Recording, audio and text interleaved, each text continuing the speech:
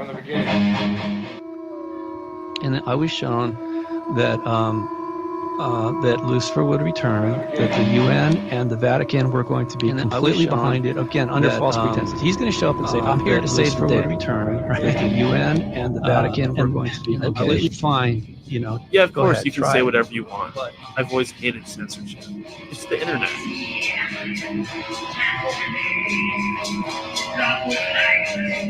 Sometimes, once they get you for your first love bite. I'm so sorry. I flubbed the intro. Let's go from the top. From the beginning. And I was shown that that Lucifer would return, that the UN and the Vatican were going to be completely behind it, again, under false pretenses. He's going to show up and say, I'm here to save the day, right? And okay, fine, you know. Yeah, of course, ahead, you can say whatever you want. I've always hated censorship. It's the internet.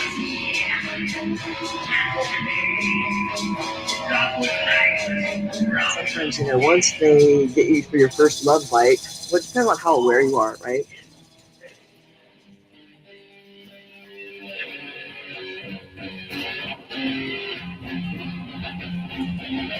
I forgot my bullets.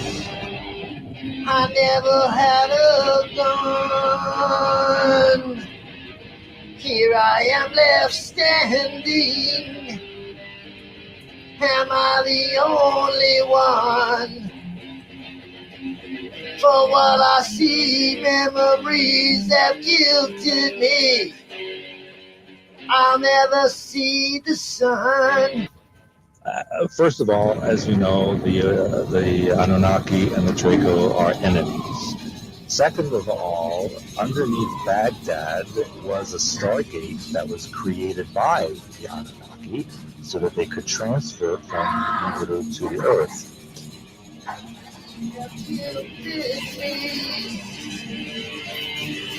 I'll never see the sun.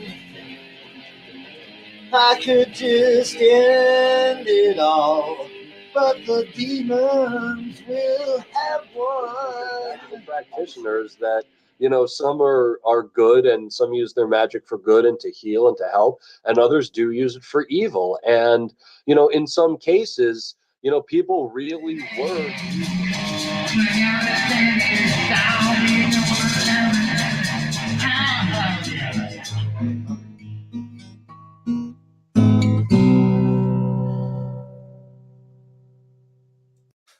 This is too much sometimes. From the beginning.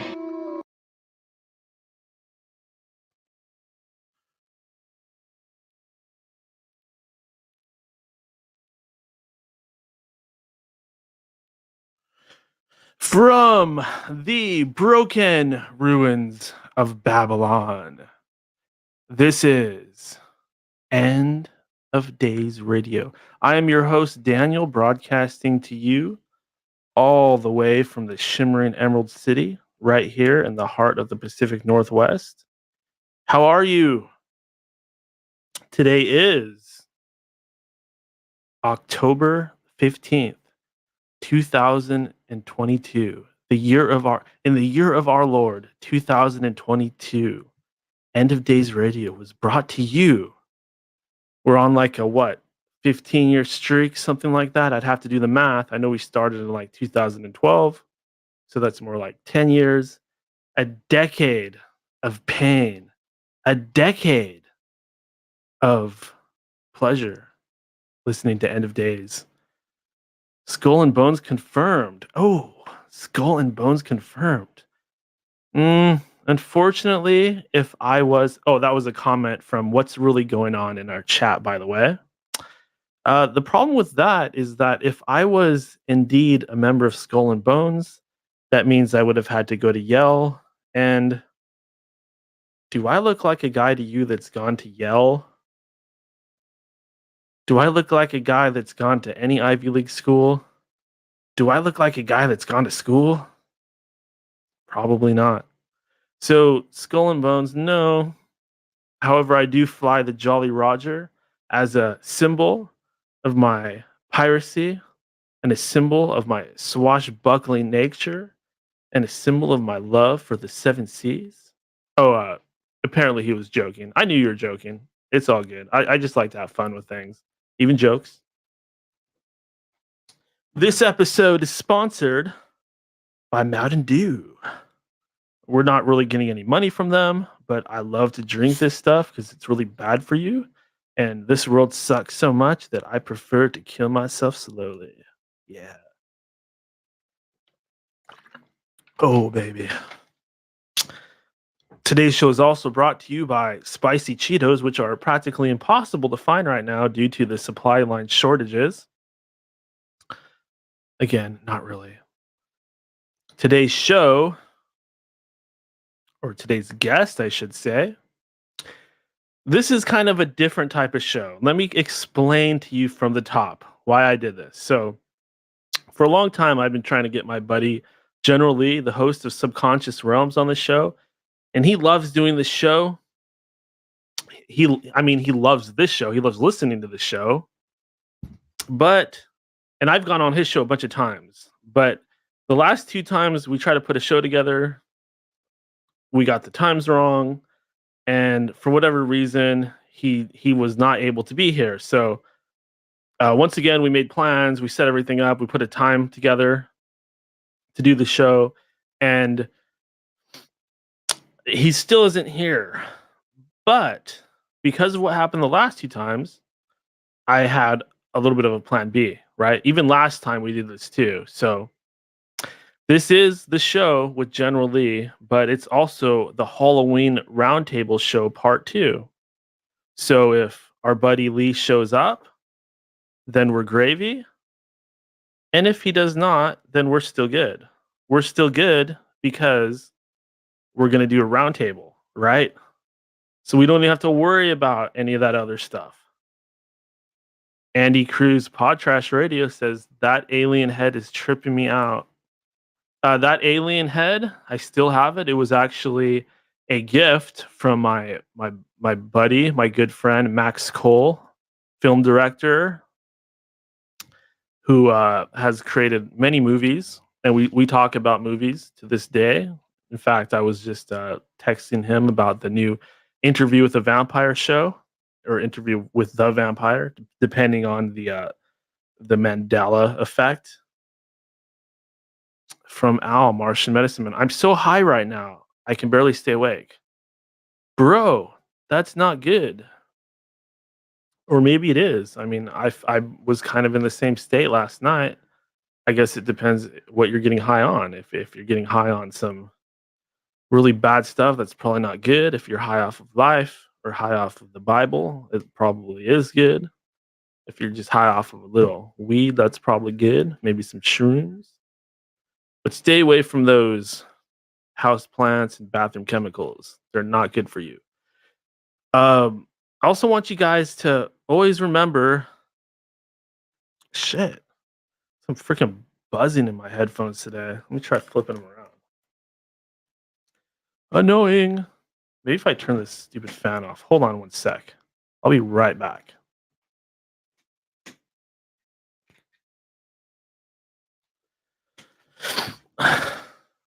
That's the thing about fans.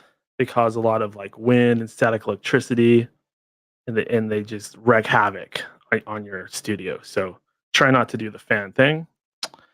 I want to remind everybody to go to endofdaysradio.com, where you can catch up on our latest schedule. Although I didn't update the schedule last time, I'm very sorry about that. You can join our Discord. Discord is a lot of fun. Getting more and more members in there by the day. Go to endofdaysradio.com, click the link to join the Discord, or click the link that says chat, and that'll take you where you need to be. And you can also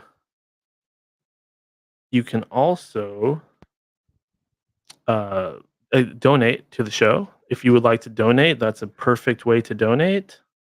If you would like to donate a few bucks so that I can buy a cup of coffee or something of that nature, I very much appreciate it. But hey, what can we do but start the process of roundtabling? Let's start bringing guys on. Let's see here. Oh, who's that? It's Grub from last week. Holy crap, Grub, are you there? Saying g'day from the future. Hey, 9 a.m. 16th of October. You guys are just you guys enjoying yourselves too much. You're still living in the past.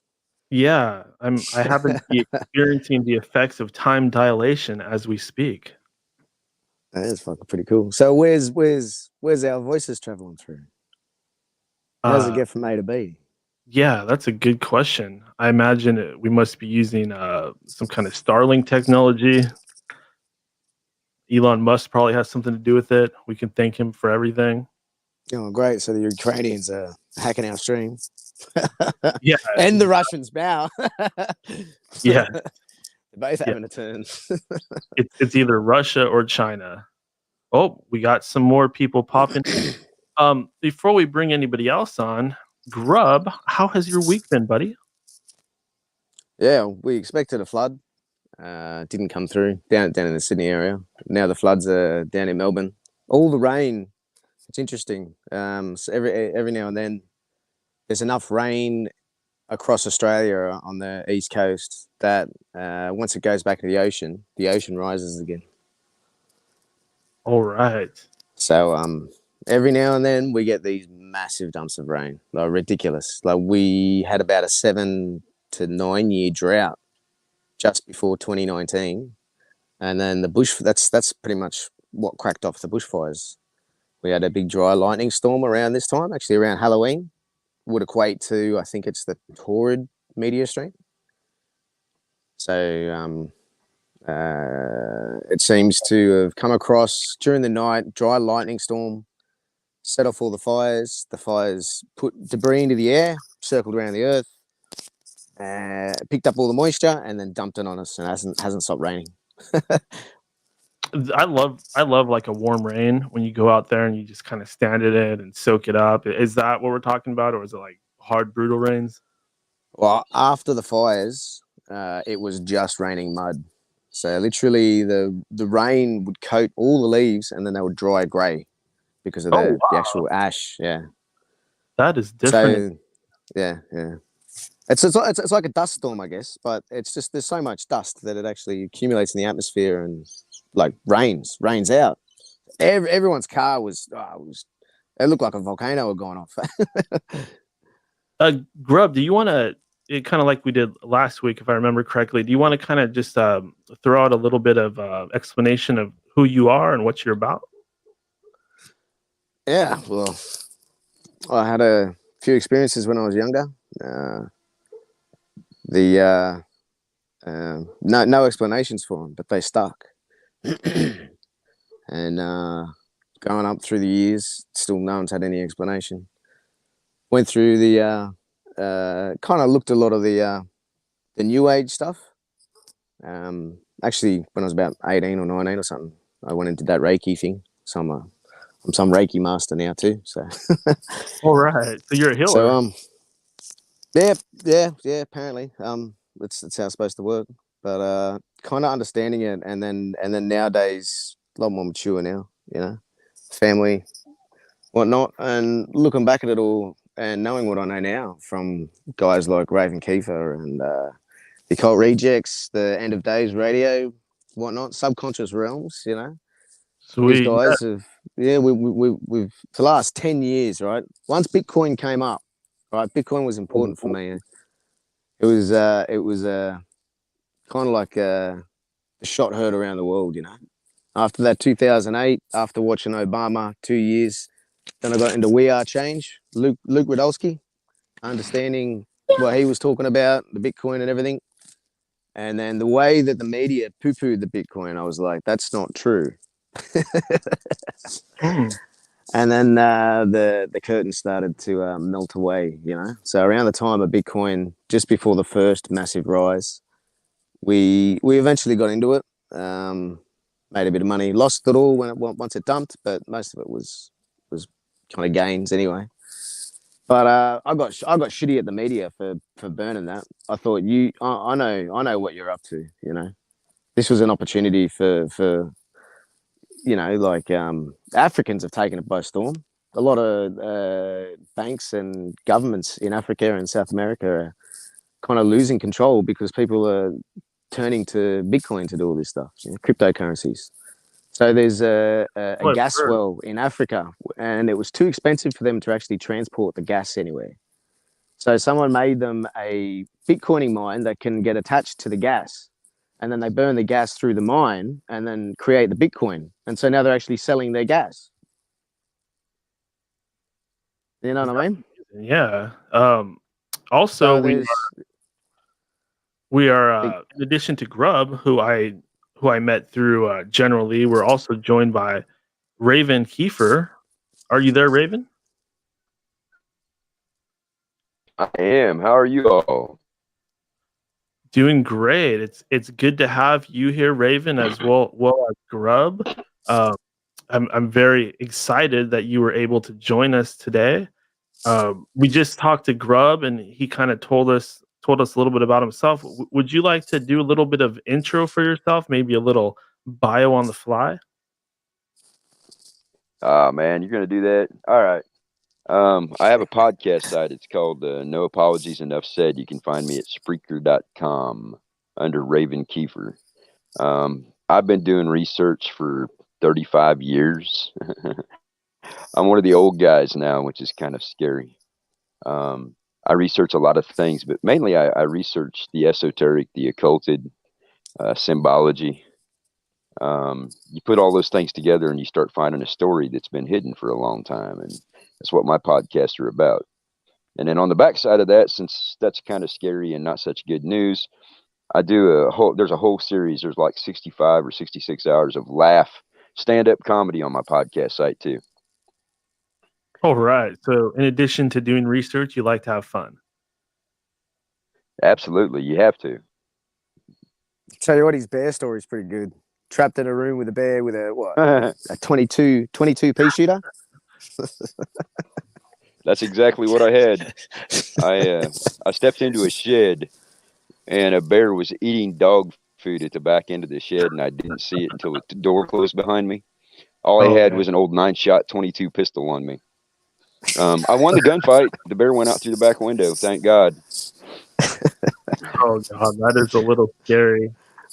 And Grub and Raven are well acquainted. They've gone on many of the roundtables with General Lee together. Our next member of our roundtable today is Sherry, aka Bella. Sherry, can you hear us okay? Are you alive and present in this realm today? I can hear y'all good. I don't know why it's not going through my AirPods. I've been worried that y'all were hearing me though, and I've been wrestling around kids. I didn't know I was gonna have them. They played soccer today, so I went. I went to their game, and then Got a little echo in the background here. And now that I've heard, like I missed a lot of stuff that Grub said, but what all Raven was saying, I'm really interested in that. I think he might like some of my stuff too. So but anytime that I want to make sure when I was muted, you weren't hearing the baby. Yeah, I didn't hear anything. Seems to be going okay. Is that you behind you? That butterfly? Oh, it's like a fluorescent. Did you? Yeah. Where did you get that thing? That's cool. It's a little night. Actually, my son bought it for his girlfriend, and then they broke up, so he gave it to me for Christmas. Oh, but I like it. It's a perfect little nightlight, for everything. Yeah, that's cool. Yeah. Do you want to just kind of give a quick bio on the fly? Kind of tell all of our viewers out there, as well as the other members of our roundtable here, a little bit about yourself. Okay, I can go real quick. So, I guess I'd say in around 2010, my nephew came to me and he said that he was having out-of-body experiences, and I was like, oh my God, it's the devil, because I was like all Baptist and everything. And so then I was like, you know what, before I answer, let me start researching a little bit. And I'm just opening a Rice Krispie treat. And I said, well, let me look into it. And then, believe it or not, I found that all of the people were having I guess you'd say, altered states of consciousness experiences in the Bible. And I was like, wow. And I got really interested in it and started practicing it myself. And I ended up being not a fan at all, running into, well, I had a portal open up in my room. I saw Michael Jackson. He led me to meditate and pray for satanically ritually abused children.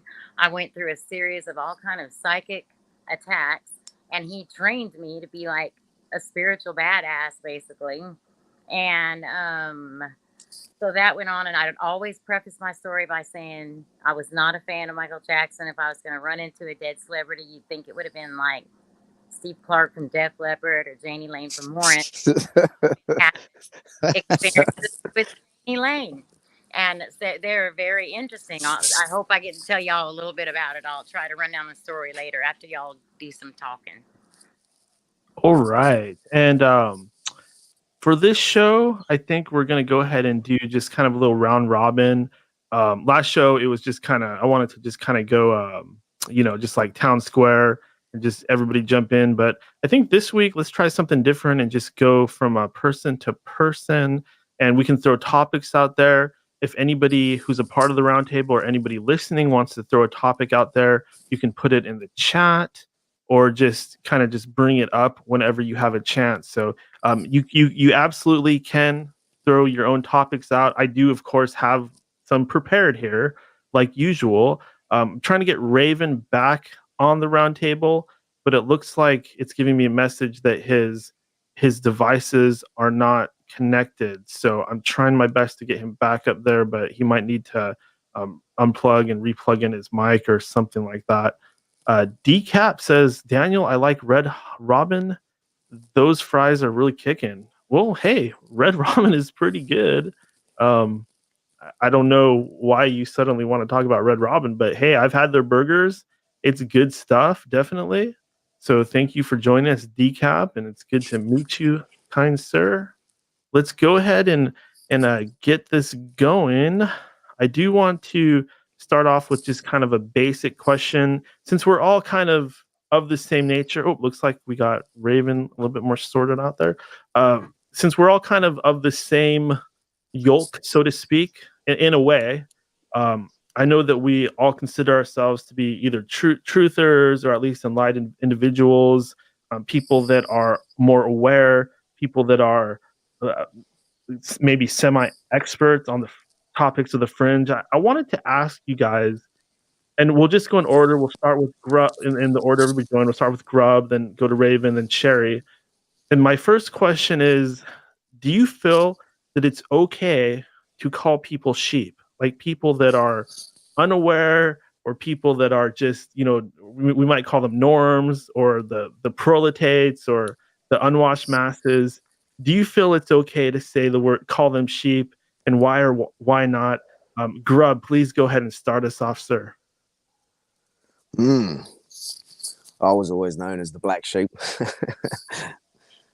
So, yeah, for me, I think it's pretty bad. It's signifying that you've lost connection with someone else. So you're like at the moment, we're so all deep down in these rabbit holes, these different burrows, that to try to explain it from someone to someone, it would take hours and hours and hours and hours and hours and hours, because we haven't turned around and reflected back on the societies and the communities that we live in to explain it to them along the way. We haven't brought them along with our narrative. So at the moment, we seem like we might be the enlightened ones, but then we look around and realize that we've actually isolated ourselves by doing it. We've crossed the bridge that they can't cross. So we have to turn back and reflect to teach the sheep not to be sheep. But if we go too far and turn around and do it when it's too late, then, we have to wait for real life examples for them to wake up. But we should be able to reflect on every person that we go to and be able to have a perfect sentence or a perfect form to be able to discuss with them, to relate to them personally. The good That makes stuff, sense. Grub. Yeah, absolutely. Any more thoughts on that, or should we go ahead and talk to Raven? Yeah, we share on the idea that there shouldn't be any sheep, or we should be able to, as say, as a magician, be able to bend or distort someone else's will for them to wake up in a positive way. As you could say, there's all these different ways, rather than just declaring that these people are unwakeable, separate from us, they're sheep. Is giving in. Good stuff. Raven, you want to chime in on that? What do you think of calling people sheep or sheeple? It's one of these things that we have problems because we have so many people that are like Grub said, left behind. I tend to think of myself as a sheepdog. I am trying to get him across the daggone bridge. Maybe it's more like a wolf. Maybe it's more like a wolf. You know, we've tried talking. I've been published since 1992. I started doing gratuities in '94. I've been talking about this stuff for that long, almost 30 years. And I just got frustrated and I quit. Then I started again about a year and a half ago. Almost. Well, I started right after the virus, the crown started going around the world. And I came back and I decided I'm not going to be passive about what I do anymore. It's going to be there. It's going to be full bore. And if it looks like I've got fangs and my hackles are up, fine. We've got to start chasing these people into the truth instead of letting them waller in the mainstream slipstream media stuff, Or even the black pill. You don't want to keep them nihilistic.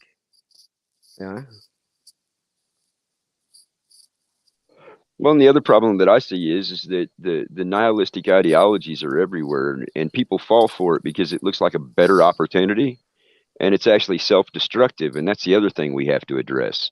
We cannot let these people keep pursuing self-destructive policies and stand by and let them do it. Now, if they go ahead and do it after we've nipped at their heels and drew a little blood, then at least we tried. Well, it's like rearing a child, isn't it? You do it for love. You don't do it because you're angry at them. Yeah, I have trouble trying to teach my son that it's not because we hate you and we want to make fun of you. That's not the idea. It's they fight back. Go and have a shower. No, and it's this constant resistance because it's this learning of self-awareness. They're slowly getting their own self-awareness. At the same time, you've got to, like you said, nip them at the heels. Well, and the problem is that the cognitive dissonance is so high. I mean, you think about what they've been inundated with for the last 15, 20 years with the media. The cognitive dissonance is so high that when you actually present the information like I do and just lay it out there for them, they get angry, they get violent, they resist. There used to, y'all could probably tell me who it was, but there was an old quote that says it's much easier to lie to someone continuously than to prove to them that they've been lied to. Yep. I like that. Very good stuff. Sherry, did you want to go ahead and give your piece on whether or not it's okay to call people sheep or sheeple? I sure will. So, I mean, I've been looking at the simulation theory a lot. So, basically, in the groups that I've been hanging with lately, they've been calling them, I guess, NP, maybe. But it's really true because, I work with this guy, Will, and he's he's very against the Mandela effect and stuff like that, or anything that you say, he's all stirred up or whatever you want to say and all that. And I try to tell him stuff, and what I started doing is I just throw something in every day. I'll be like, did you know that it's not Grand Central Station anymore? It's always been Grand Central Terminal. And he'll act like he's ignoring me, and then I'll catch him later, Googling it and stuff. So that's what I try to do. I just throw a little bit out every now and then, and you know, I actually was blessed with being a nurse, and it's like God or the universe put me in a job where there's no masks, no requirements or anything, if you know what I mean. Nice, In nice. 2018, and I bet that's the only hospital on earth like that. Honestly, I'm gonna let someone else talk. I gotta say what to this one. Hold on. Yeah, very cool. That most hospitals I know are completely the opposite. So definitely some divine providence in that one. Andy, you there, buddy? Yeah, man. Hey, how's it going, guys? Hey, buddy. Long time no talk. Do you Yeah. want to? Do you want to go ahead and give a little spiel or a quick bio on the fly? Kind of tell people what you're about. Tell them about Pod Trash. Oh man, I'm just a regular dude, man. I love like a lot of topics you talk about, but I'm not very well um versed on the subject matter and stuff. You know, you guys like there's a lot of things I understand what you guys are saying, but I wouldn't be able to verbally probably communicate. I'm more of like a farts and jokes kind of guy. So I just kind of laid back and But see, the thing is, though, Andy, that's perfect because some of us are so like far into the rabbit hole. We need yeah, somebody to like kind of help bridge the gap, and yeah, you know what I mean. We need like people that aren't necessarily super into this stuff all the time too. yeah. I like listening, and I have experienced things, and I'm a big believer in that we're I don't think we sometimes I think we don't even belong on this damn planet because we're just tearing it apart, you know.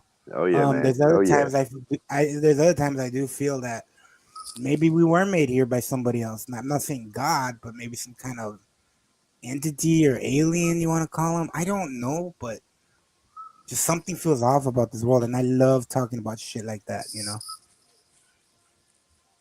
Entities. I like the idea of entities. There's definitely we seem to be creating our own entities that can only exist here on Earth, and yet it only actually exists in the mind, like Yeah. like government, right?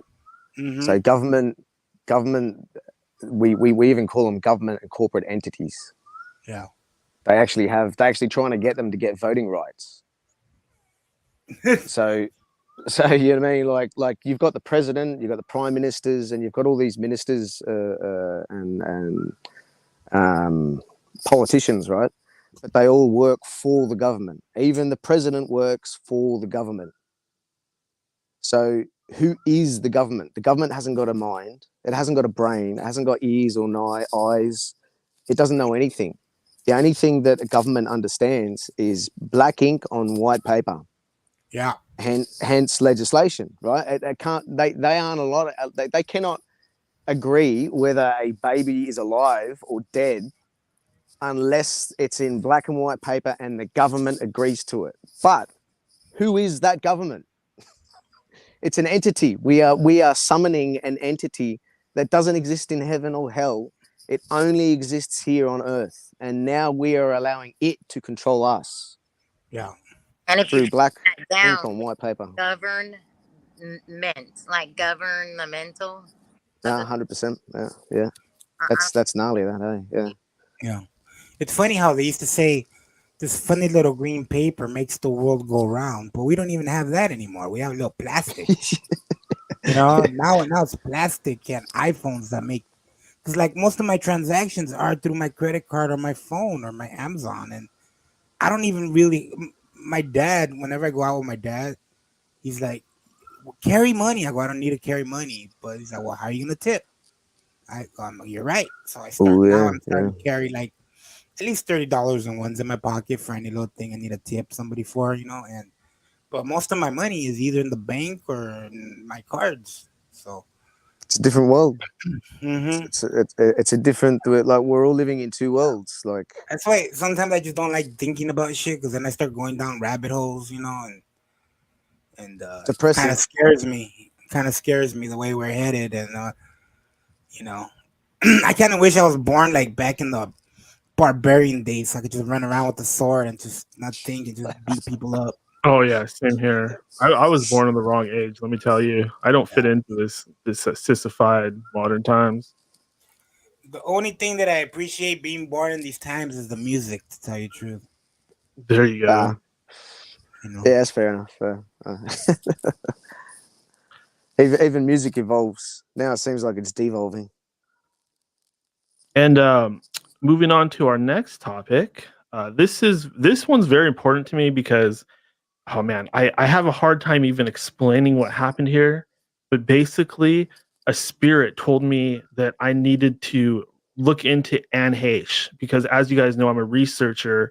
And sometimes I get these little bits of intuition, and I know Anne Heche has been all over the truth media, and for whatever reason, I just didn't tune into that because I've got so much going on. But it made me really want to talk about celebrities and whether or not they're like in the Illuminati or whether they're mind controlled or something like that nature is going on. You can really take this in any direction that you'd like. But Grub, what do you think of?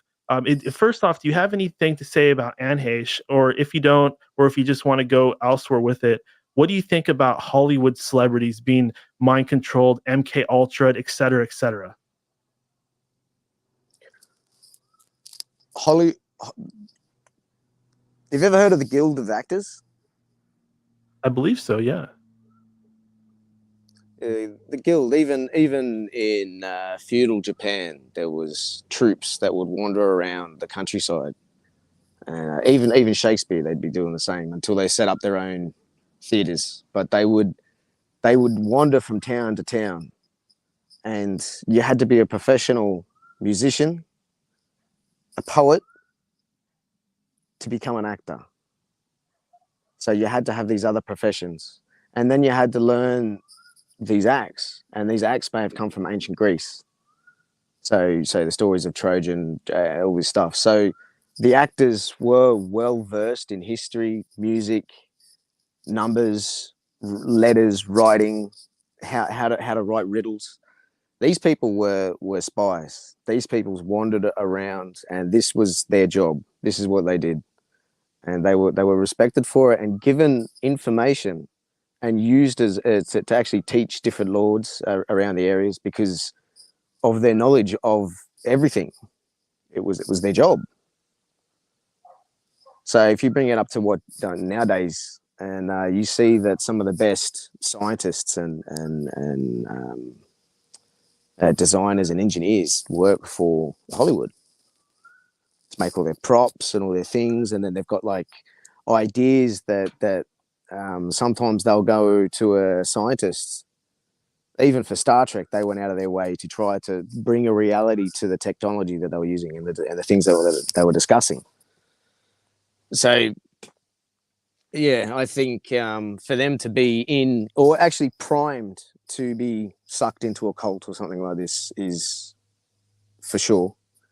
I've heard from people with friends in Hollywood and stuff that do suggest that, yeah, most of them are in some kind of occultic group. I guess you could say that they could be possessed by the character. You know, so they by necessity they need to have this like bipolar, multiple personality type to be able to change into these different characters. So, yeah, for sure, they by their nature they are dealing with these type of things, and for sure be primed to easily be manipulated. Their feet are never on the ground. They're always trying to be someone else. You know, so by their sheer nature, they're two-faced, spies, tricksters. Very true. In fact, I think acting was a very big part of ninjutsu in ancient Japan as well. Yeah, that's right. Yeah, so assassins, yeah, fucking A. Yeah. Go and pretend to be a priest, get the job done, and then disappear as a merchant. And having a knowledge and ability to speak, a knowledge of other cultures and ability to speak other languages is big in the world of spying and espionage. Yeah. I mean, how many Hollywood actors back in the 30s and the 20s when this shit was really taken off were actually spies? Oh, that's a very good point. Absolutely. Raven, do you what do you think of celebrities being mind controlled, or Anne Heche, or any of these other celebrities that have had extreme weirdness and possibly mind control surrounding them?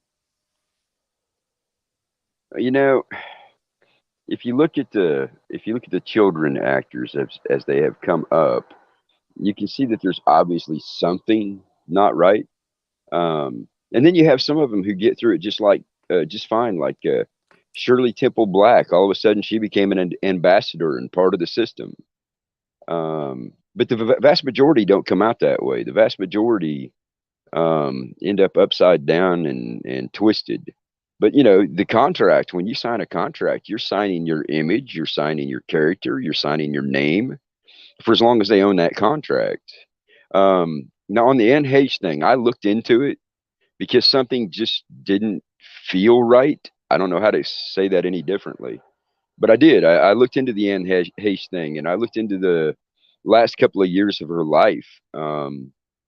There's very definitely something off in that whole situation, but I couldn't get my head wrapped around it. I don't pay attention to the movie stars and Hollywood. Hollywood is a very poignant name.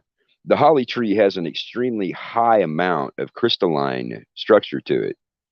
That's the reason why the old walking staves and the old wands, which they very poorly imitate in movies, were made out of holly wood. It carries a charge. I've been thinking here lately, I'd love to find a piece of Hollywood and give it to a Qigong master and see what he could do with it, with the key. But just the fact that they chose a word, Hollywood, that is a representation of old magi, should tell you that there is magic afoot.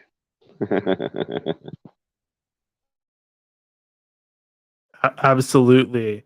And if you kind of go down that rabbit hole, I think you'll find quite a bit in terms of magic being highly integrated in Hollywood and Disney and stuff like that. But Sherry, aka Bella, I know this is a topic that you're surely going to have something to say about. Yeah, it was hard for me when he was talking about Grease, Two Faces. I have to say that as I started investigating Janie Lane, and I was finding he's from the lead singer of Warrant. I don't know if y'all are familiar. It's like a 80s, 90s, early 90s rock band, but anyway, his real name was John Kennedy Oswald. So right there made me believe that the dude was born into some kind of, you know, like they're kind of bred for these parts and stuff, I believe.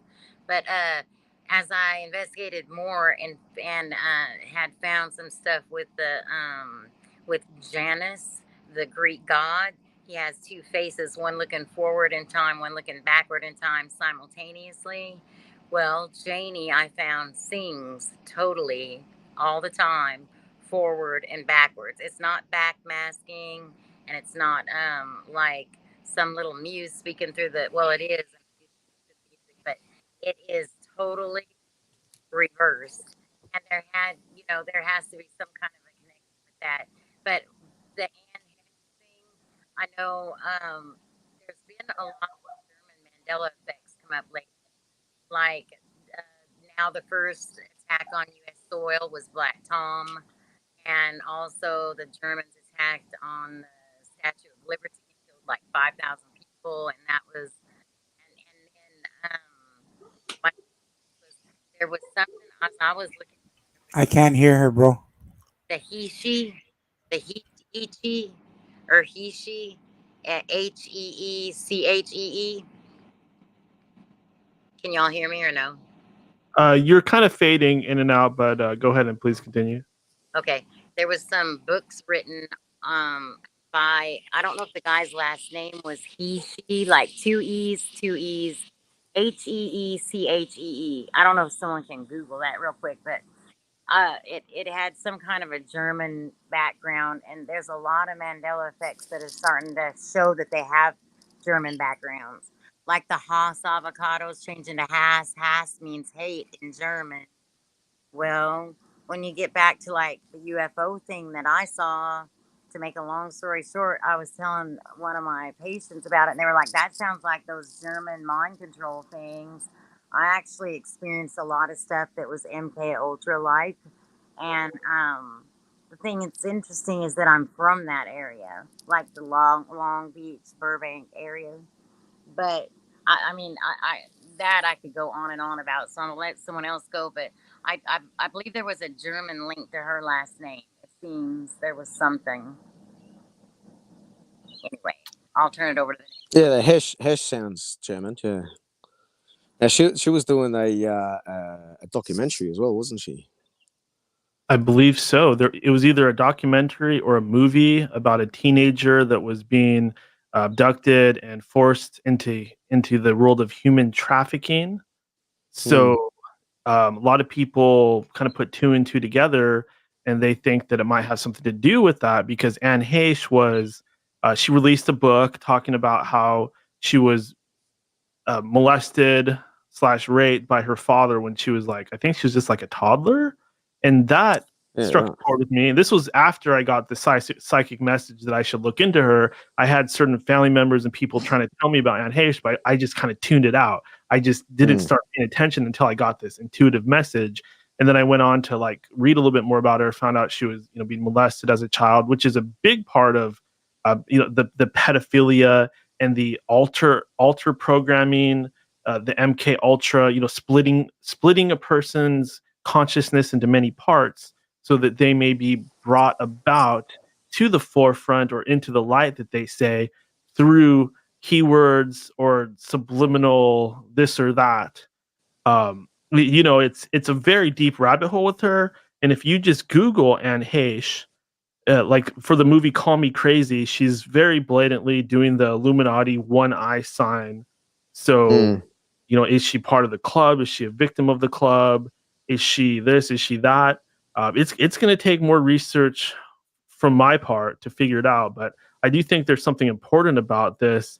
Andy, did you want to say anything about the possibility of celebrities being mind controlled or programmed or weirdness of that nature? I kind of feel like I don't think they're being mind controlled, but I do feel that they have a lot of shit on them, and they threaten them, and they start losing it. Especially young actors that grew up in the business usually come out really fucked up, and it's very rare that when they don't. And it's usually like, who's that girl, the one that came out on Blue Lagoon? Very beautiful girl, very beautiful woman. Anna, no, the girl from Brooke Shields. Brooke Shields. Oh no, Brooke Shields too. Yeah. So she came out, pretty normal, but that's because her mom was with her every step of the way. Any meeting when she was young in her teens, her mom was next to her the whole way through, and she just came out to be a normal. But you hear about these other kids, like Leaf Garrett, I think, and all these other kids that they just pump them up full of drugs, make money for me, and they just come out so tore up. I remember hearing a story of that girl from what's her name, Dorothy from Wizard of Oz, how they would give her drugs to make her look young, because they wanted to make money off her looks. What was her name? That was oh man, Shirley Temple. No, not Shirley Judy Temple. Garland. Judy Garland. Garland. Yeah, they gave her a lot of stuff to keep her looking very young because they were making money off her. Does that happen? I think so, and I think it fucks with a lot of these people's heads. A lot of actors probably go through it. A lot of actors have came out and said, "Yeah, there's some wicked shit going on back there," Yes, absolutely. Well, go ahead, Raven. Something else I was going to throw in here too, guys. How many of these performers do we see that they actually in an interview will say, "Well, I'm like taking over." Beyonce is a very good example. Multiple times she said, "When I go out on stage, I'm taken over by," I can't even remember what she calls the other personality, and that personality performs for her.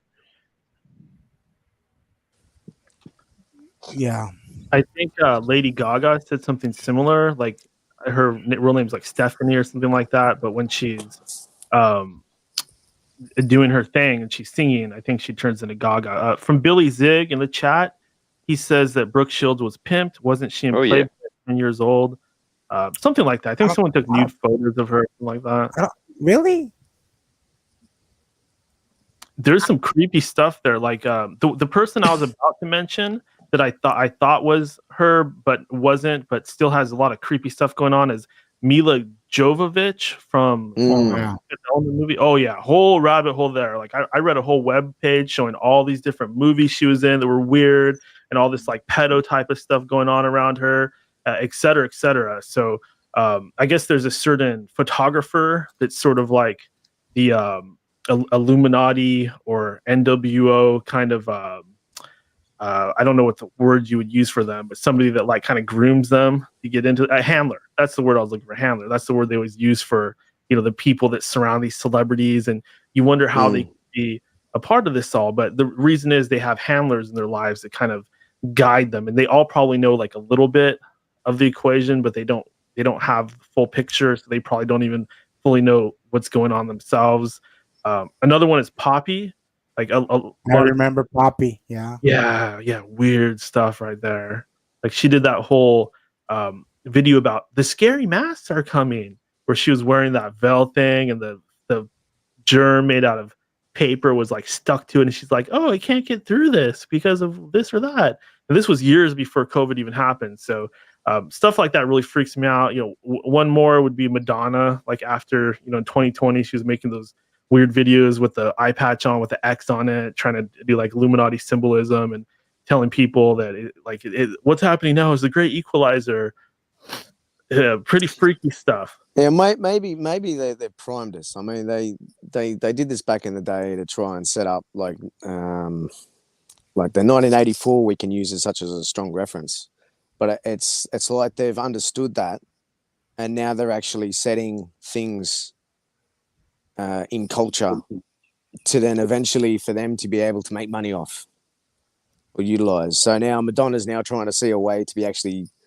I think she's gone fucking crazy, but her handler and her managers are trying, and you know that side of Hollywood, the whole advertisers and lobbyists and everything are trying to now capture that that punk rock that used to be in, you know, the Gen. Well, we were going to be Gen Y, you know what I mean? Not millennials. What the fuck is this millennial bullshit? I'm a Gen Y because I fucking keep on asking why. You know what I mean? Like, but because of things like Fight Club and all these other things that were set in culture, now we've come of age where they can, you know, use that and try to use that in culture to push their agenda. But we kind of look at it and think how pathetic it is. Like. From the chat, Placebo Rock says their alter egos, they have their own names like Slim Shady, Eminem. I'm glad he brought that up because Eminem has got to be one of the best examples. Even the way they show the other Eminems, like the whole real Slim Shady thing where they brought all the other ones out. I can't help but feel that they were trying to tell us something. I know that the whole Eminem rabbit hole is very deep, and some people would call me a goofball for even looking into it. I'm watching Nate down on the screen. The people listening to the podcast version aren't going to be able to see this, but he wasn't able to join us today. He wanted to, but he's going to a reptile show with his son. So he's kind of just showing us a little bit of what he's seeing down there on the screen at the reptile show. So, you know, some people get really into that stuff, and we could probably do a whole thing about reptilians about that. But I did want to get into a very Halloween related topic. This topic is something that I've always found very interesting, and it's just so appropriate for right now. I've been watching the new Interview with the Vampire show. I have mixed feelings about it, but I wanted to talk about vampires. And do you think they could exist, or at least why do you think they're so popular? Why are they so a part of our collective consciousness? Why do we always need to go back there? Why are we so fascinated by them? Do you have any experiences related to parasitism or vampirism or anything like that? I wanted to talk about vampires. Grub, do you have anything to comment about vampires? There's a type of creature down here that's in Aboriginal myth that was known to be like a blood-sucking creature, and it was a pretty disgusting looking thing, like really skinny arms, but imagine a leech with arms and legs. Is it kind of like a cryptid? Yeah, that's right. Yeah, so some type of spiritual cryptid type of thing through different Aboriginal tribes. But I always I've got some Catholic mates, very very like Latin Catholics, and they talk about the succubus and the incubus, or like a vampire being someone who sucks the vitality out of other people. In a discussion or in a room or at a party or somewhere, there's one person that's able to, I don't know, like they become the subject all of a sudden. So rather than like blood sucking, but going back to Hollywood, the idea that we all think about it now, that the perceived idea of what a vampire is from Hollywood, unless you start going back into history and then going back and finding things like from Aboriginal myth, it was a giant, like, walking leech. So, unfortunately, I mean, I think the idea of vampires is actually from Hollywood again. You know, it's a construct. If you go back into old myths, I mean, you had Transylvanian skulls that had the stone in their mouth. Have you ever seen them? They were considered to be a vampire, and they were buried, and they put like a stone or like an iron ball or something in their mouth. Yeah, I recall something like that. Didn't they find like a whole catch of them, like a whole cave full of these people that had something like that going on? And I think a Hungary area, or Transylvania, where the myth kind of is. But how they perceived it, if you were thinking about it the way that we think about it, they would think about it to the point where they would kill someone and fucking bury them with a stone in their mouth. We wouldn't want to talk about them, you know. It was like a faux pas, you know. Yeah, exactly. And I believe even recently they found actual skeletons with vampire teeth. They had sharp teeth, and they're wondering if they like carved it themselves or if it was a genetic thing or what. But definitely something there. Raven, any thoughts on vampires, vampirism, parasites, parasitic entities? Oh man, you're gonna get me going. You know, That's a what lot of it's like. people have grabbed onto the Hollywood, you know, the fangs, and we can go back to Bela Lugosi or Christopher Lee or whoever you want to choose, you know, the fangs, and I want to suck your blood. Let me point out that they're the succubi. That's a much older story. The jinn who take your life essence while you're dreaming, who are a whole different kind of vampire. But what about the women and the men who make XXX movies and put them out online for everybody to watch, so that you'll give your energy to them, if you know what I mean? Can I say masturbation? But no, I mean it's you can use any type of. I don't consider anything vulgar. It's 100% free speech. Well, my thing is Grub will tell you, and everybody else will. I don't like to use explicatives unless I need to. But here's the thing: they put these videos out, and they're hot, sexy, ooh la la, guys or girls. And then the whole purpose of that is for you to donate sexual energy to them through the video. That is vampirism. That's called sex magic, you all. I've definitely had a strong feeling that there was something going on, especially because like the internet and smartphones and the way that pornography has just sort of exploded, and how it tends to kind of get more weird, I guess you could put it, with all these like different fetishes and stuff. It just like always seems to be getting weirder and weirder, and people have more of an interest in that stuff, and those interests become more accepted by society, and then you could kind of get into the idea of whether or not they're legalized pedophilia now. Well, let me go to another example of vampirism. if you go back to the old Grimm's fairy tales, the witch in the woods cooked for the kids, right, so that she could eat them. If you go back to the original stories, she was feeding them food, and by them eating her cooking, she was stealing their life from them. She wasn't actually eating them. See, there's a different kind of vampirism.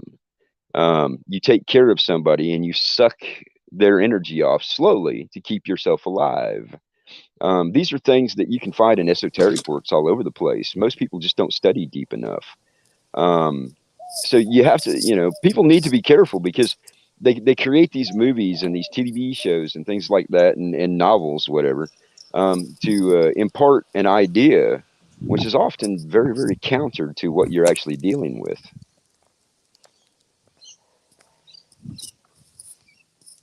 Andy, any thoughts on vampires, parasites, vampirism, vampire shows? Any thoughts on that stuff? I like it. I like watching it. Do I believe that they're vampires? I think they're people actually that can not suck your blood, but I think they kind of like leech off your body somehow or another, The drinking blood though kind of does scare me because you hear these stories of like the royals drinking babies' blood to keep them young and stuff like that. I do hear a lot about that, but for a monster to be running around like Dracula, I think it just sounds cool and it's good to look at, but they've even watered down that monster. Now they twinkle in the sunlight. Like that's not a vampire. Yeah, they could. Yeah, the image is it's just an image, isn't it? It's a construct. Yeah, but I mean, there's definitely something out there. I mean, remember 20 years ago there was a big chupacabra thing going down in southern part of America, and that was a real thing. There's documented proof that they actually caught some kind of damn animal, flying around and drinking the blood out of the goats and stuff, dry like a vampire, but it wasn't a vampire. Yeah, that's one of my favorite cryptids is the goat sucker. Chupacabra, man. Yeah, I've always loved that stuff. I mean, he's such an ugly bastard for one thing. Yeah. Sherry, I apologize. I accidentally went to Andy before you, but did you have any thoughts on vampires, vampirism, creatures of the night, specters who drink our energy, psychic vampires, etc.? Well, I did see the Celestine prophecies, so I mean, like that kind of explains a lot of how it could happen. But I have to ask. At one point, this is so retarded. Coast to Coast AM made a paranormaldate.com thing, and my kids like put me on there. Right when me and my husband had separated and stuff. And like this guy hits me up and he was like saying he was a real vampire.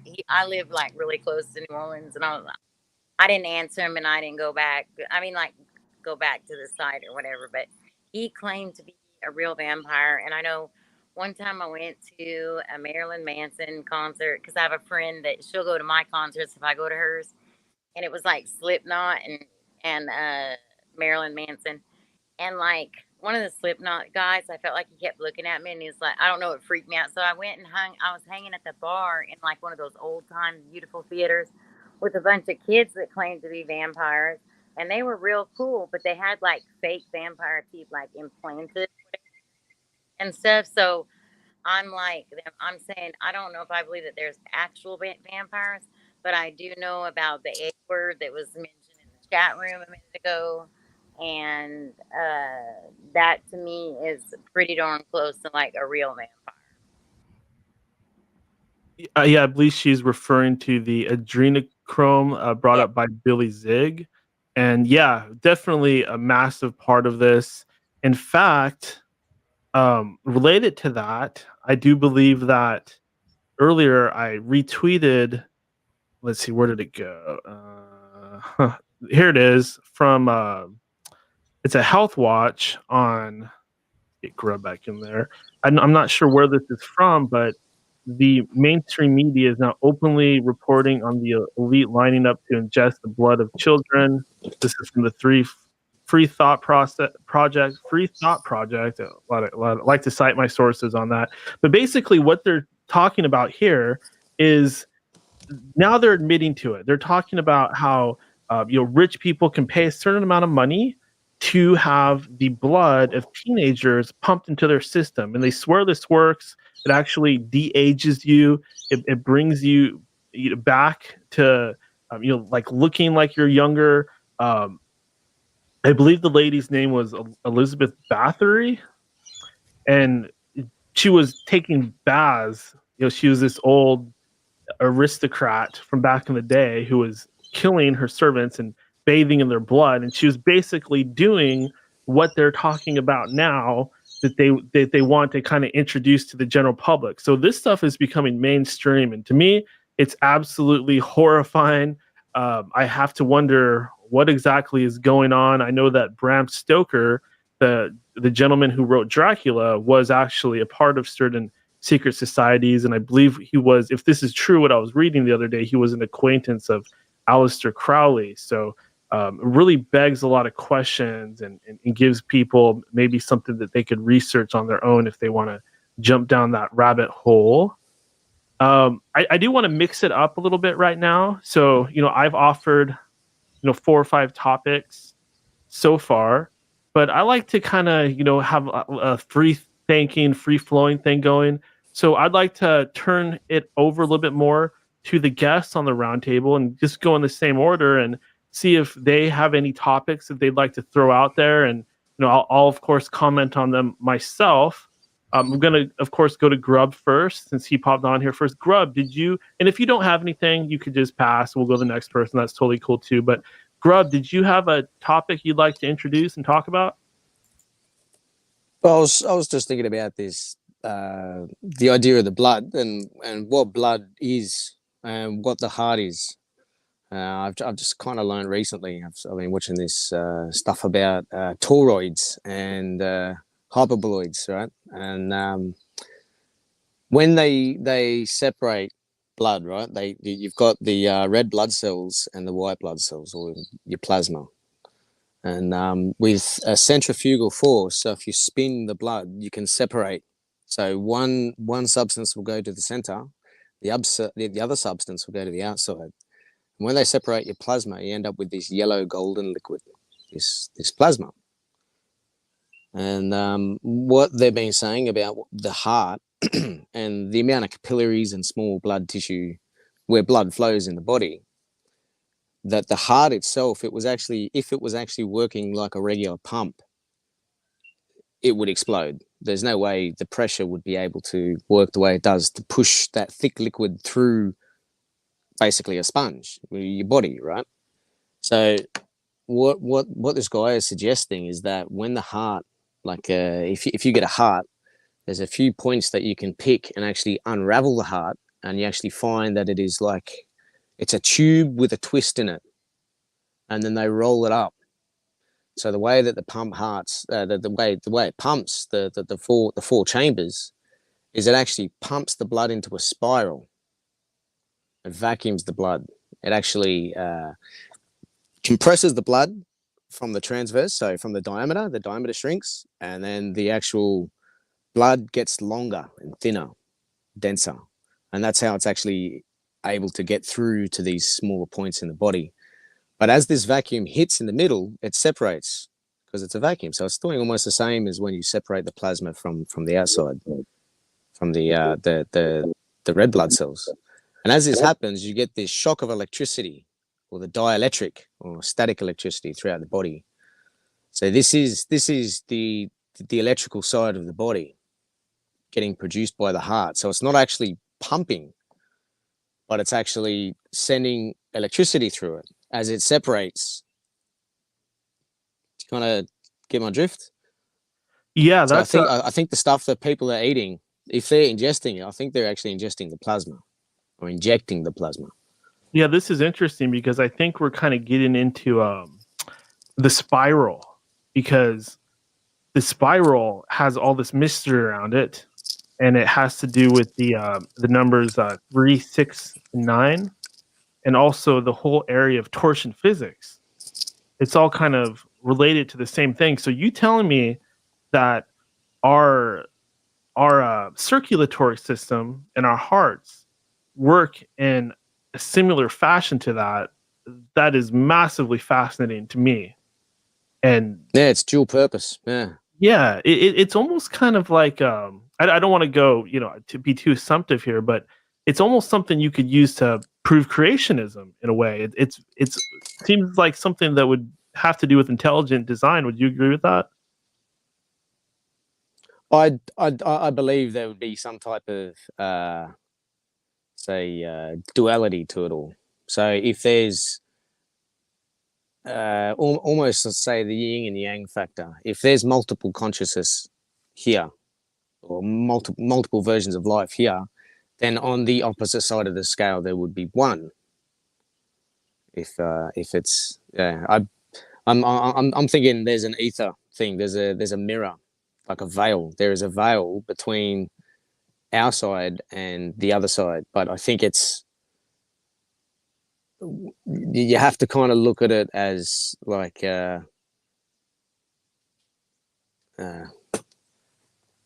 it's really hard to explain. It's because consciousness existed, and because consciousness existed, it's created everything else.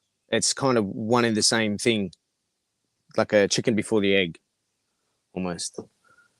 Consciousness is I think is a it's more of a wavelength, right? So it's like it's being transmitted.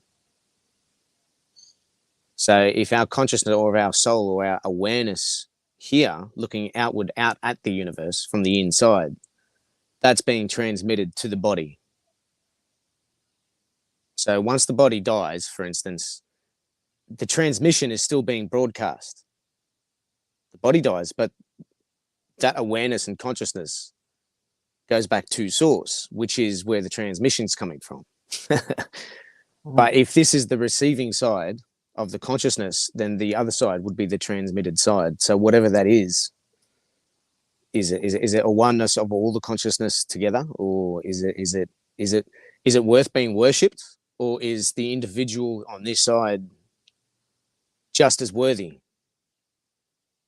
Which is going back to all these other points, like you could look at porn or a certain actor and then worship that actor, or worship this religion, or worship this god. But I think worship is more the fact that if you believe that there is an all supreme being, how do we know how to worship it? And I think that's the point of exploitation. But I'm kind of lost there. No worries. But the idea, well, the idea Grub, about it is, I think there's electrical side. Yeah. Sorry. Yeah. Reagan, sorry. Grub, what I was going to say is in the old terms, it says that we are the dream of the dreamer. Now, that doesn't explain what the dreamer is, but it means that we are the subconscious part of the consciousness that exists. You start getting into all these esoteric layers when you start talking about that, but everything is connected electronically or electromagnetically. I like to say magneto-electrically. If you look at the universe, and this is what Grub was getting at a little bit. I'm not trying to put words in his mouth, but he and I have talked about this a little bit. If you look at the universe and the scanning that they're doing now, the whole universe around us looks just exactly like the synapses of our own brains when they're firing.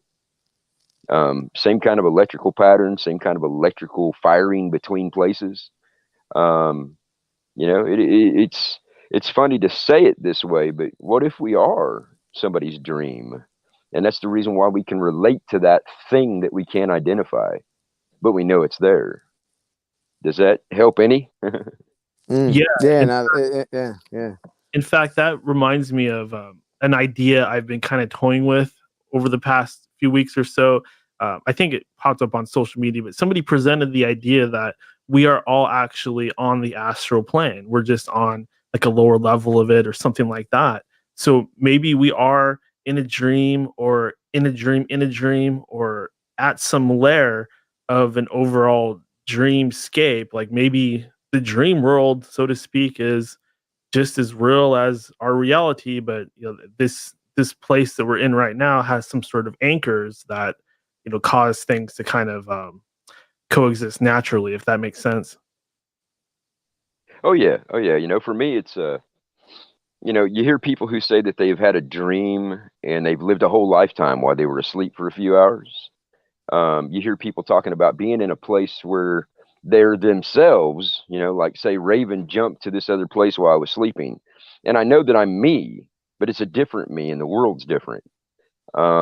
These things happen all the time. And that's kind of where my holographic humanarium comes in, or simulation theory. I speak to it as though we're in a partition within a computer, and the partition we're in right now is just one.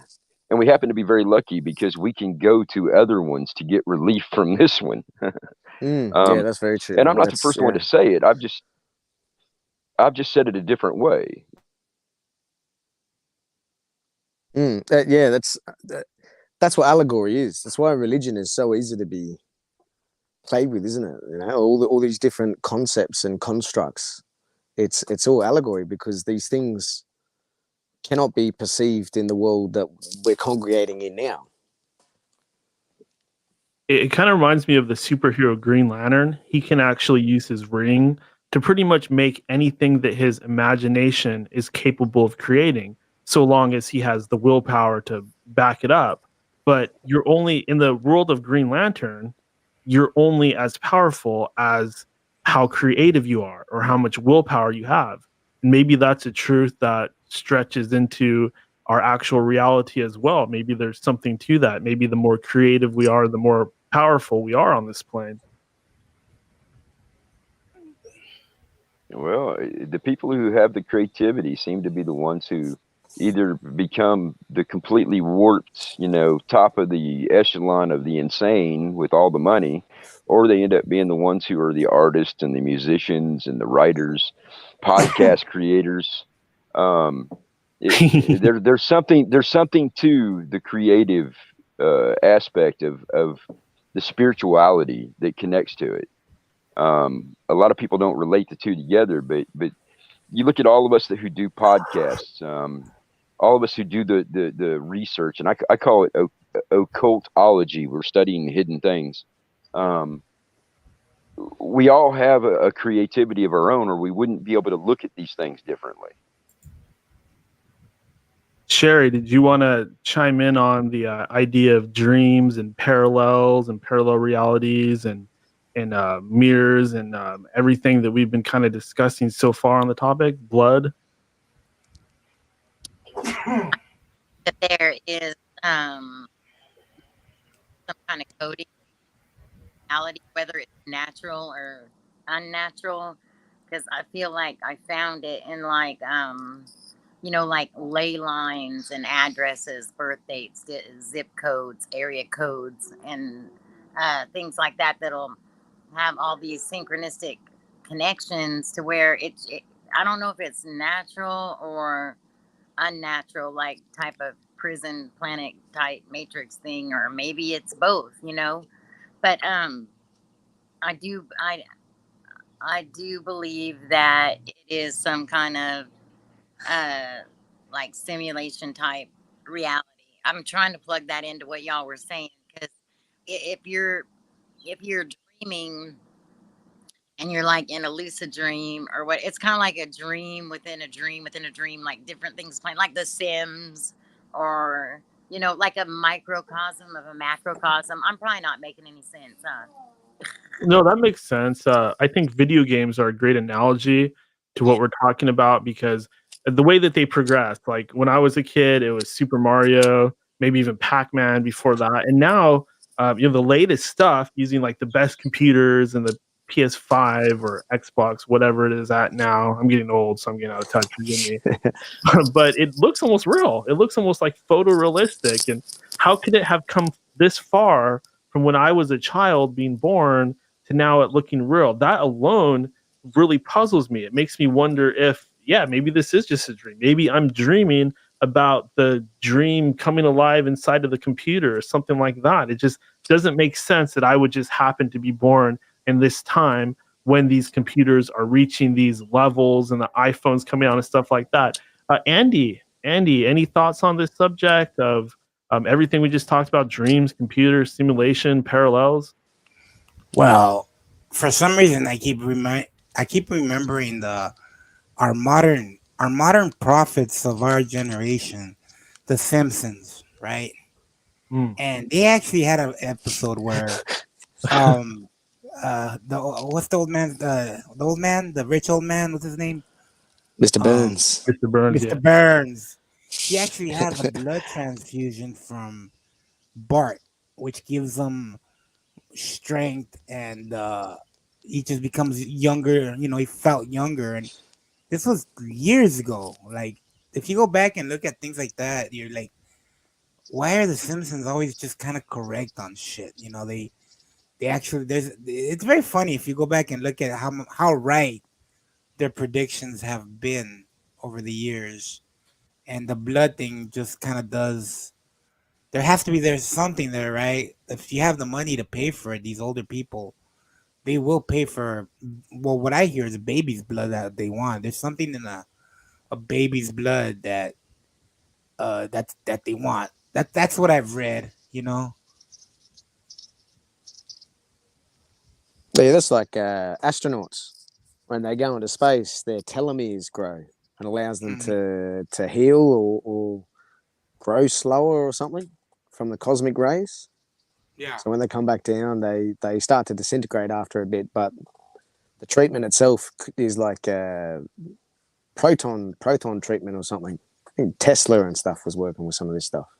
That orgone, that Wilhelm Reich was making that orgone device was supposed to do something like that. Yeah, absolutely. Let's put that on pause because that's a fascinating subject. I did want to talk to Raven real quick. He does have to jump off, so I wanted to allow him to just say hop up on the old soapbox and plug his show or say any last words. Raven, you still there, buddy? Yeah, I'm still here, guys. Look, guys, I'm sorry. I ended up being double booked because this thing was kind of short notice for me. Man, I've had a blast with you all. And I'll tell you, anything that we can talk about, just dropping subjects like we are now and doing a roundtable, we're getting information and knowledge that we have and experiences we have out to people who don't have it themselves or don't know how to deal with. And Andy, I think you're fantastic because your contribution is another view from a different perspective. We need things like that from everybody. The more voices that we have and the more eyes that we have and the more people that we have getting together and having these conversations. Just think about how many people I try to do this because I know there's somebody out there who's having a bad experience and something that we're going to say is going to make a difference. And guys, I appreciate y'all. Yeah, I got to say, most of the stuff that I've talked about today, podcast on Spreaker. I will. Raven, is that his podcast, Raven Kiefer? No You'll apologies, find me, isn't it? Yeah, you'll find me at No Apologies Enough Said on Spreaker. It's Spreaker, Spreaker.com. And there's a No Apologies playlist, and then there's a separate laugh playlist. So if you need just to chuckle a little bit, there are those two. I'm not monetized, so most of the time I don't even worry about promoting them. But if y'all want some just good laughs, I'm really good at making fun of myself. Hey Raven, if you ever want to hook up and listen to that, I have a lot of screenshots and everything with my Janie Lane and how it's such a simulation, but I don't even know if you know who he is. So, it kind of doesn't really hit the audience if they're don't really know who the singer is. It's an 80s band. Yeah. So yeah, I know about Warrant. I'm an old guy. I come up in the 60s and 70s. Listen, y'all, Andy and Sheila, or is it Shelly? I'm having trouble reading it's Bella, isn't it? Sherry. Bella. Sherry. See, I'm having trouble reading my screen, y'all. But listen, any of you all, anytime want to come on with a podcast with me and just shoot the bull about these kind of things, the occult, the esoteric. I left my contact in the chat. I appreciate y'all. Thank you. Nice. Thanks, Ray. Good to see you, Gather. Man, Daniel, I too have to drop by. I actually have a party in about an hour. Okay, We're right. having, yeah, Go we're having a ahead, Halloween party. yeah, same thing. Andy, go ahead and do whatever sort of outro or plugs you'd Oh, like to do. Then we'll go ahead and just take a break for all of yeah. us, and we'll come back. Sherry, Grub, if you guys want to come back on, that's totally cool. If anybody needs to drop off, that's totally cool too. I totally understand. We're gonna go a little bit longer today, so we'll see what happens here. But Andy, go ahead, buddy. Yeah, I'm just, you can find me on Andy Cruz Podcast. I run a channel. It's mostly drama based, but I kind of do hear things in here like just it doesn't matter. I talk about whatever I want. I do have a little following, and which is kind of I do really late night shows. So if you're having trouble sleeping, I live in California, so I go on around midnight, and then sometimes for a very long time. But I just wanted to ask Daniel something real quick. How's the StreamYards working out? It's going a lot better. I seem to have fixed that issue of that sound coming through. Yeah. It's I'll usually tell a you mixer. offline how to- Yeah, it's usually a mixer. Like I said, I mean, you come from the podcast world, so when we introduce a mixer to something like StreamYards, it goes a little haywire. But once you yeah. get it down, it works pretty damn good. But I just been learning how to use all the side, where you could put in music and little clips and stuff to make your stream, just to give it a little, A little better. So if you learn how to use it, it's pretty. I've been tinkering with it, so Yeah, just it's pretty badass. If yeah. anybody's curious, we're using a program called StreamYard. Andy actually helped me get hooked up with it, and it's all the latest rage in the podcast world right now. It lets you do basically anything, and Yeah, I it's definitely want free. to take more advantage of the features in the future. But anything else, Andy, bro? No, that's it, man. I gotta get ready because the party's gonna. I got the Taco Man coming. All right. So when the that Taco Man sounds off comes, tap, man. everybody That's good decides to work. show up. Yeah. All right, man. I'll be listening though. Take care, fella. Take All care. right, Good to Andy. see you. See you. All right, and like I was saying before, I wanted to go ahead and take a short break. It's been about an hour and a half. I'm sure everybody wants to use the bathroom or get a little snack. Listeners out there probably need a little break too. So let's take a little 10, 15-minute break, and we'll come back and see what other fun topics come up. I'll talk to you in a bit, guys. Nice. All right, See you in sounds a bit.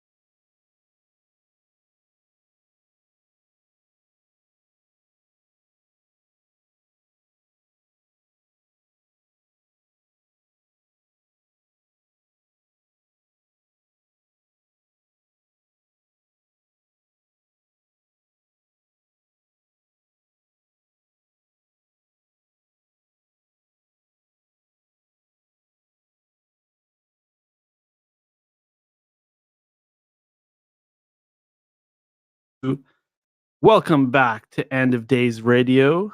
This is your host, Daniel, broadcasting to you from that shimmering Emerald City right here in the heart of the Pacific Northwest. Very good to be back from that break. Had a lot of fun. Looks like Sherry is dropping off. Let's bring her on real quick so she can hop on the show box, give some plugs, and say goodbye to everybody. Well, I can check back later. I don't know if you'll still be going. I just have to bathe them real quick because they had played soccer. So Oh boy. I'll check back and see what's up. But I hate to leave you here by yourself. You got someone else? Oh yeah, we got Grub back here, and we might have some other people jumping on. And I got plenty of stuff to do solo as well. I got my whole monologue planned, so definitely taking care of Sherry. So great having you join us, and thank you for getting the boys into sports. I think that, despite what the naysayers say, the truth community, I think sports are excellent and they build so much character. So thank you for doing that and being a good soccer grandma. Yep. That's right. Okay, yeah, and I might peek back and see if y'all are still there later. If not, anytime that you want to do something like this, just email me and I'll try to be there. Thank you. Absolutely. You have a good one, Sherry. We will hopefully talk to you later. If not, we'll see you much later. All right. Thank you. Bye. Bye. And that was Sherry. Always good to have her on. Next time we do this, there will be far more forewarning. The last two shows, we kind of put it together on the fly, and looks like mostly everybody's jumped off. I did get word from General Lee. He just got caught up, like I thought. He's having some major issues out there, and he was just he wasn't at home. He had something family related to do or something like that, but he apologized profusely. But it's all good, we will get him on here. I mean, this is the prequel leading up to General Lee's big big performance or his big interview. So no big deal at all. That's the type of show that we do here. We're not going to get mad if somebody can't make it. Like I can't make it a lot of times. Plus he's across the entire world, so it's harder to bring somebody on. Like Grub, you know what I'm talking about. It's hard to make this stuff happen. Yeah. Early morning for you. Yeah. Even Queensland, because it's on the other side of the line of Capricorn, it's 1 hour behind right now. So as we drive up to Queensland and then we go from New South Wales and we cross the border, it goes from 10 o'clock to 11 o'clock. So it's very easy to drive. If you have to drive down and cross the border, someone's going to be waiting for an hour longer. You either rock up too early or rock up an hour too late.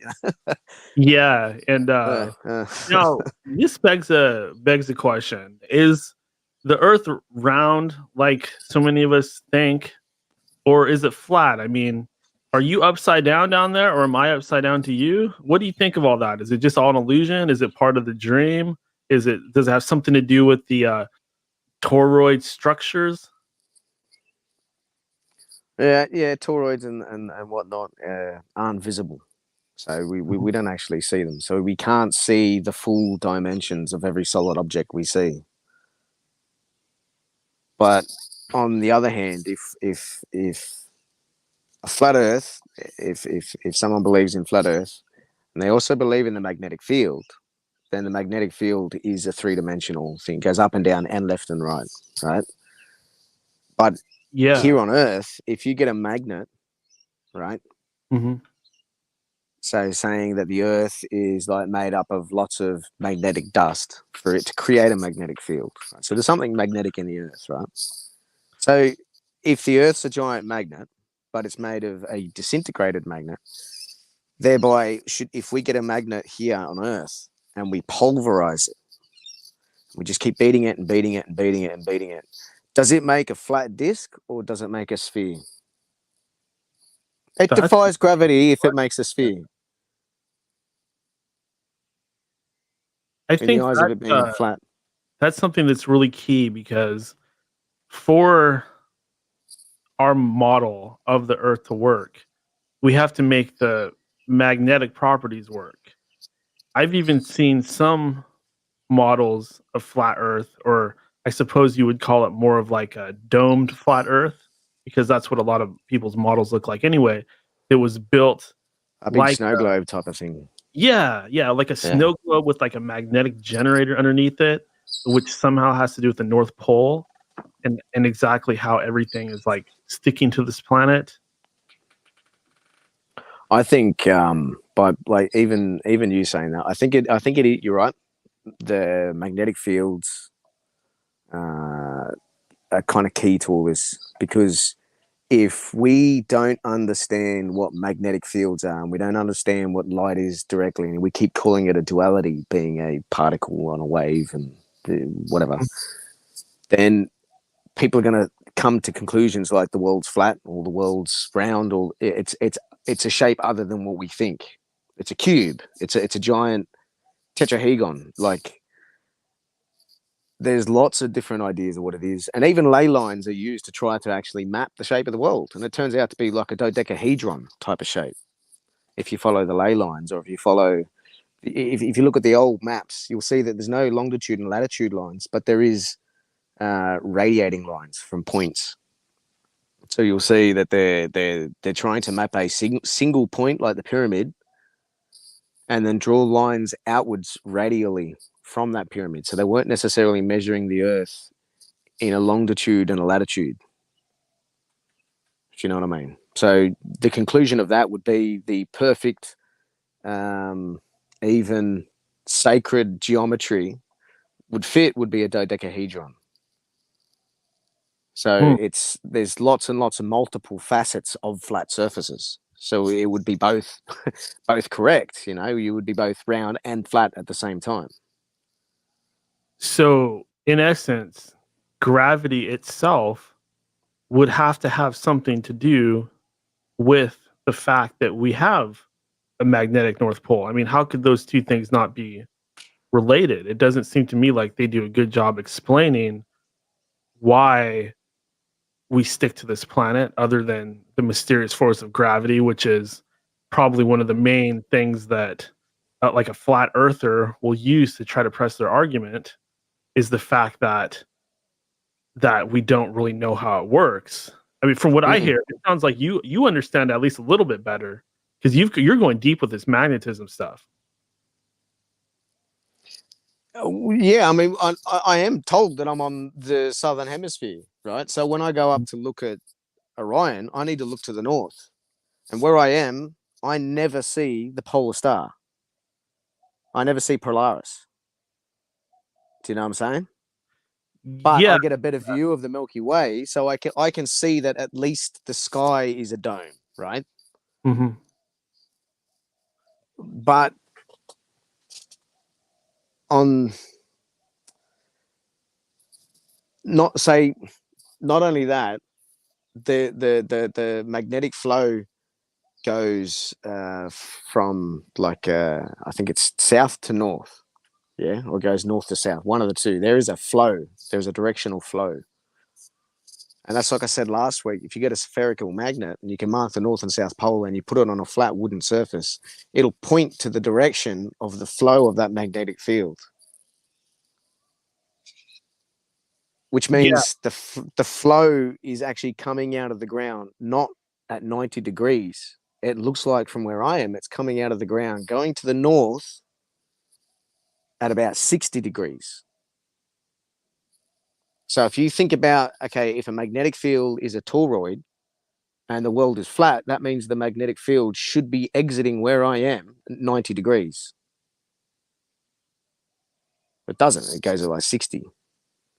So something is out by 60 degrees. You know what I mean? Like if you're at the center of a circle, right, at the diameter, yeah, every other line to that will be perpendicular. It will be exactly 90 degrees. But for some reason, I'm shifted on a point where that magnetic line is actually exiting the ground that I'm standing on at 60 degrees, going north. So something's not straight. Do you know what I'm saying? If we were on a disc, the magnetic field would be centered over the center of the disc. So the magnetic field lines will be coming up perpendicular. unless they're radiating to the center of the disk, which would then put that lean at the top at 60 degrees. Does that? So could the Earth itself be a toroid then? I think so. Huh. I think that's more of a closer approximation of the shape. Because Yeah, that's fascinating because, I mean, when you think about it, why couldn't it be? it's just over time, I guess. I mean, we can see the other planets, and we can see that they have a crescent. So we know they're spherical. Yeah. But we also know that depending on the geometry, yeah, changes the shape of a magnetic field as well. It changes it's those angles where it comes out of the ground and then out of points and out of a spheroid. The magnetic field isn't very, very distant. It doesn't throw as far as a magnet with corners, because as you approach a corner, you squeeze more material, so the magnetic field balloons further. Wow. Yeah. What comes to mind for me? I'm sure an electrician would have a lot of fun with this discussion, but the electric guitar, because the electric guitar, it's just that it's electric, so it kind of works on this like pressure or compression, and that Mediation, mediation of compression and rarefaction. It's called rarefactions when it's going away. We'll say exiting the magnet, and then compression is when it goes back in. Hey Al, good to see you today. Can you hear me? Yeah, I'm Mr. Medicine Man, fucking Martian Medicine Man. You can hear me? Absolutely. Okay. I got my mic like you got there. God's guns and guitars, mate. Fucking what a world. See that one right there? Like you got that Guitar Center a couple years ago. I love that shirt. This is why I was hired a kite, dude. Getting loaded for us. I appreciate it. What about you, Grub? Do you ever dabble in stuff like that? It's got to be highly illegal down there, right?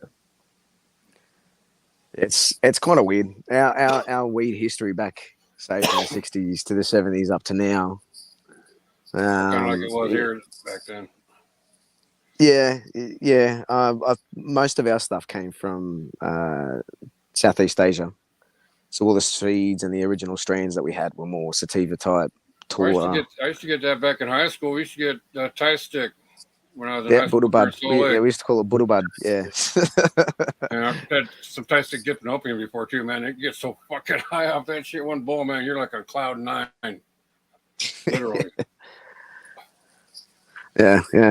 Yeah, Here, but now we're starting to get. We can, people can get in these seeds from the UK, whatnot. There's a few seed dispensaries here, but it's a bit sus, if you get caught in the mail, these kind of things. But well, we got this show here called On Patrol Live. It used to be Live PD, and then the COVID hit and disappeared for a couple years, came back. Kind of messed up seeing these people in South Carolina and back east getting busted for pot, and out here and like what is it, 29 states, I think, in the United States, you can walk into a freaking either a medical dispensary if you got a card, or walk into a store and buy whatever you want, any strain, a whole freaking variety of strains and shit like that. These people back east are still getting busted for it. Yeah, that's the beauty of statehood, isn't it? Do you want the Fed, you know what I mean? You want the feds to come in and force the state to change it? I don't have a 420 card. The only way I get these, I got a buddy that's got one. He can buy up to 10 a month, so I go over there and get like about 4 or 5 or 6 a month. Yeah, we got here. You can go to the chemist now, or get go to a doctor, get prescribed, and you can get like Canatrek, which is like fresh bud. But they got to order it, and then you go to the chemist and get it. You can only get 10 grams per month. Is that actually bud, or is it like an extract, or like a synthetic? No, it's bud. You can choose different things. So you can get different edibles, or you can get. I've got another mate. He's got what you've got. The Martian's got. He's got. So they've got medical there. They just don't have the recreational. Yeah, that's right. Yeah. That's only recently come in. But You said you live Australia's over there. golden to grow it, mate. Like, It's Are you progress. guys still we've locked got down over there? some great. Are you No, guys no, still they locked kind of down lifted. over there? Look. No. I never. Me personally, I work for. I make vitamins and minerals for animals. So we were kind of designated as essential workers because we're making feed products. Oh, nice. So I never had any dramas with any of that. I probably got, at work they got a bit worried, so they closed down for a week because they didn't know the circumstances. So everyone just kind of closed down. But Well, over here we're I don't getting told. necessarily live in the city. Over here we're being told So that it's a- like Western Australia is like still wide open, but Eastern Australia you're not allowed to go more than like 5 kilometers away from your house, and you're only allowed outside for exercise, go to work or to the store. Oh, we did have that. Yeah. Fucking Melbourne, Queensland, and Western Australia was the worst for it. Yeah, you guys Western Australia, right? If you No, pick a flower in Western Australia, you go to jail. really If you pick a flower, a If you pick the wildflower. wildflowers, bro, and you get caught with it on your dash, like if you're driving through, bro, that's it. Yeah. And the So other that one reminds is me there's of, a like, specific type of bird. There's a type yeah, of bird. I think it's a sparrow or something, right? They yeah. have snipers set up to shoot these birds. If they cross the border, they take them out because they're not native.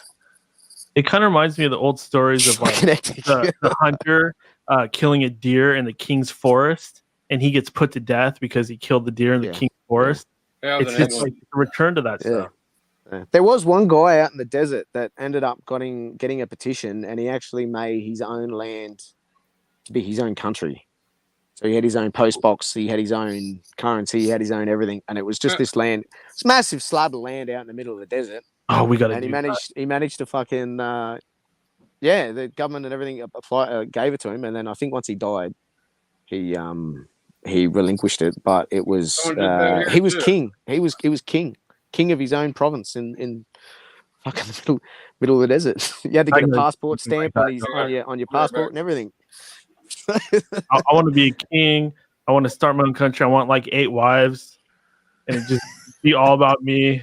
I want to be milkshakes all day, cold milkshakes, with lots of edibles, of course. I don't want to work. Yeah, the presidents can work. Yeah, I don't know. I don't know how he managed to do it. I think it was. I don't know. It was some kind of petition and stuff, and I think they did it for tourism a bit, But he had to pay taxes. Sorry. Like, it begs a question though. Like maybe this example you're giving, maybe that could be like a little hint of a pathway of something that we could do, or somebody out there listening could do to like break free of this system. Oh, they did, didn't they? Didn't they call it the Chaz? Yeah. Oh yeah. That was in my city. That was an embarrassment. It was also called chop. Yeah, chop our heads off. They wanted to chop our heads off if we did it. That was fucking. Yeah. I was gonna play a little song for you, but is that all digital? You got a sample? Is that one of those touch drum kits, or is it a keyboard? That's he's got a whole studio. Go ahead. Ooh. Sounds good. Could you turn down the master volume just a little bit? It sounds great, but it's a little ear piercing. That's better.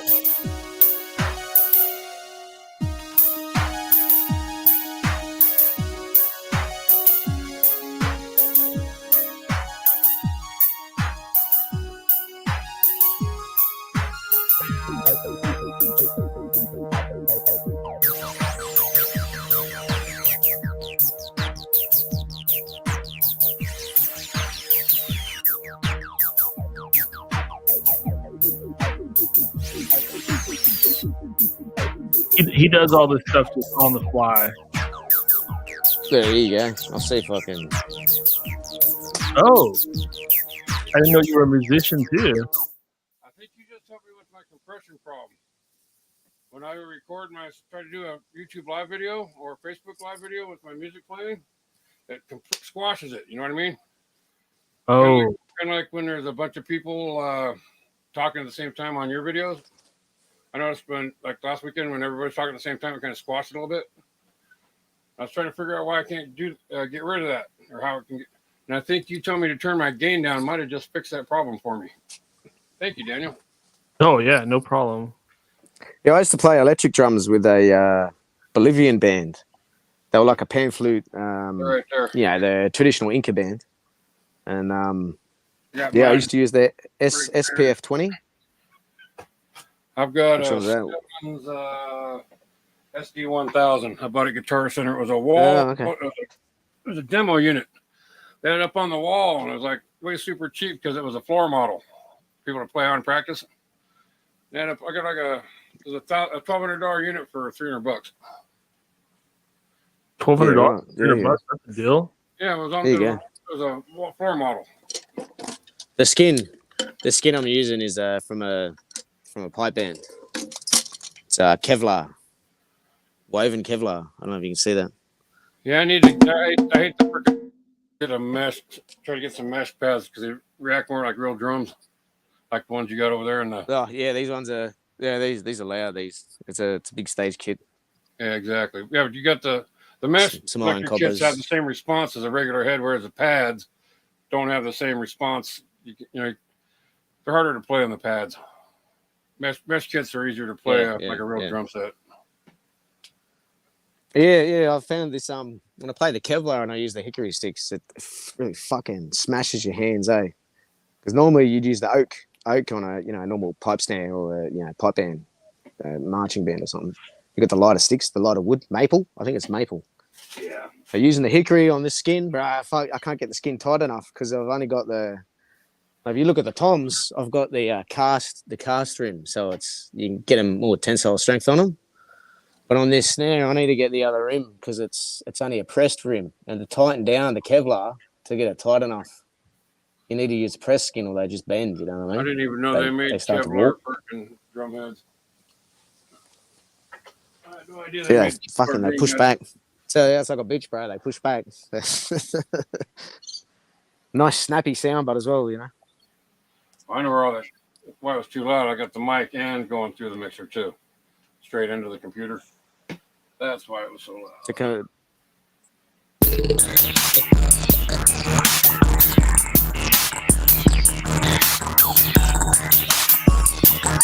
Should do some of that levitation stuff.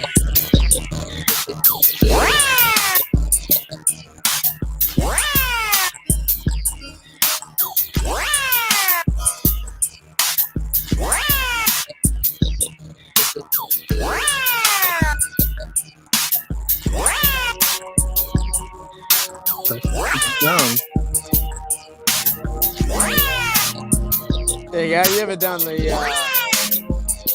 3, 6, or 9 rhythms? So you got your waltz, 6, 8s, 3, 4s. I got a Nakai Maniac virtual analog synthesizer. That's where I get all these beats and stuff from. Then I've got an old You do the Yamaha triplets. and a Yamaha. Break it up into like a waltz. Can you do like the Oh. Tesla's 3, 6, 9s? You know. I don't 1, know 2, how to 3, 4, program 5, 6, 7, 8, 9. 1, 2, 3, 4, 5, 6, 7, 8, 9. 1, 2, 3, 4, 5, 6, 7, 8, 9. Yeah, I know how to do the 3 count stuff like that. Just everything that. I bought this because our friend Todd had one that his cousin gave him, and he wouldn't let me borrow so I could try and record some hip hop songs. Yeah. Okay. Yeah. So I got online and found one at a Guitar Center in Des Moines, Iowa, and bought it and had them ship it to me at the Guitar Center here, so I didn't have to pay for shipping. And I just basically bought it so I could try to put together some hip hop shit and try my hand at that because I've mostly been doing heavy metal and hard rock most of my life. And, Yeah. You like Tool? I'm more into the old school shit before them. I'm 59. Yeah. Oh, come on. I used to play jazz. I used to play swing, mate. I was hanging out with Metallica, Inca music, mate. When they were starting. age doesn't matter. I was hanging out with all the big bands that were coming out back in the early 80s. Like Metallica, Megadeth, and Slayer, I hung out with them. But I'm hanging out with King Diamond and Motorhead and Exciter and all kinds of European and American metal bands and shit like that from the day. But then I moved back here to Salt Lake and got away from the San Francisco Bay Area and got out of that whole scene. And a lot of shows pass by here and don't even stop here in Salt Lake. And then I went driving truck for the last 20 years, so I lost track. got out of everything. Now I just hang out and do my own thing.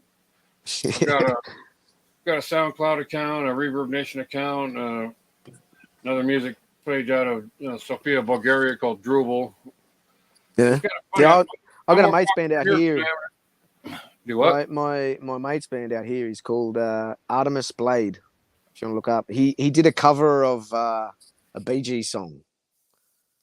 His uncle is Blade.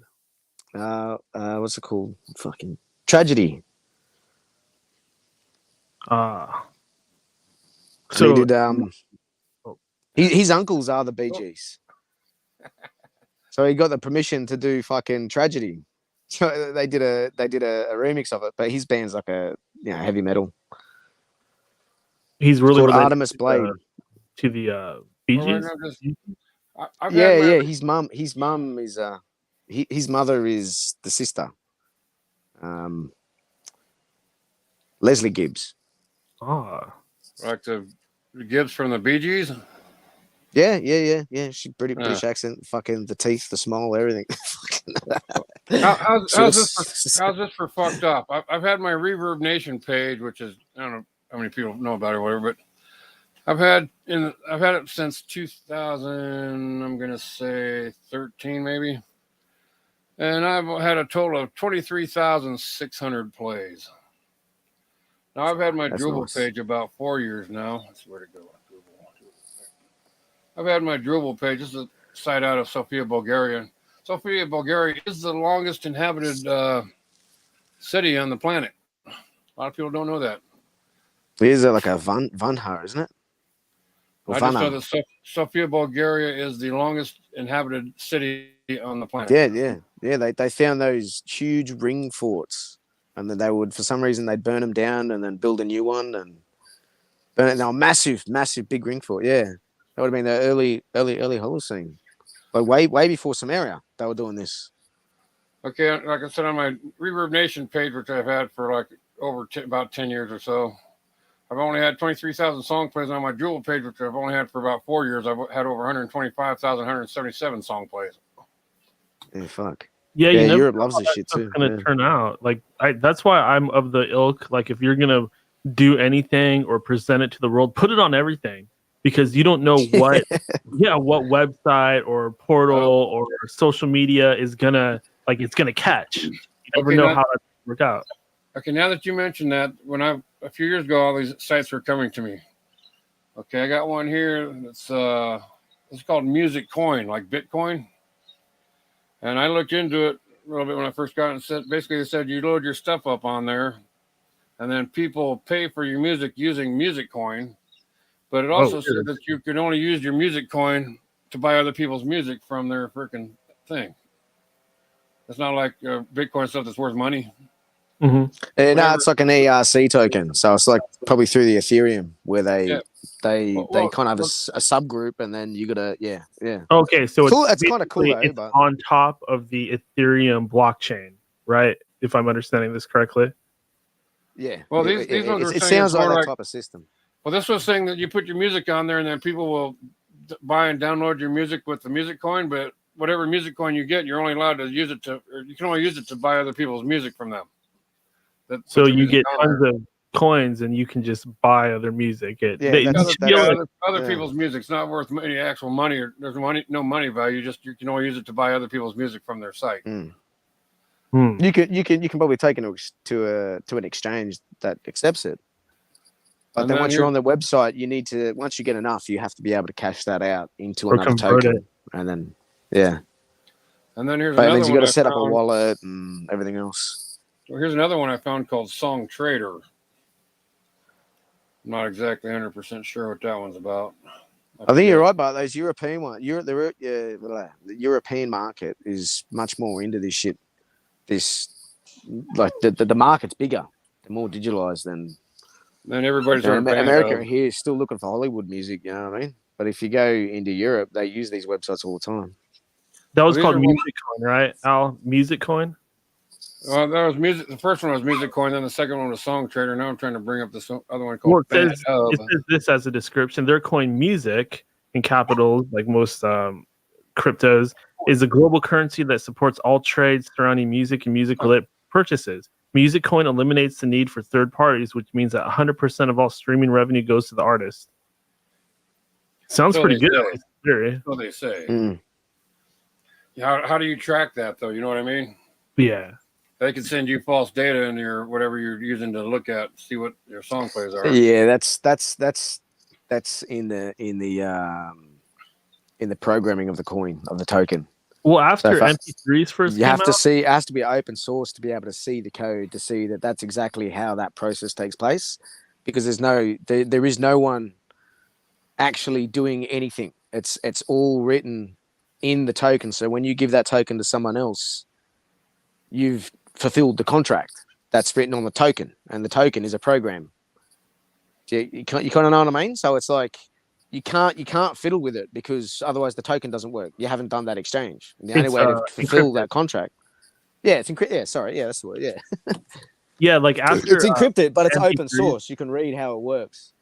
After MP3s first came out, they had this website called mp3.com. It got bought out later by the music industry, but at first it was like the best place ever, because anybody could put anything they wanted up there, and you would see charts like, oh, this is the best song in trance music, this is the best song in grunge rock. And I used to go on there and discover all kinds of like great underground music. And the fact that they had it charted like with the top 100 meant the best stuff would go to the top. So you'd see all kinds of cool stuff on there, and the music industry basically just killed it, which really sucked and pissed me off. Yeah, fucking oath. Yeah, I agree. That's bullshit. But I mean, we need something like that nowadays. No, it's happening. The music industry is already gone. One thing you got to be leery about these sites putting your music on them, so they could be some sort of Chinese thing to just steal your music and sell it over there. Oh yeah, yeah. Break it down. Yeah, they do that with a lot of products, like everything. Yeah, they have like a Chinese version. It's almost exactly the same. It's just spelled a little bit different. It's still funny though, because have you ever heard of the Who? They're like they're a Mongolian heavy metal band, and they play with the traditional instruments. And they're like bikies, because they're like riding horses and shit. So they got some music. It's called the Who. The Who, but they're almost the same as their HU. The HU. Oh, the Who. Like human, not WHO, like the American band. Yeah. So they do all this throat singing and all the old guitar and stuff. But there's a band in Hong Kong, this woman, and she's now picked up the same style and doing something very similar from the Hong Kong version of this. So it's got this great it's influence, when it comes to music, things like this. China to steal it, unless they want to try to like digitalize it like the Americans did, like the American market did, try to auto tune and make these digital musics, or like get an AI to make a music. Some of these other places, they're like the Who says that their influences like Rammstein and some of these other bands in Europe and America and whatnot, and then they've made their own style, and now there's other countries now picking up that same style, which is like even Thailand. You go to Thailand, they've got their own like you go to South America, they've got their music they play everywhere, and then you go to Thailand and they've got all their country music playing everywhere. There is some pop, but you only ever really find that in the cities. But when you go to a party, they play their music, their Thai style music. It's like that in a lot of countries. Like you would think they'd be listening to their local metal bands or rappers or stuff, but they're just listening to like the same traditional music they've listened to for the past thousands of years. Yeah. Oh, it's changing a little bit now. There's some more modern bands. Like in India, there's some fucking pretty cool heavy metal bands coming out. And like I said, the Who from Mongolia. And China, I guess they're doing it, but we just don't get to see it. We're kind of isolated from them as much as they're isolated from us, Yeah, like metal music has been pretty big in Scandinavia. Like when they love it. Completely different stuff. Yeah. They're still wearing their fucking Doc Marten boots with the tight jeans, Yeah, they had a story that I love to get into. Is that I think it was called like the Black Metal War in Norway, they're actually killing each other.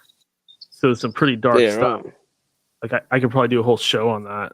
The Norwegian black metal wars. I think one of the guys' name was Euronymous or something like that. You know what I'm talking about, right, Al? Not really. Yeah, I'd have I to. don't know about all them churches that were getting burned down there for a minute. Yeah, that's true. it's Yeah. related. Well, when I've been to Finland once, and when I was there, they had these huge granite outcrops everywhere. And in one of these towns, you got at the top of this mountain, or this outcrop that would have been about 60 feet high or something, and at the very top was painted in red, all these runes and an upside down red cross. I'm like, oh yeah, that's just the Satanists. Yeah, they just they do their thing around here. Yeah. It's just like a thing. Yeah, they're Lutheran. Most of them up there are Lutheran. Catholic. I've been full-time hermit this year. I just go to work, go to the store, and hang out in my room. That's it. That's Getting pretty out of the much loop a right. lot of shit too. Supposedly that 10 Days of Darkness is supposed to be sometime this month.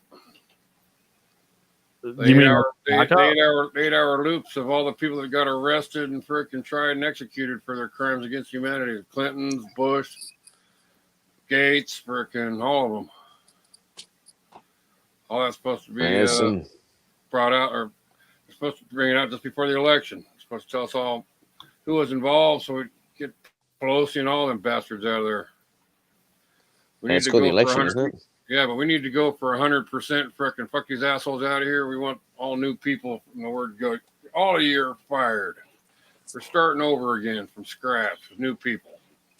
That'd be nice. That's how we got it. Because if we don't, they're going to try and steal the election again.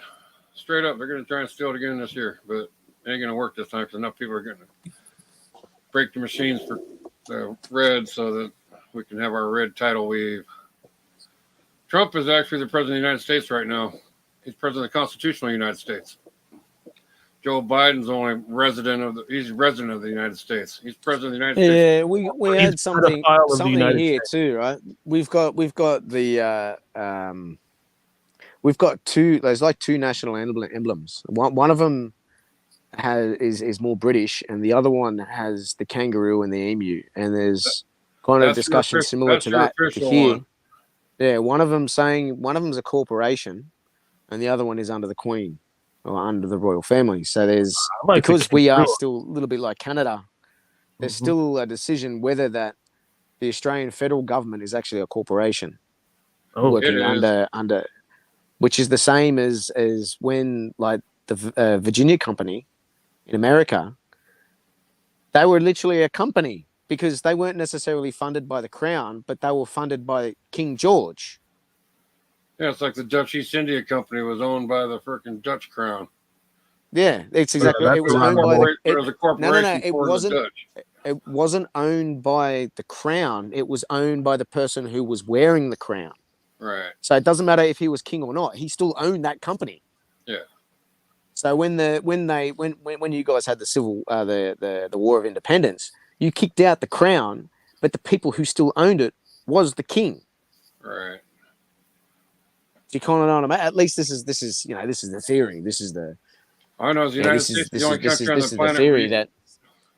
We're the only country in the world that you can literally. Well, that's why you own guys. property. That's why we all still pay tax. It's because we pay tax to these guys that actually own the company. Rather, it's not the crown that owns it. It's like the Queen.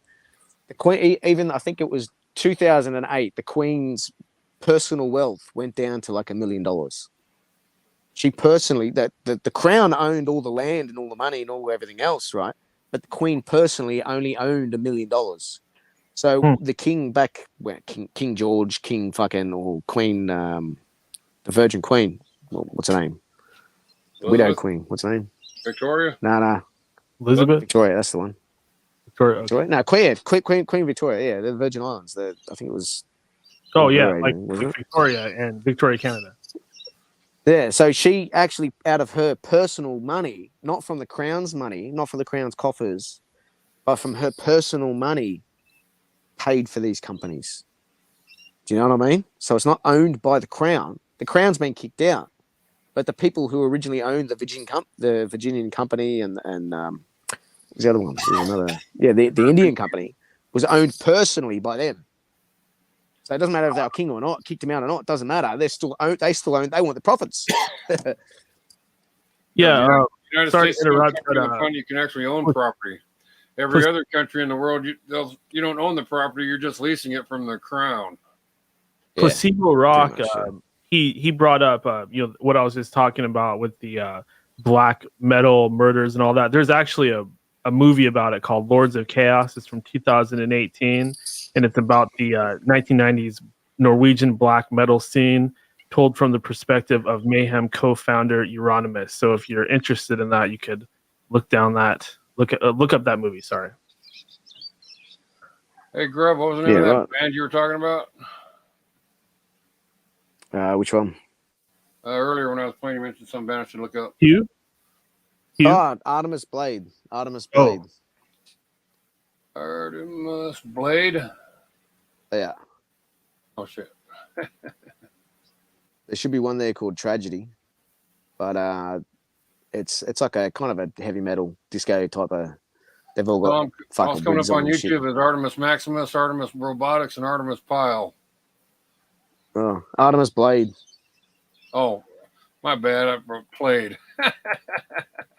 Oh, I found them. Look, Artemis Blade. Looks like they have a music video called "The Fall." I got God of War. Yeah, they got a bunch of them. Yeah, put it on if you want. I'd play them, but you know how it goes with copyrights and all that, and YouTube and all that stuff. Yeah, I don't know. Yeah, I don't know. Is I it got some copyrighted? kind of video game or something that says God of War, Artemis Blade. Yeah, you'd have to, Al, if you want to look them up, you'd have to do Artemis Blade, then Band, because you'll get a bunch of other stuff. Yeah. Gotcha. So Artemis Blade. Artemis Blades. She's supposed to be the goddess of hunting or something. Artemis. Oh, that's Is interesting. it goddess or god? The god of hunting? Okay, now I got The Fall, Forsaken Light, State of Cold. Artemis, goddess of nature. There's one there, Tragedy. Wildlife, the moon, the hunt, sudden death, animals, virginity, young women, and archery. Oh, cute. Yeah, Greece goddess. Yeah. I think she's the younger version of the Aphrodite or something. There's like different bits and pieces of the Greeks. They kind of broke them up. It's a little bit like you've got like Hathor, Isis. Selene. Yeah, I think that it says the goddess Diana is her Roman equivalent. So I think a lot of them Diana, are that's it, yeah.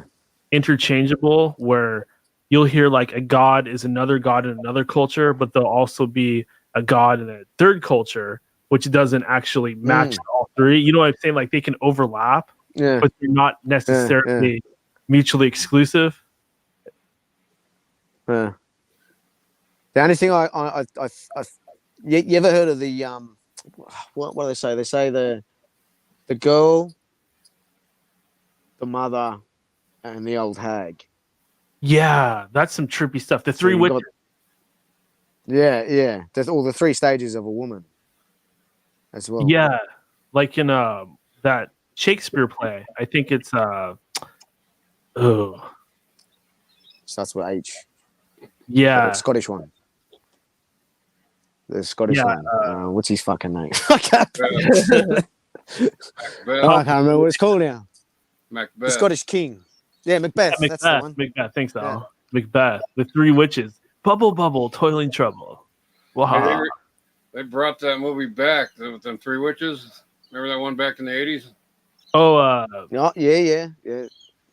She was the three aunties of the young witch. Yeah, they just remade that. Now they're all old. All right. Can't remember the name. Hocus Pocus. Yeah, that's it. Yeah, they just released Hocus Pocus 2 finally after like 30 years. All right. Yeah, you're right. It's another take on the classic occult three witches thing, the young, medium, and old. And I think one of the goddesses is kind of like an amalgamation of them. Like she has three faces or three heads or something like that. Is that Hecate? Yeah. Hecate. Sorry. Hecate. Yeah. I like to pronounce stuff properly. So if somebody corrects me, I don't like get all like, I want to say it right.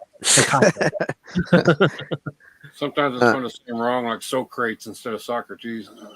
Socrates. Just to mess with people. Did you hear that quote from Hecate? Sometimes it's fun to mispronounce names on purpose. Yeah, Yeah. try Beethoven. Chinese or telling a Slobber Chinese. damn son of a bitch. That Well, was it's a like favorite of mine. I call Beethoven Beethoven. Like a beat, boom, boom, boom, boom, Beethoven. Well, 'Cause Hecate was associated also with you can that. take any The Beethoven demon. song and put a beat to it and freaking make it a techno song. Oh, that's interesting. You can do that to any classical music. See, that's what was cool about that. Imagine how they were doing it then too. Like that. Like They were doing stuff back then where they were making geometry with their music. If you look at it, all the creativity out of it. There's a lot of mediocre music out there these days. There's a shit ton of mediocre music out there these days. It's hard to find any good shit anymore. That's Artemis played. I checked a little bit of that. That sounded pretty good. But there's just a lot of mediocre garbage out there that the public's eating up like flies on shit. Like the crap they play on the American radio here, anyways, on the commercial radio. It's just a bunch of garbage. Fucking same here. Same stuff from the late 90s. Late 90s on the classic stations, they're playing the same shit they freaking played back in the freaking 60s and the 70s and the 80s. Yeah. Same freaking songs, same bands. I don't think there's any stations here in Seattle that are playing like new music, except maybe the pop station. Sorry. Like the rap stuff is all late 90s. The metal stuff is all late 90s. It's mostly alternative from back in like the Kurt Cobain days. Well, that's where it got started. Yeah, I don't know. I'm still absolute total fan of Tool. Man, Tool and their polyrhythm, complexity, and the way you got to work. Man, you really got to work when you play them, you know? My favorite. Like for a drummer, when you try and play Tool, it's like an orgasm, man. It's fucking off tap, hey. Yeah, the band itself, they were into like a lot of esoteric stuff too. They're wise to a lot of the stuff we talk about on this show, and as far as like Anima and Animus, like that whole thing, like the album Anima, that's some trippy stuff when you get into it. Or the and then Third Eye when they're singing about down the rabbit hole, and it's so subliminal, eh? It's like, there's so much stuff in each song, man. Like this latest album they did took them fucking 11 years or something to record, you know. It's fucking awesome, man. And I'm sure there's one of them. I think it's called Invincible. You go in, and then I was listening to it, and I could almost hear. It's almost like Morse code, like a and I'm like, fuck, man, like that's what they used to listen to when they went into the remote viewing and shit. Yeah, you know what I mean. And you listen to Invincible, man. A lot of people, you look at the reactions on YouTube or whatever, and you watch people listen to it, bro, and you could see them get uplifted. And I'm like, bro, there's something they're fucking doing something in there in this latest album, man. That's like you're saying, it's very occulted, and they're putting. I don't know. Go and listen to Invincible. I'm sure you can hear like almost like a Morse code tapping in the background. You know. Hey Grub, have you ever seen that video of the lead singer of Tool and that weirdo like jumps up on stage with him and he like goes to hug him? Yeah, he takes him down. Yeah, he takes him out. Yeah, cuts off tap, eh? Yeah, crazy, man. The interviews with him and shit, they're so cryptic, the motherfuckers, eh, man. I remember one time when he was doing the Perfect Circle interview, and someone's come up to ask him about, I think it was during an election, and he's got this big pimp jacket on, and he's got the walking stick, and he's got these chicks under his arms and stuff, and they're asking about voting, and he goes, yeah, of course, you know. You need to make sure that you vote for the person that you want to get manipulated by, you know, and really, and it just like skimmed past, and they just posted it, and no one fucking understood what he was saying, or it just kind of glazed over everybody, and he's just like fucking making a total mockery of the whole thing, eh? Like it's guys, I reckon the dude's probably a fucking total asshole, eh? Well, a lot of really creative people. I mean, we were kind of talking about that before, but a lot of creative people like Michael Jordan, total asshole, but one of the best the best basketball player that ever lived. But if you went to get his autograph or try to shake his hand or something, he'd be like, you know, go fuck yourself, which is traumatizing for a fan. Yeah. Well, that's what I was saying before about worship. Like, you got to understand what it means to worship something, you know? Like, the way that people say, no, I've got to worship Jesus, or you got to worship fucking, I worship this idol, or don't worship false idols. Bro, what the fuck does worship mean, man? Do you worship your wife? Do you worship your own life? Do you worship your car? Do you worship your flag? You know, like, if you get someone running up going, I worship this band, what? Like, how far do you want to take that? That's fucking ridiculous. I mean, I people think a need to lot of fucking pull wives up on the out there worship. are wishing their husbands worship them instead of be like, fluctuating and going to grab another beer, watching football. Yeah. No, I mean, see, that's true too. But is that worship or is that just paying respect? You know, respect to yeah. So I mean, I was having this discussion before, and they're like, you know, don't you worship your wife? And I'm like, well, it's true, but it's not beyond anything else. Like I can't say, like, am I going to put someone to the question, do you worship God more than you worship your wife or husband? Do you or your child? Do you know what I mean? Like, it then makes you have to take an oath to one or the other. You know what I mean? So I don't know. I think the idea of worship needs to be fucking clarified a little bit better on a spiritual level. You know, what exactly is what's worship? worship different to respect? Yeah. Like, if you burn some incense and put a song on, are you worshiping something? Are you worshiping like an entity behind the song or something, or are you just chilling out? I'm not sure exactly what worship means sometimes. I mean, I think about it because I like to like study like ancient history and the gods and stuff like that. And they say they're worshiping these guys, but sometimes going to war against another country is a form of worship too. Like if your god is a war god or the god of war. Yeah. It's ridiculous. Do people now worship Ukraine, or do people worship the American flag and then inflate that with worship of Jesus Christ? Do you know what I'm saying? This is what I was saying before, with government entities are now literal entities, and that entity is represented by the American flag. That American flag doesn't represent you anymore. That American flag represents the American government. They've snuck in and infiltrated that, what you worship. We're thinking about Because you kicking worship out some states. There's just some discussion about bringing back the 38 state flag, and we're going to kick some of the states out of the United States here shortly. You can't, because it's the government. It's not the people. You've got to kick out the about government. the And that's not through election. That's like to understand that these governments or these entities, right, which isn't any individual person, it's the actual system itself, is now being conflated with the worship of the American flag and the American way of life. You're talking about the rest of the world. No, it's whatever. Even with the Australian flag. Look, that American flag no longer represents the American people. It represents the American government, so therefore you worship the American government through the fucking defense of the American flag. Well, technically, they've it just infiltrated represents an idea. that spiritual worship. Do you understand? All flags just represent an idea in reality, so they don't represent any entity. Yeah, they that's represent right. An idea. But not anymore. That's what I'm saying. Oh, like when the American government goes to go and invade Syria, right? They're running in with your flag, which represents freedom and love and democracy of America. And you also they shouldn't be necessarily flying that flag, because that's not what they're representing. They're representing the American government, which is not the American flag.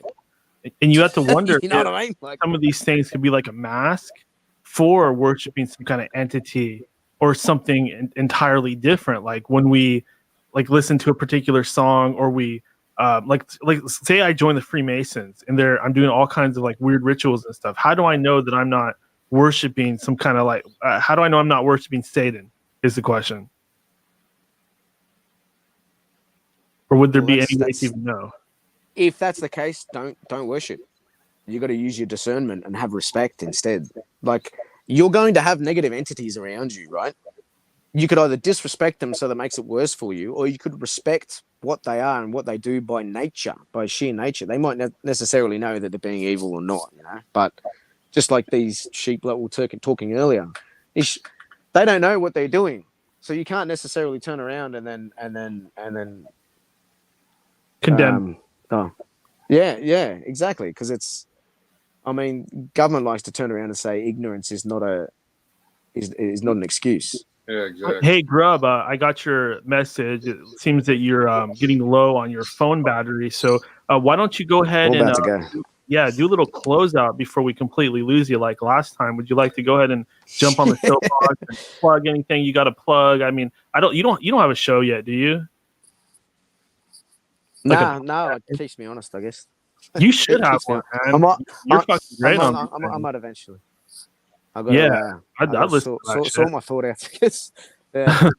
But I'm just here to be a muse for everybody else, you know, get them to think outside the physical realm and see that part of this physical realm has another angle, has another axis that, you know, this field theory and shit, you know, is like we were saying before with the blood and the heart, there is an electrical component, and that electrical component is measured by fields, not necessarily by numbers and calculators. Mother Nature does not run around with a calculator.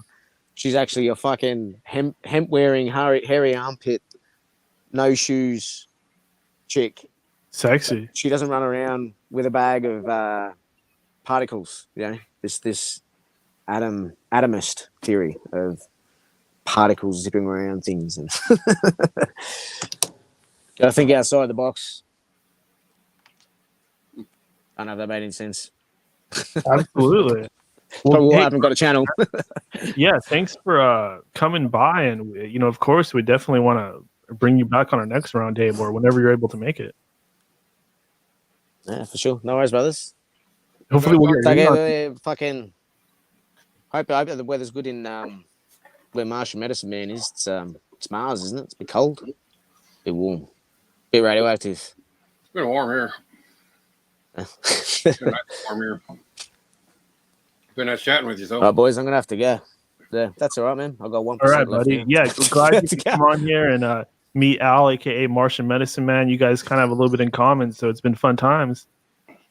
Yeah. All right, take care, all, man. Fucking Have a ride better the day wave, than you brothers. imagine. We'll do. Take care. Take care, buddy. Bye-bye. See ya. And that was Grub. Whoops, accidentally kicked Martian Medicine Man off. Yeah, I discovered a background thing on your thing down here. I had my own background. They want me to log in to add more. A dark from Placebo Rock. A dark song worth watching is about summoning the HCA, the Abramelin magic ritual. I think he means the Holy Guardian Angel. I stay away from magic anymore. Looks like we have Michael Decon in the in backstage. Wow. Michael, can you hear us? He probably doesn't have his mic hooked up or something like that. He might be trying to get on here, but I can say with certainty that this is, in fact, the real Michael Decon, former host of End of Days Radio. Who What used an honor to be on here when he shows up. Yeah. Too bad he doesn't have his mic hooked up or something, though, because he's probably just like chomping at the bit. If this goes down right now, Child's gonna be kicking his ass up in the ass freaking when I tell him about it. Oh yeah, he's gonna be pissed. He's gonna be like, yeah. Michael went on there the day that I couldn't be on there. He's gonna be now. There he is. Hello. Oh my. Am I live? You are live. I'm live. Okay. Michael Decon, host of the Michael Decon program. Hello, gentlemen. It's nice to see both of you out there. I was having trouble. I know I'm late. I apologize, but I couldn't get nothing working here. Even the Wi-Fi is just terrible. Ah, yes. As you know, we've had plenty of technical issues here and continue to have technical issues. But hey, I keep pressing forward because people want to hear it. So despite the problems, no offense or disrespect, but yeah, you are a little late for your interview. Only a few weeks. Like I said, no I offense apologize. or disrespect. I know. I'm so sorry. No, you mentioned you were late, and I was just wasn't he supposed to interview a few weeks ago?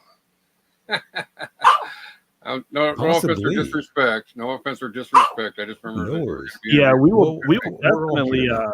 will definitely do that one of these days. Have a full-on interview and find out what Michael Decon has been up to in all these years. I'm sure he has some fascinating stories coming from his life. There's too many. I mean, I might end up in jail if I tell you all the stories. Okay, give us one, Mike. Give us one. Something. I might get murdered. You might get murdered. Well, What's been going on out I there? mean, the very first time let's say I dropped acid was just last year, by the way. Oh, And that was a life-changing experience. I never thought I'd be doing such thing. I didn't think I'd be dropping acid at any time. But all that came full circle just last year, by the way, around this time. And it was the most profound experience I've ever had. A quick question had about such that. a great time. Was it Go in a ahead. little? Was it a little tab form, or was it liquid, or on a sugar, on some candy or something? It was on a little piece of paper. Yes. Okay, because there's acid is actually a little tablet form that's got the strychnine and the speed in it. It's like a little tiny pill form. Whereas it kind of on the paper is actually I've LSD. seen that, yes. No, there's a difference between LSD I and actually acid. got some LSD from is- a actual chemist. I'm just saying LSD is the straight stuff, and then acid is when they add the strychnine and the speed to it. like in pill. You're saying in pill form, you could probably like add more stuff Yeah, to it. when they put it in a pill form, they're adding speed and strychnine to it. Gives you a little. Yeah, I never really got involved with We used to yeah, get purple mic. We used with to get acid purple that microdot way. and put a Just barrel. What- We used to get acid back when I was in high school. Did Now I can get his LSD. was this a girl that gave it to you, or were you at a concert, or what happened? I was with a friend of mine, and he knew a chemist out here. Ooh, Look at you. And one thing led to another, and I dropped acid, and it was awesome. And I actually saw a ritual going down. It was the craziest thing. I saw people in hoods walking towards this area. It was really weird. And Whoa. it wasn't the acid. I'm telling you, I actually saw a group of people in black hoods drumming. Were you down in the valley down there, or were you over in LA? No, it was down here in the valley. Yes. Really? Oh I didn't yeah. know that. Maybe they're doing some sort of salt and sea ritual. Bring They us were more doing some water. kind of crazy thing. Yeah. no, I It believe was crazy because, though. yeah, I mean, there's all kinds of stuff like that going on out there, especially in California. That's that's kind of like the devil's playground, so to speak. I ran into Dan Oh, Aykroyd yeah. out there once. You ran ran into Dan Aykroyd. Yeah, I was Oh, heading down to El Centro, pick up a load, and ran into him in a little convenience store. Oh wow. He was just out there doing some movie or something, heading out to the shoot. Well, I didn't expect you to know where I live. El Centro? Yeah.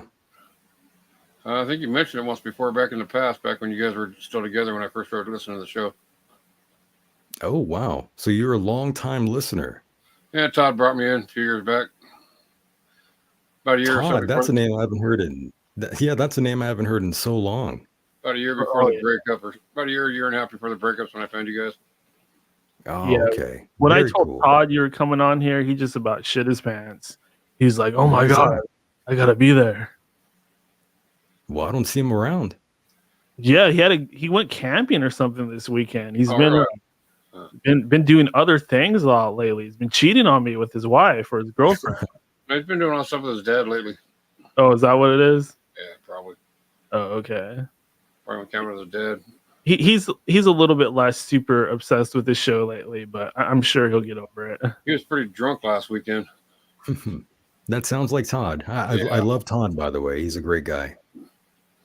Yeah, he is, but he drinks too much sometimes. Yeah, there's nothing wrong with that. Everyone likes to drink. I mean, I love drinking myself. I like getting high. I like smoking pot. I don't think there's anything wrong with that. I mean, matter of fact, I think I should smoke a bong load in your honor right now. All right. Right now. Yeah. First appearance You're by right. Michael Decon on End of Days Radio, and first bong hit in many years. Michael once again is host of his own program nowadays, the Michael Decon program, and it's Todd a is going to be pleasure to have him here, his proverbial home. You know what's crazy is the first time I hit a bong load was on the show many, many years ago. Really? Oh yeah, it was one How of the old are very you? first shows we did. Right, Daniel. Remember that? Yeah, way back in the day. Boy, we had It's some like good 2012. stuff going on back then. There were even shows that we recorded that were never let loose to the public. Actually, Yeah, we got to get Mike Hideous on here with us. That'd be a party. He's actually at a wedding right now. He's a photographer, if you didn't know that. He's a photographer now? Yeah, that's what he does. Oh, I didn't know that. He must be doing good then. Must be healthy. He's been doing it for a long time, but yeah, he shoots weddings. All right. Shout out to Ironically, Mike Hideous. Well, that can the be a pain in Satanist the ass photographer. So Michael, are you still like playing guitar and stuff like that? Playing guitar, yeah, I've been playing guitar for a long ass time, and you know that just never ends. That's always fun. Right. I got bored with it for a while. We've And focused this is- quite a bit on music on this show, as you know. I've been playing guitar Oh, for of course. 3 years. I got a little bored with it for a while. You go through phases, right? You get totally Yeah, into it you for a know, while, you then play get and then bored you with it for a while. stop. Yeah, you get Right. bored with it for a while, and then you go back to it, and you get. Yeah, I just released a song. It took me freaking 6 months to freaking put it out there because I came up with a basic part, but it just wasn't there. And then finally, I just decided to try some guitar on there, and finally started putting it together, and finally got it out there. Very cool. But usually, I can throw them out in a day or two. It's supposed to piss me off. It shouldn't take me 6 months to put one song out. And Daniel, I mean, I hate to shift topics really quickly here, but I don't think I've ever seen this room of yours here. I'm sorry about that, Medicine Man. Oh, you're right. Oh yeah, this actually is my third studio because I've moved twice. Oh. Since the original show. I actually moved downtown, lived down there for a while and had a setup. And this is actually my third setup.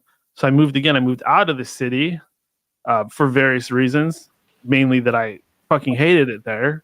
So yeah. This is the new studio. Some of my equipment's getting kind of old. It's probably going to need to be replaced soon because, you know, after you've been doing this show for years and years, your stuff gets pretty beat up. So as you can see, I'm on the SMB mic that you actually recommended to me shortly. That's true. Before we broke up, but yeah, it's been going strong. But one thing I did want to talk to you about, bringing you on, as everybody's aware, things got pretty crazy during 2020 with the COVID and all of that. How was that for you? Well, I mean, we had a breakup, Daniel. You know, you gave me monkeypox. Oh yeah, that's right. I remember the itching. There you go. And the soaps that we tried to use, none of them worked. Oh yeah. And we were sending each other pictures.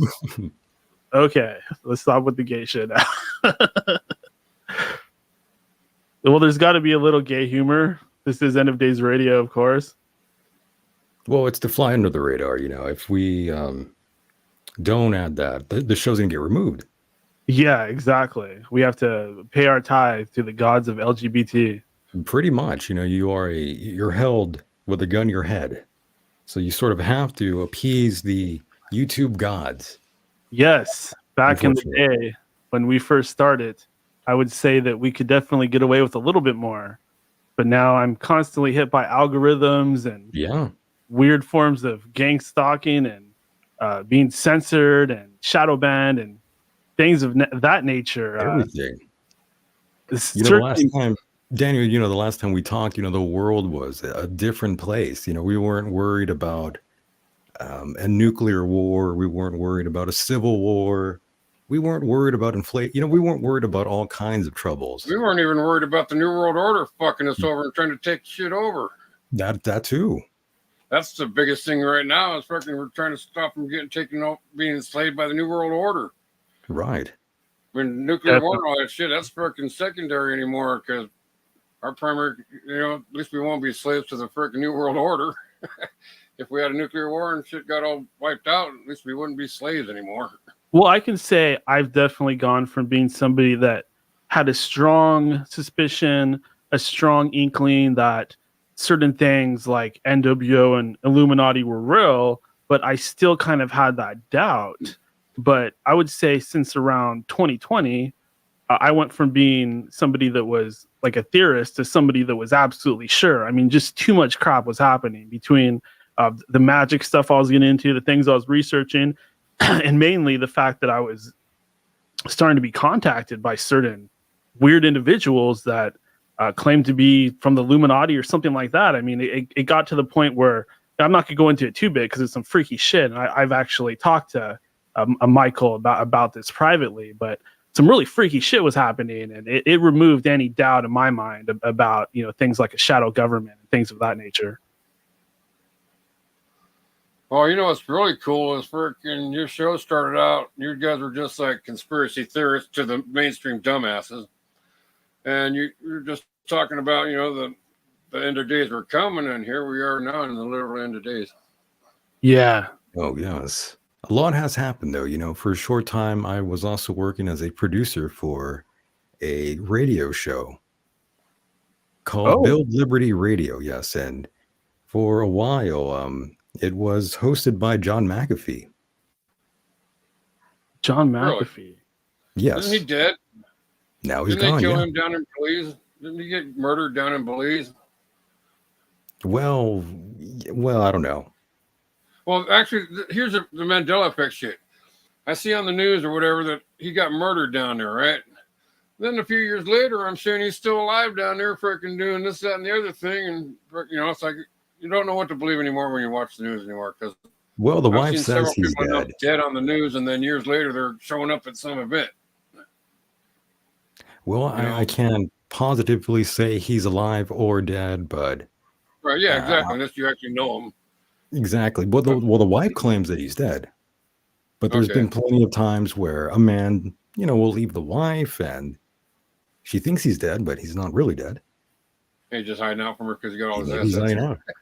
It's possible. So Michael, how did this happen? How did you come to be producing for John McAfee? Well, I was just asked. I mean, I didn't know what I was going to be doing, but I was just asked if I could help run the show for a bit here. And I thought, sure, why not? It was just someone asking me through an email, and that was it. Oh, okay. Wow.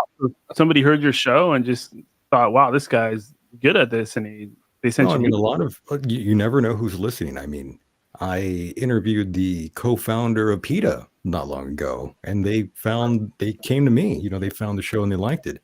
I don't know how, but they did. The algorithms on YouTube gave them to you on another video from another podcast they watched. Who knows? AI I mean, it's AI crazy runs stuff, everything though. now.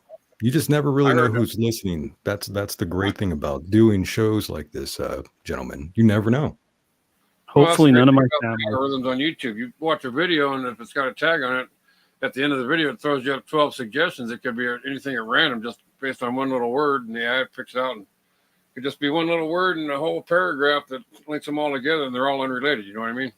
Sometimes I wish that were true. I mean, if that were the case, I mean, my videos would be a lot more popular. But the thing is, I don't think YouTube really suggests any of my shows or anything like that. No, what gives you suggestions out there is the tags. If I put a tag on one of my videos of Britney Spears, then somebody looking up Britney Spears, the algorithm might bring up my video because I put a Britney Spears tag on my video when I posted it. That's how that works. I see. If I was trying to look to jerk off to Britney Spears and I saw you, Al, I would not. No, I'm just using that as an example. Say I want to get my music heard out there, so I'll put a band name on my tag to get other people looking for that band, and maybe they'll find my video, right? Yeah, stuff like that used to work a lot better. Like you could do like that's how tags work. Like that. The more tags you put on your video when you upload it, the more times it'll pop up on the suggestion based on the tag you put on there. That's what hashtags and all them are all about. To put you at the front of the line, kind of, so to speak. Yeah. Unfortunately, when you cover topics that we cover, like Michael's doing on his show and I'm doing on this show, more and more they just like they algorithm you out. Like not everybody sees it these days. Like I haven't investigated, but I can almost guarantee that's probably happening, Michael. You're probably you could put a lot of us are. I mean, you could put Coast to Coast Ham and George Norrie as a tag on there, and people looking up Coast to Coast Ham shit, your video might come up for an end of days show on their. I might have to start doing that now. Yeah, that's how that all works. You got to tag your stuff. The more tags you put on there, the more times it'll possibly come up as a suggestion at the end of the video when they give you the suggestions at the end of them. I'm just gonna start putting Joe Rogan in every title now. Hey, there you go. Joe Rogan. Yeah, and then eventually people searching for Joe Rogan, your videos start popping up as suggestions for them on the end of the video when the 12 videos pop up. Joe Rogan, the king of podcasting. Yeah, Does he all right. deserve that title? Daniel taught me something, and I just taught you guys something. Yeah, no, now I learned. Oh, Todd is gonna be so pissed when he sees this. Oh, he's gonna be in a rage. Oh, hell yeah. I'm just he's glad gonna be that Todd is alive and well out there. Oh, yeah, he just lives about a mile and a half away from me now.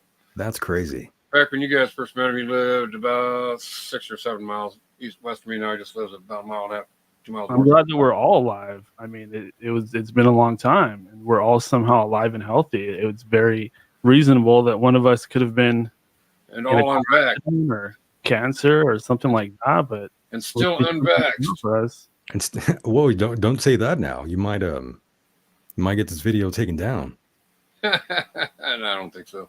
You might get They've taken down faster already than they've already said the pandemic's over. It's officially over according to the federal government, Joe Biden. Joe Byron. Yeah, but they've announced that it's over officially, so they won't have to worry about that Mark shit. Joe Biden, creepy Joe. They just can't talk shit about people's ethnicity or their sexual shit Yeah, in their religion. back to the same shit before the COVID hit. Well, I do all those things. You know, I unfortunately I do all those things there, and people get very angry at me. Yeah, I've been running into a lot of people. I haven't been running into too many vax people lately. Of course, they're dropping like flies. So I'm still unvaxxed. I'll say it publicly. I can't believe how many places are looking for people to work there now. It ain't people try to You tell really me it's can. because they're the Yeah. unemployment checks and shit. No, it's because there ain't nobody to freaking do the jobs because they're dropping like flies and the news ain't telling you about it. Actually, turned down a job in Dallas. They wanted me to be fully vaccinated. It's a small radio station. Yes, it's a radio station out there, but the problem was, it was for a country radio station. Oh, Yeah. I thought I would probably end up killing myself if I Ooh. worked there. You'd have to start driving a truck. I'd have to start driving a truck. I would have to be, I just gave that up. inject myself with something. So I take it you're still unvaccinated yourself. Do you mind Of sharing course. that? Oh, good for you, buddy. Good for you. Why would I? Vaccinated sperm, the next Bitcoin. I'm Yeah, glad. I mean, you'd be crazy to do that. I'm glad hearing that Michael's not vaccinated. Hey, That- over some in odd England, reason that warms my heart. in England, 9 out of 10 people dying right now today are fully vaxxed. I don't Yeah. doubt it. I've Now, seen that's not saying that the vaccine is killing them. That could be saying that 9 out of 10 people in England are fully vaxxed. a lot of women are getting heavy flow. But the stat is 9 out of every 10 people in England dying right now are fully vaxxed. That's the stat. What kind of flow? Blood flow. Yeah, like when their monthly periods and such and such. I mean, that A lot can't of be blood, good by for the way. you. Yeah, It's killing eggs and sperm too. It's making there everybody you sterile. go. Population control. Exactly. That's what it's about. Totally. We're Like, getting rid of people. Al told me something really like wild about the vaccine. He said it's nanotechnology, and they're kind of putting it in us so they can like just stop our hearts if they want. No, Is they that want the to right idea? hook your brain and your soul up to the artificial intelligence so it does all your thinking for you through the 5G. Once they turn the 5G on, those people whose bodies didn't adapt to the freaking nanobots are going to freaking just all of a sudden drop dead, like in that movie The Cell. You ever seen that? I had a guest say that to me once. There's a That movie once called The the, Cell where once they turn on the 5G and everybody that's Right. got a cell phone drops to the ground dead.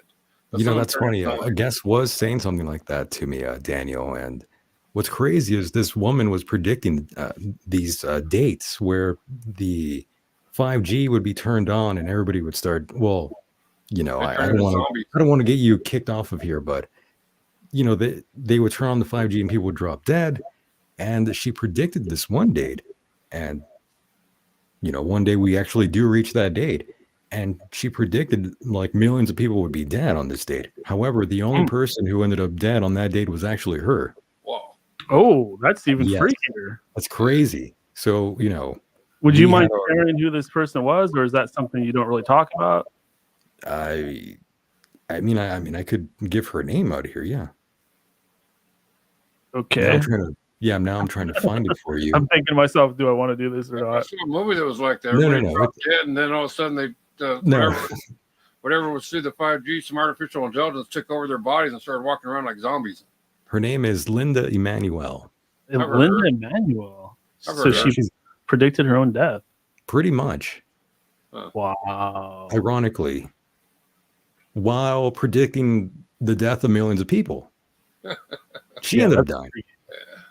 That's crazy. That really reminds me of the whole Tracy Twyman thing. That's another thing. We did interview Tracy Twyman many, many moons ago here on this program. And, I still have a email because I reached out to her and she seemed troubled. And this was right before before her death, the murder. Ooh, I had no idea you talked to her before she died. That's interesting. Oh, yeah. So, Mike is actually close friends with her circle of friends. So we'll probably bring someone on to talk about her eventually. Yeah, that would be supremely interesting. I myself, I got very into looking into what happened to her. I mean, she was on our show, so obviously I was very concerned with the fact that she passed away, and that's kind of when the weirdness began with the stalkers and stuff like that. So I have no doubt that I ran into something along the same lines as what she ran into, and it's probably what everybody runs into that looks into that. Talking about when you were getting gang stalked? Yes, exactly. It was. Well, I was like, I had this stupid idea that I was gonna like try to follow in her footsteps and find out what happened to her. So I was kind of doing the same thing. I was experimenting with magic and I was looking into the sex trafficking stuff, and things got really weird. And I was kind of losing my sanity a little bit because I just couldn't believe it. It was like some scary shit, like some demonic artificial intelligence type of stuff. And I still don't know what was going on. I don't know if Isaac Cappy and her were real people. I mean, I've heard that her husband is still in Portland and she has a gravestone there. And what's crazy? Check this out. I didn't mean to interrupt you there. Yeah, Daniel, go ahead. Her husband actually removed all kinds of content the last I heard. Yeah, I heard about that. It's like, why would he want to do that? Exactly. I mean, this is some of the best evidence for something going on. Why would her own husband want to help cover that whole thing up? That's the only logical explanation would be someone got into his ear and specifically, told him and directed him to remove content from her. That's the only rational explanation for that, in my opinion. I could be wrong, but I'm going to stick to it. No, that makes perfect sense to me. Someone's in his ear. Someone got into his ear. Yeah, another person I think that you may have had interviews with on your own was William Ramsey. William Ramsey. No, I don't think I've ever brought him on, to be honest. Well, we definitely did a show when you were. We did interview him though on your show, on this show. Yeah, and when you were here too, I think we did the thing about the kids. Man, my memory sucks so bad. But the 3 kids that. The West Memphis 3. Thank you. Exactly. Right. The West Memphis 3. And that was when we were together. And then I did a show with him on the Smiley Face Killers. And I was getting gang stalked after that too, which was really freaky to me because the program was out. Yeah. I was seeing some shit going on YouTube that was just weird. Like numbers were changing around. And I don't know how they could even do that unless they were like hacking, or it was YouTube itself, which I really doubt. That wouldn't make any sense. Or they're using bots or something like that. But they were doing some really freaky shit to the numbers to, really discourage me from going there. They could have been time shifting you too. They on got the ability to zoom in on just an individual and start making them jump through different freaking time streams and shit like that, where everything's not exactly the same, but close enough that freaking they're not noticeable, the differences. That's how the different time streams work. The one you're in one and everything around on both sides. It's like a radio dial. You remember the old radio dials that used to go left to right? Yeah. With a little bar going there, you can see the numbers and stuff. For sure. Think of the time streams like that, left and right, you're just to the side of you on both sides. And you can shift in between them, but they're all so close to the same that the differences are not noticeable. But sometimes little minute things that most people wouldn't pay attention to, that's what you're noticing, the different stats and stuff. It could have been just sliding through different time streams, because right now time is all compressed together. Like they had all kinds of room to move, and then we're in this part in space and time that all the time streams are compressed together and kind of bleeding over each other. Does that make sense? Something like that's going on. I Well, mean, you know, when you compress a file, like my music, when I tell you about my You videos, compress trying the to go file to live. make it smaller. Well, it's like when I'm making my music videos and playing live. There's so much information coming through that there's something in the system that compresses all my music and kind of pushes it together where you can hardly hear it. That's what's going on with the time streams right now too. They're all compressed together, kind of bleeding over each other a little bit. Yeah, we are in a weird timeline right now. And, you know, we mentioned the West Memphis 3. And to, you know, just to close up on that sort of topic here, I wanted to ask both of you, do you believe those boys are guilty of what they were accused of? You know, they were convicted of these crimes. And, you know, given all this time, you know, we've gone through and all the things you guys have learned throughout life and, you know, throughout this short period of time here, do you believe that was the right call?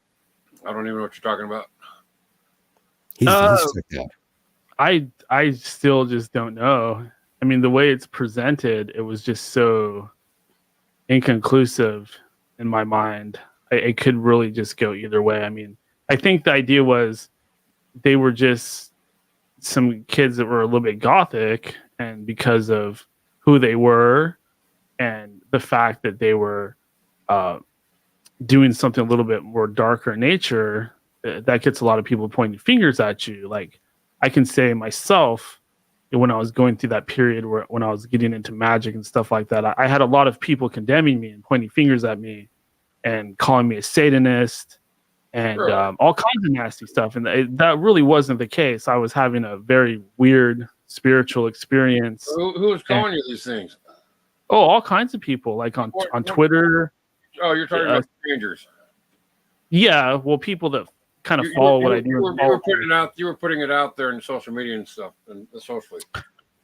Yeah, but I thought you were talking about your friends and stuff like that. Well, I got some of that too. Like, I got some of it from my own family. I was like, because of the stuff I was putting out there, even though they're not like super religious or Christian or anything. The fact that I was going anywhere near like black magic or darker type of stuff really made them want nothing to do with me. And yeah, it's just like, if you are even somebody that's into it in a musical sense, you know, it's considered to be like a very counterculture, rebellious type of thing. And how old were you when you were doing all that? What's that? How old were you when you were doing all that? It was just like 2 years ago. All right, so this is after you moved out of after you moved out around your own and stuff, right? Probably a little bit before then. All right, well, if you're still living in your parents' house, they got a right to get concerned and freaking, you know, talk shit about it. But you know, once you're out on your own, your life's your own life. They can't be pointing fingers because, you know, can't be judging people for what they do because they all got to go through their own experiences. There's some of them guys in the Norwegian death metal bands that were all Satanists at one time, and now they're all hardcore Christian. I'm not saying all, but you know, there's a few that turned Christian. Everybody's redeemable, even I'm just in the middle now. I don't go either way. Like, I can see how both sides are mind control, if that kind of makes sense. Yeah, I'm on the fence too. I'm in the middle. I'm just hanging out there, trying to push There's me off. something oddly off the fence. I'm going to land on the right. There's something oddly off, in my opinion, with Damien Echoes. There's just some weird energy I'm sensing there. What did he do? Well, you know, he's convicted of murder. How many people did he kill? Well, how did he kill him? How did he kill him? In a very horrific way, they claim. Chopped him up in little pieces and stuff like that? No. Is this one? I think I heard something about somebody that got stabbed and shot and all kinds of weird shit to him. Is that what you're talking about? Well, they did stab him. Okay. And I think they burned him too, I believe. Michael, did you hear what happened to E.A. Koetting? No, I mean, I was in contact with him not very long. Well, maybe it might have been 2-3 months ago. We were actually discussing me doing some narration work for him. Oh, okay. I'm not sure that would align. I'm not sure how that would line on the timeline, but yeah, basically what happened was something kind of similar to the Memphis 3, I think, anyways, where a guy that was part of his forum and kind of part of his community, yeah, I guess you call it, he he had some of EA's materials and stuff like on a shelf, and he participated in the forum, and a lot more stuff came out about it later on. But basically, he committed a murder. And Whoa. yeah, and wow, and the media, and it's so weird because it almost felt like there was in the EA or Eric, or whatever he calls himself these days. He even said this himself. He said that it was like there was money behind it, like somebody was after him, somebody higher up. But basically, the media just completely blamed EA for it, and there was this whole media campaign for basically burying him or canceling him, and he lost his YouTube channel. And wow, yeah, I didn't know that. Yeah, so he's kind of I don't know if we would consider him like a friend or acquaintance or something like that, but definitely somebody that's close to our show, our original show, and somebody in our circles. And basically same thing happened, and he kind of got judged and condemned, even though so I feel really bad for him personally. I mean, I think he's a great guy, and a lot of the things he did really opened my mind and changed my consciousness. Well, he had a lot of heat. I remember that. A lot of people did not like him, and that sort of world there, the whole dark black magic sort of world there. Oh yeah, I see what you're saying. Like he had some enemies in the occult world as well that didn't like how he was. Lots of enemies, yes. Sharing certain information and stuff like that. By the way, I hope my Wi-Fi is holding up here. Yeah, sounds good. Okay, perfect. Yeah. In fact, when you first came on, the volume was a little bit lower on your end. It got louder since we've been on. Very nice. You guys ever heard of Cliff High? That happens with the Wi-Fi. You guys ever heard of Cliff High? Cliff High. That name sounds extremely familiar, but I can't. Came up with some computer algorithm or program that scours the entire internet for trending topics and stuff like that. He's been doing some pretty good future predictions. Cliff High's actually been on my show. Oh, all right, there you go. He's got some pretty good info. But it's been a long time though. It was like 2 years ago, probably. Yeah, he puts a video up on Before It's News now and then. That's probably good. My videos for him. I listen to that show. In fact, I listen to the X22 report every night when I go to bed. Has he said anything that actually By the way, right now my Wi-Fi is real bad right now. You guys sound really bad. It's on my end. It's not on you. Right. You sound good on this end. You sound great on this end. So how's your show doing? Still being steady with every Saturday? Michael. What was that? Now I can hear you. Fading out from us. So how's your show been doing? How's your show doing? You still putting one out every Saturday? Yeah, I've been doing the show quite regularly and having fun doing the live show whenever I can. Those shows are insane. You get all kinds of people calling in. They're super energetic. They want to throw their opinions around, and it's great. And sometimes they go after me, and it's fun. I go after them all the time. Oh, you got some people attacking you. Well, not that way, but I go after them. They don't really realize that I'm doing it, but it's a fun. So a lot of people are a little oblivious to the program, Daniel. The formula of the show. Some people, they don't really quite get it at times. They don't get that there's a element of humor involved. Yeah, Andy Cruz from Pod Trash Radio, he was talking about how he was there for some of your live shows, so he listens to your show from time to time. Oh, okay, cool. Yeah, he's from. There was a podcast that was like the main Howard Stern show podcast, although it wasn't officially authorized or anything like that. It was originally supposed to be some of the guys from that show, like Benji and a couple other guys, but Howard. Benji. Yeah, Howard, as you know, would not give any permission. Of course not. No. Yeah, so they kind of did their own thing, and it was like the main main gathering point for all the like extraneous people in the Howard Stern world, like a lot of the whack packers that couldn't get on air, they'd go on Pod Trash, and I think his name was Wooshman or something like that. So it was very close to the show, and like the whole Lisa Jordana, Kermit and Fred's Yeah. thing kind of spawned out of there, and they had a whole feud because they were competing with the same people. I'm going to bebop off and let you guys have the rest of the show to yourselves. All right, Al. Well, thanks for coming by and joining us on our Roundtable show. It's always good to have you on here. Yeah, So it's been an honor to have Michael come on too while I was here. Yeah, absolutely. Miss Todd, but at least we had Martian medicine. At least we have the Martian here. He's going to be so mad. I'm going to have to rub his face in it too. I can't wait. All right, hey, Michael, you have yourself a beautiful day and a better day than you imagine. Thank you. I appreciate that. I hope you have a fantastic evening, and I hope you enjoy the rest of your night here. Yeah, I'm going to hang out. I'm just going to go out and have a cigarette, and once you two have your little right on reunion. Cool. All right. Peace, people. Take care. Have a good one. Oh, thank you. And there he goes, Martian Medicine Man. That whole green screen thing was messing me up here every time I would see him.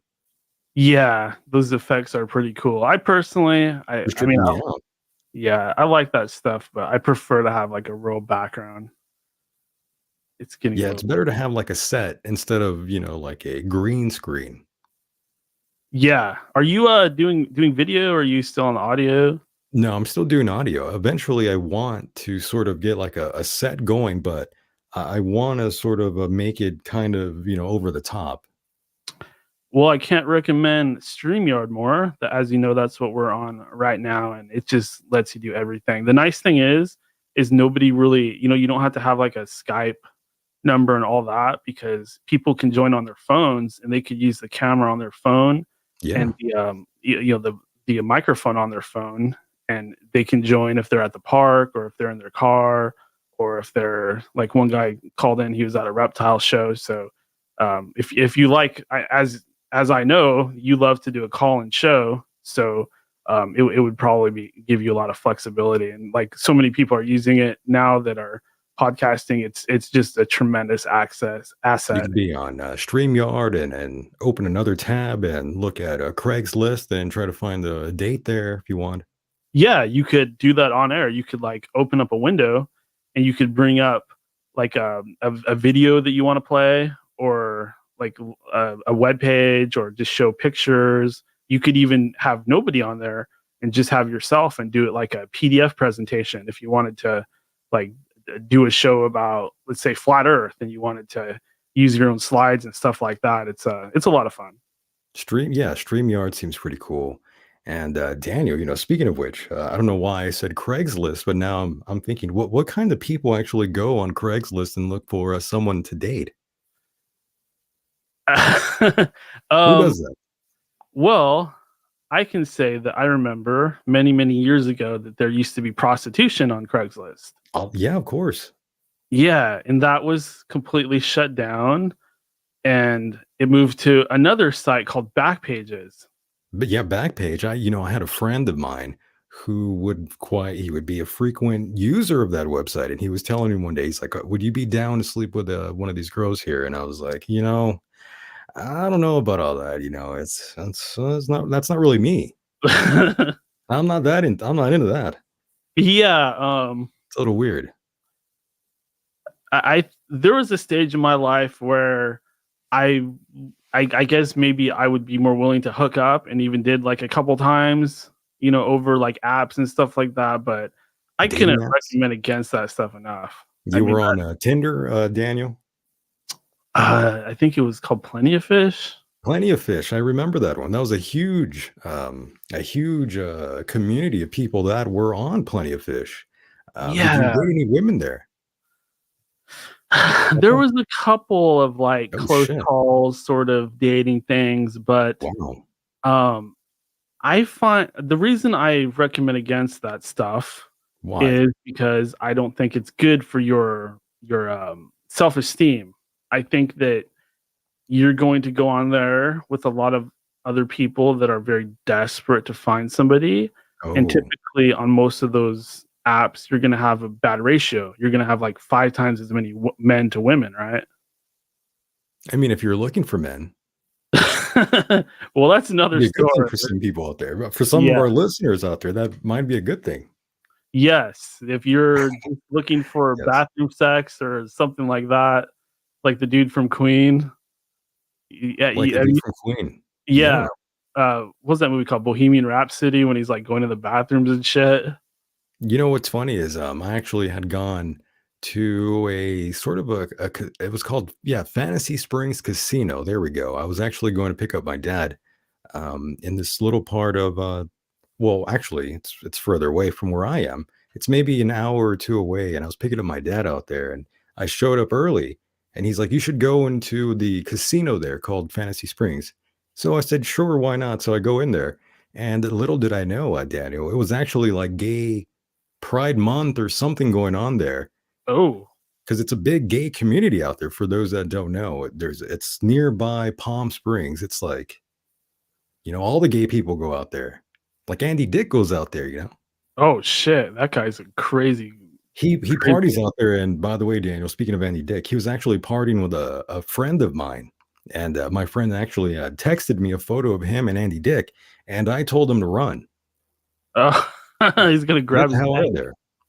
Yes, this was a few years ago, but anyways, this incident, the Fantasy Springs thing,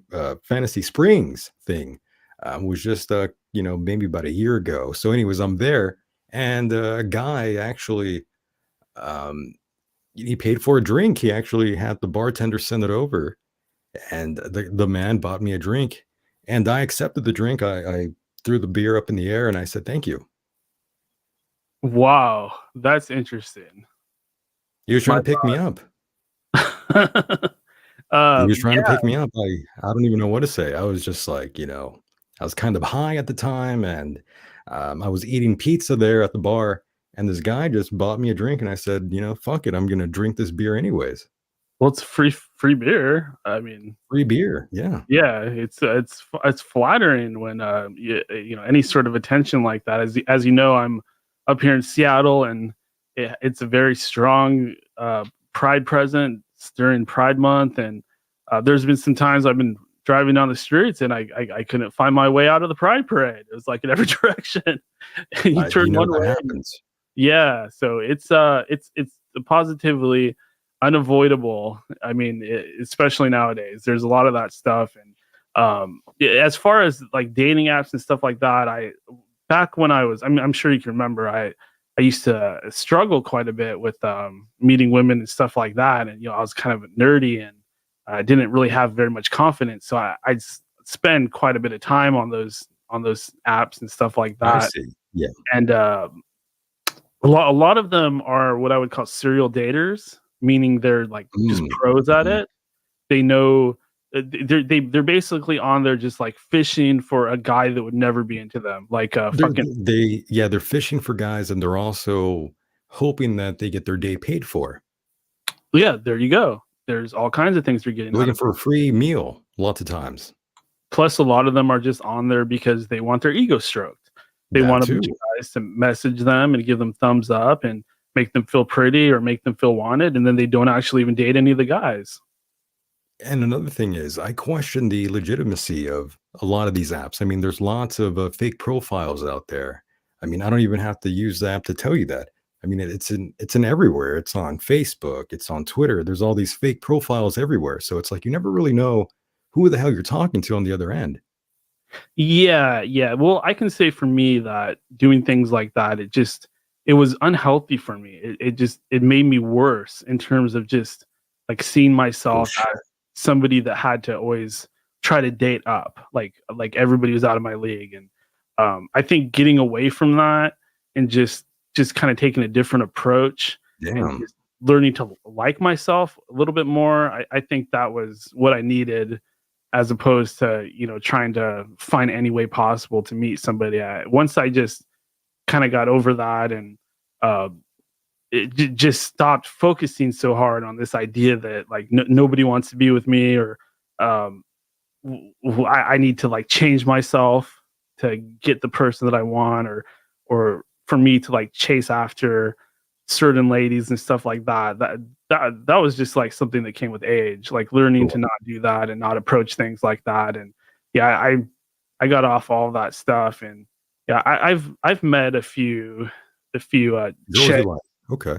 through the show and stuff like that. And obviously they didn't work out, and I'm here by myself. But it is a good experience to do that. And I don't think that anybody really needs to go on those websites. And I think young men out there need to learn social skills and Yeah, you not. just have to talk to people, really. That's all you really need to do. Yeah, exactly. And that begs a question. Let me turn the tables a little bit. How's your dating life been going? That's one thing. It's hard to have a relationship when you're doing a show. I've noticed that, well, I don't think a lot of people realize that we sit here and we talk for hours on end, multiple times a month. And, at certain times, we're sort of committed to it. A lot of women out there don't want a man like that. They don't really want to deal with a person that's committed to a program or something that they're passionate about. Some women claim they do. They say, oh, he's passionate about this. We love him for that. We love this guy. Oh my God. But in reality, that's not the truth. It's not the truth at all. Eventually, there'll come a day when whatever woman you're dating will be upset with you for what you're doing, for all the time you're spending there.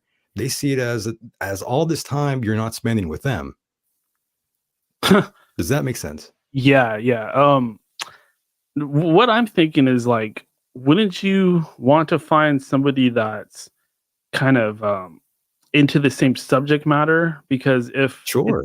if it's somebody that's not Right. awoke, so to speak, if you want to use that word, or It's not going to illuminated. work. Yeah. Yeah, like you would It's have to just kind of. difficult, though. It's difficult to find someone to connect with. It's Yeah, easy to date someone. It's easy to go out with someone. It's easy to go fuck them after the first date. But I mean, it's like you need that real good connection to make anything last, for longevity. yeah, certainly you have to be on the same page. I think it's good to maybe meet somebody through your show, On uh, Craigslist.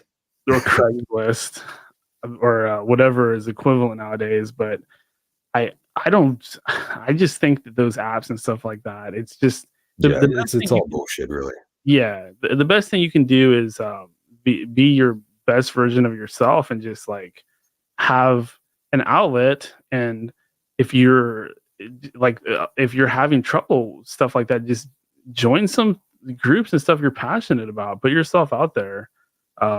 I think that for me, I would have to find somebody that's as passionate about this sort of stuff as I am, because what's going to happen if I start talking about ritual magic, or I talk about um, the goddess Isis or something like that? If somebody is just poo-pooing those topics, then that's going to hurt my feelings, because that's like what I'm all about, if that makes sense.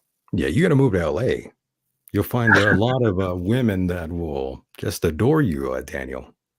Oh, you mean like The Sedona, Arizona crowd. Yes, oh, okay. all the crystal healing crowd. The girls that are doing yoga and all that sort of jazz, I, and the I new age movement sort of thing. Well, to be honest with you, I would love to have something like that myself, like have some kind of uh You would be able business. to find that out here. I'm telling you, around this area, sure. Sure, but I mean, even up here in Seattle area, I think like maybe I could start a temple and do psychic readings for people or something like that. You need to start going to these like conferences and shit. Yeah, I've wanted to. Yeah, You'll but meet a lot of girls that they'll probably be into you and into the same things you're into out there. sure, yeah. I think finding a common ground and stuff like that is definitely key. Have you received any unwanted attention Oh, from ladies? absolutely. From Ooh, guys and girls. from guys too? Oh boy. It's a mess. Oh. Any Yes, that's any another thing. particular examples you want to talk about? Yeah, I don't even know where to begin. It's just it's not it's crazy because I'm not famous, not even close. Yet there are people who do approach you online, as you know, Daniel. You've gone through that before, and Sure. that's something that we all go through Yeah. whenever you put yourself out there. Yeah, I've had somebody that, hopefully they're not listening, but somebody that seemed to think that there was more going on than actually was, and it was very scary to me because I had nothing to do with this person, and they seemed to think that I was flirting with them and sending them signals. And boy, to imagine myself being on the receiving end of that was just very strange. But You were hitting them with the subliminals. sure, but I try not to be too mean because um, it's probably a person that's what I'm trying to say is I've been in that position before where I was really chasing after somebody that I shouldn't have, and I was reading more into the situation than I should have, and I kind of know how it feels to be on that end of it, so I don't want to be too cruel, but at the Right. same time, I mean, if somebody thinks, if it what was that chick's name from American Idol? Remember, she was like a Hispanic singer back in the 90s, and she was on like the first season of American Idol. She was American Idol. yeah, she was Paula Abdul. You mean a judge? No, you remember Paula Abdul? I do, yeah. Yeah, she was like a singer, and she'd like dance with kids and VH1 videos and stuff like that. Yeah, I recall Paul Abdul. Yeah, she had a lesbian stalker. Oh, really? Yeah, and she was like really wouldn't leave her alone, and seemed to have this idea that they had a romance going on. And she actually went to Paula Abdul's house, and Oh, she sure. killed herself right in front of Paula Abdul. Wow. Yeah, Wow, that's pretty heavy. yeah. So Yeah, I'm I looking mean, it up right now, and Paula Abdul was actually married to Emilio Estevez, by the way. oh, I didn't know that. I didn't Emilio. either. The Mighty Duck Man. Yeah, I didn't know that. That's cool. Yeah, she was a good-looking lady. Yeah, she was really cute back in the day. I liked her. She I had a was little crush on she her. was actually the head choreographer for the Laker girls. Oh, okay. She was definitely a good dancer. I can say that much. For sure. I recall, but yes, American Idol, what a shame, what a shame. I mean, is that show even going on still? It probably is, right? Probably, but to circle back, like basically, my passion is doing this. So, Sure. if I meet somebody and I get married and live happily ever after, great. But you know what? If I don't meet anybody and I don't live happily ever after, and I can just live my life passionately doing what I love, I think I'm gonna be okay. I mean, a lot of married men out there will tell you not to get married and just stay single and ride it out alone. Yeah, like Al Bundy. There's so many people though that say don't get married, don't Yeah, do it. yeah. I mean, you're gonna probably have kids, and your entire existence is going to be about making sure the kids get fed, making sure they get the proper schooling and clothing and play sports and stuff like that. So you're not gonna have the life that you had before. You're probably not gonna be able to do a podcast, or not very often. Not at all. You'll be limited to the things that you want to do. So yeah, a big portion of you will be gone essentially. I mean, Uh, be my guest. I mean, if that's what you want to do. have you been paying any attention to the whole Johnny Depp and Amber Heard thing? Well, that was very, very popular a few months ago. But yeah, I've been, I see the news, I see the tabloids out there, and I see Johnny Depp and Amber Heard. I did feel very bad for her because, she's not nearly as famous as Johnny Depp, but the whole world basically was, no pun intended, but shitting on her, and her whole career is over now, basically. She earned the nickname Amber Turd. Amber Turd, yeah. Yeah, that whole thing fascinates me because um Because she shit on Johnny the bed? Yeah, like a lot of people were oh yeah, Oh, they boy, pushed yeah. him from a bus and all that. But a lot of people were Oh, kind my of for God. Amber, and they're like doing the whole stand with Amber hashtag. And Right, then a right. lot of people were with Johnny because they're Sure. huge fans of his. But They're wasn't big marks for, Depp, yeah. yeah, but wasn't he also kind of loosely involved in that whole River Phoenix thing? I believe so, yes. And isn't he also like really good friends with Marilyn Manson? Very good friends with him. And I think I know he played in that movie The Ninth Gate and Edward Scissorhands and I think Sleepy Hollow. He's been in a lot of this sort of like occult, satanic sort of minded type of stuff. Sure.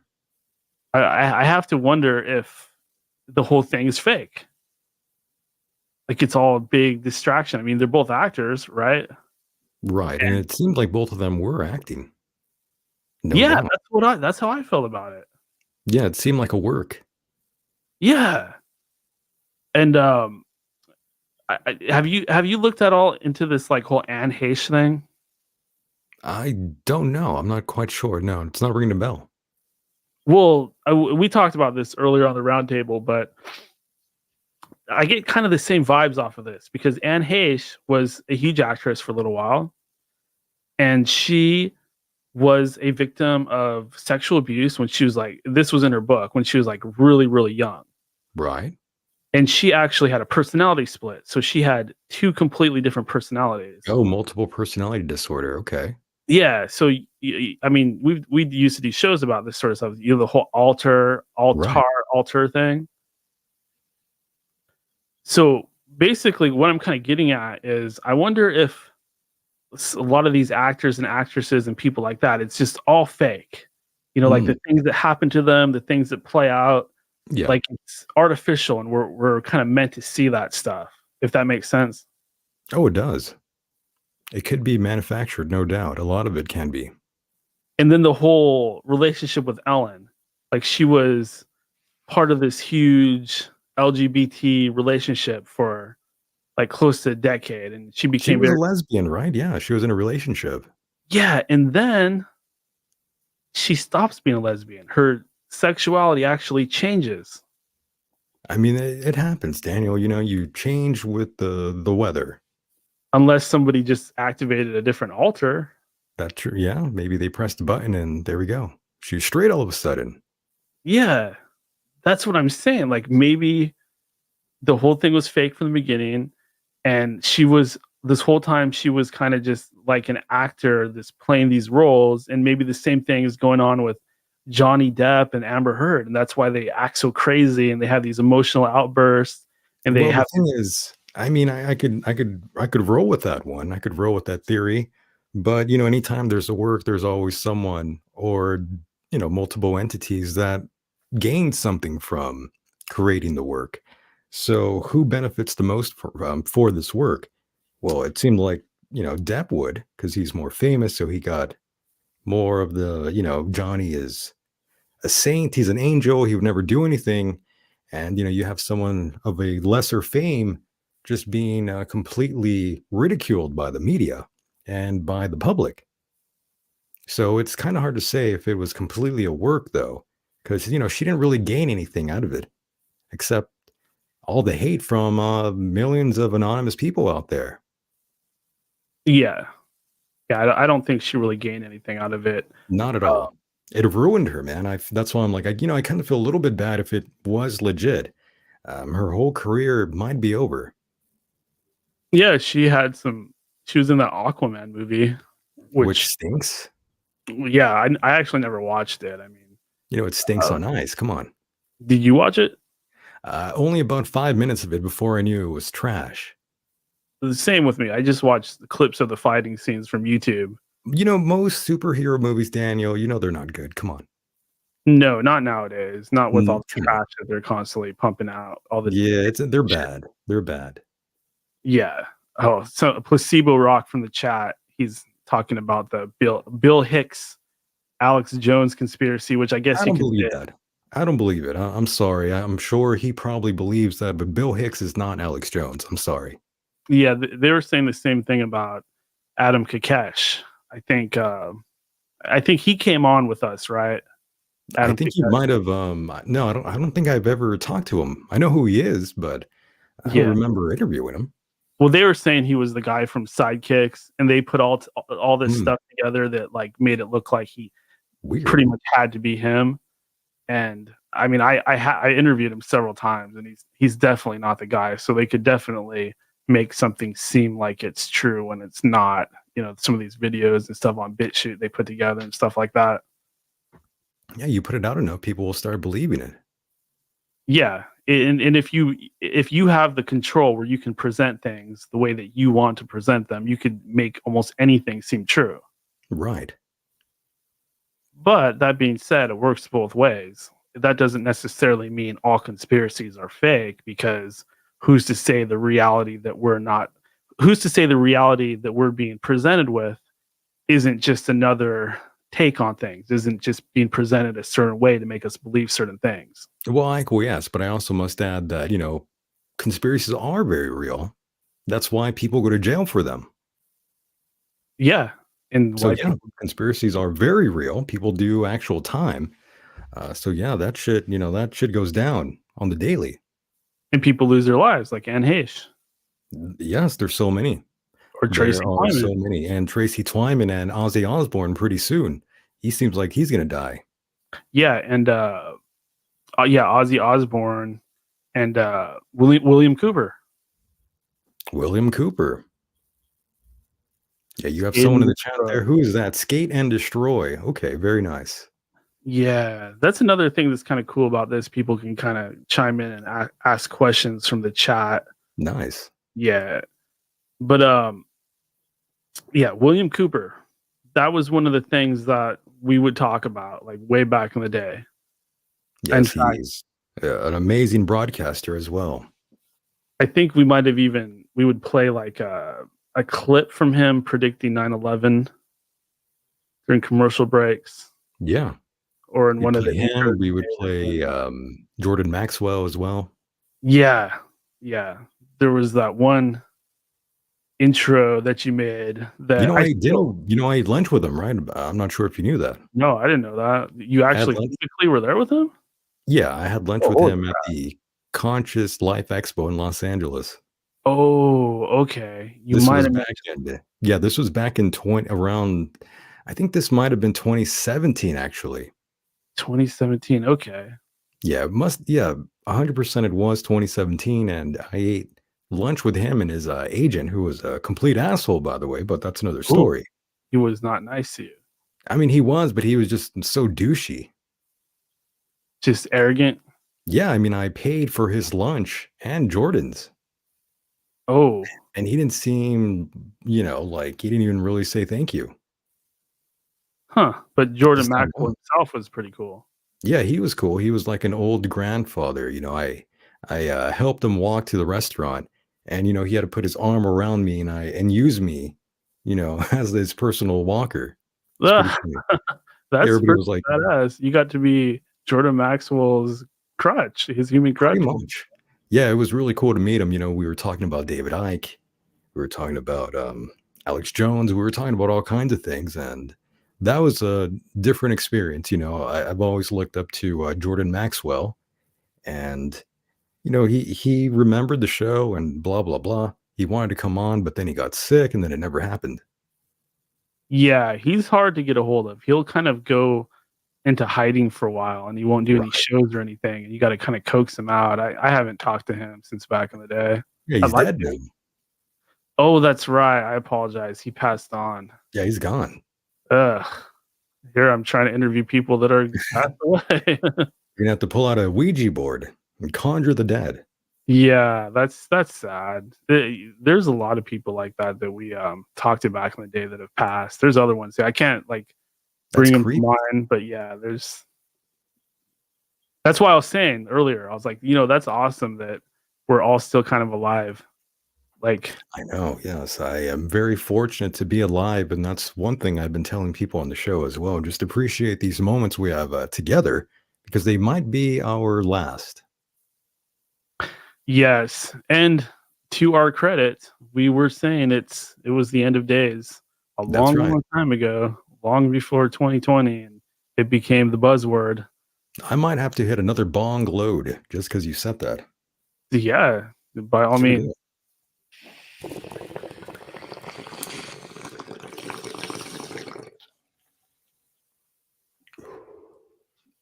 So nice, so nice. It's great to do that, by the way. I can't believe able to smoke here. Michael is from Skate and Destroy. Michael has a great radio voice. Is he the person you started podcasting with? Yes, absolutely. People that know the whole story, people that have been listening to the show from the very beginning, of course, they are going to recognize Michael. If you They if you might, got, I don't know. They might not. yeah, if you got into the show at a later time, Michael was one of the original hosts of this show, and eventually, after doing hundreds of amazing interviews, he actually branched out and did his own show. So you can catch him live on the Michael Decon program. What is that? Saturday nights at 8 or something like that? Saturday nights at around 6:30 p.m., 6:33 p.m. because we are always fashionably late. That's the way we like it. That's the way we do it. We're a little bit different. It's a little bit different than what usually you hear other shows doing. I mean, it's a little bit more it's serious, but we add a lot of humor to it. It's a pretty funny show. And sometimes I even have to explain that. Ooh, I hit the mic there. Sometimes I have to explain that we're only joking, that we're only having fun here. There's people that are autistic out there, Daniel, that, they think we're dead serious all the time. Yeah, absolutely. And we'll definitely have to, this is kind of a roundtable show. Always good to have you jump on, but I definitely want to do a more formal interview with you that I can, prepare for and get an outline and questions and everything. And because I've never actually done that. I've never interviewed you in full. I think that would be a pretty cool thing to do for, all the longtime fans out there, and something I'd like to do too, because I pride myself on being a good interview, and that'd be a lot of fun. Sure. I mean, why not? That'd be cool. Hell yeah. So we're on, and anybody that's interested in something like that, check out Michael's podcast and continue to listen to End of Days Radio, and we will continue to rock on into the future. We are at we're getting close to the 4-hour point. So I did want to talk a little bit about Michael's program a little bit more, since he's being kind enough to join us. Michael, have you had any amazing guests lately that just really stood out for you? There's so many, to be honest. Anytime I interview a guest, it's always going to be entertaining. It's always going to be fun and pretty serious at times. And the last person I interviewed was actually Michael Horn, the American media representative for the Billy Meyer contacts. For those that like UFOs and all that sort of jazz, listen to that one. You'll enjoy it. It's pretty crazy. Michael Horn is a loose cannon. The guy says all kinds of crazy shit. He goes after everyone in the UFO community. It's pretty funny, Daniel. He doesn't hold back. I do remember that stuff. I absolutely remember that stuff. He would fight with people, and he would just go off the wall, and it would get pretty funny sometimes. Absolutely. But there's so many different people I've interviewed that are just incredibly knowledgeable and fun to listen to. And, I even do shows when it's just me and a co-host or me alone. And those are fun too. I take calls and we do all that and we get into it. We cause trouble. It's always fun. Oh, yeah. Shit, I'm hitting the mic again. Wow. When I was, first doing this show alone, I was, really obsessed with having the best guests and stuff like that. But eventually I realized it's kind of fun just to do a show sometimes and, not take it so seriously and just sit here and vamp with some of the fans and give them a chance to say something. So I definitely know what you mean about that. You don't always have to have a guest. In fact, it's fun to kind of not have one sometimes and just do things kind of in studio and in your own little world. It's a bit more fun that way. But if there's one interview that anyone or anyone out there curious, I should say, about my show, listen to the interview I did with Bob Levy. That's a fun one. Right. Is that the Bob Levy? That's the Reverend Bob Levy. Yeah, he he was on the show back in May, I should say. Yeah, May 30th. Look on iTunes and Spotify, just type in the Michael Decon program and just scroll all the way down till you hit May, and then you'll see Bob Levy. Great times. Yeah, that's pretty cool. As you know, I've kind of had a little bit of a change of heart about my former idol Howard Stern, and I Oh, can yeah. say that I'm not happy with how he's treated, some of the comedy guests like Bob Levy that have been on his show. I've been really turned off by how he's treated the staff, and I can't really say that I care for him much anymore, especially after he went after the unvaccinated and told us all that we should die. That's true. He said, fuck your freedom, basically, right? Is that what he was saying? Yeah, that was very hurtful to me personally. I mean, this is somebody I always looked at kind of as a rebel and as a Well, not instigator. anymore. That's all gone. Yeah, exactly. And Ever since Marcy Turk took over, the show's been downhill. yeah, if you want to really get some of the dirt on the Howard Stern show and behind the scenes, I recommend anybody check out the Howard Stern Reddit if you want the real That's ugly a fun side of place. things. Yes, or check out the interview with Bob Levy. He also drops a lot of juicy info about Howard Stern and why he basically was banned from the studio and from being on the show. He threatened Howard Stern's life. What? Yeah, you didn't know that? He said he was going to kill Oh, him. here I thought I knew everything that goes on, but boy, that's interesting. Could you give us any more details on that? We left a voicemail, I believe, once they stopped airing his show. He was doing another show. I think it was with Shuley, I think. Oh, It was, is I that think it the was one called on? like it was called like Two Miserable Men or something, or Miserable Men, some shit like that. And Okay, it was on Sirius for a while, actually. And then Howard just cut the show off. yeah, like he did with all the other extraneous shows on his stations. Like what he did with Howard TV.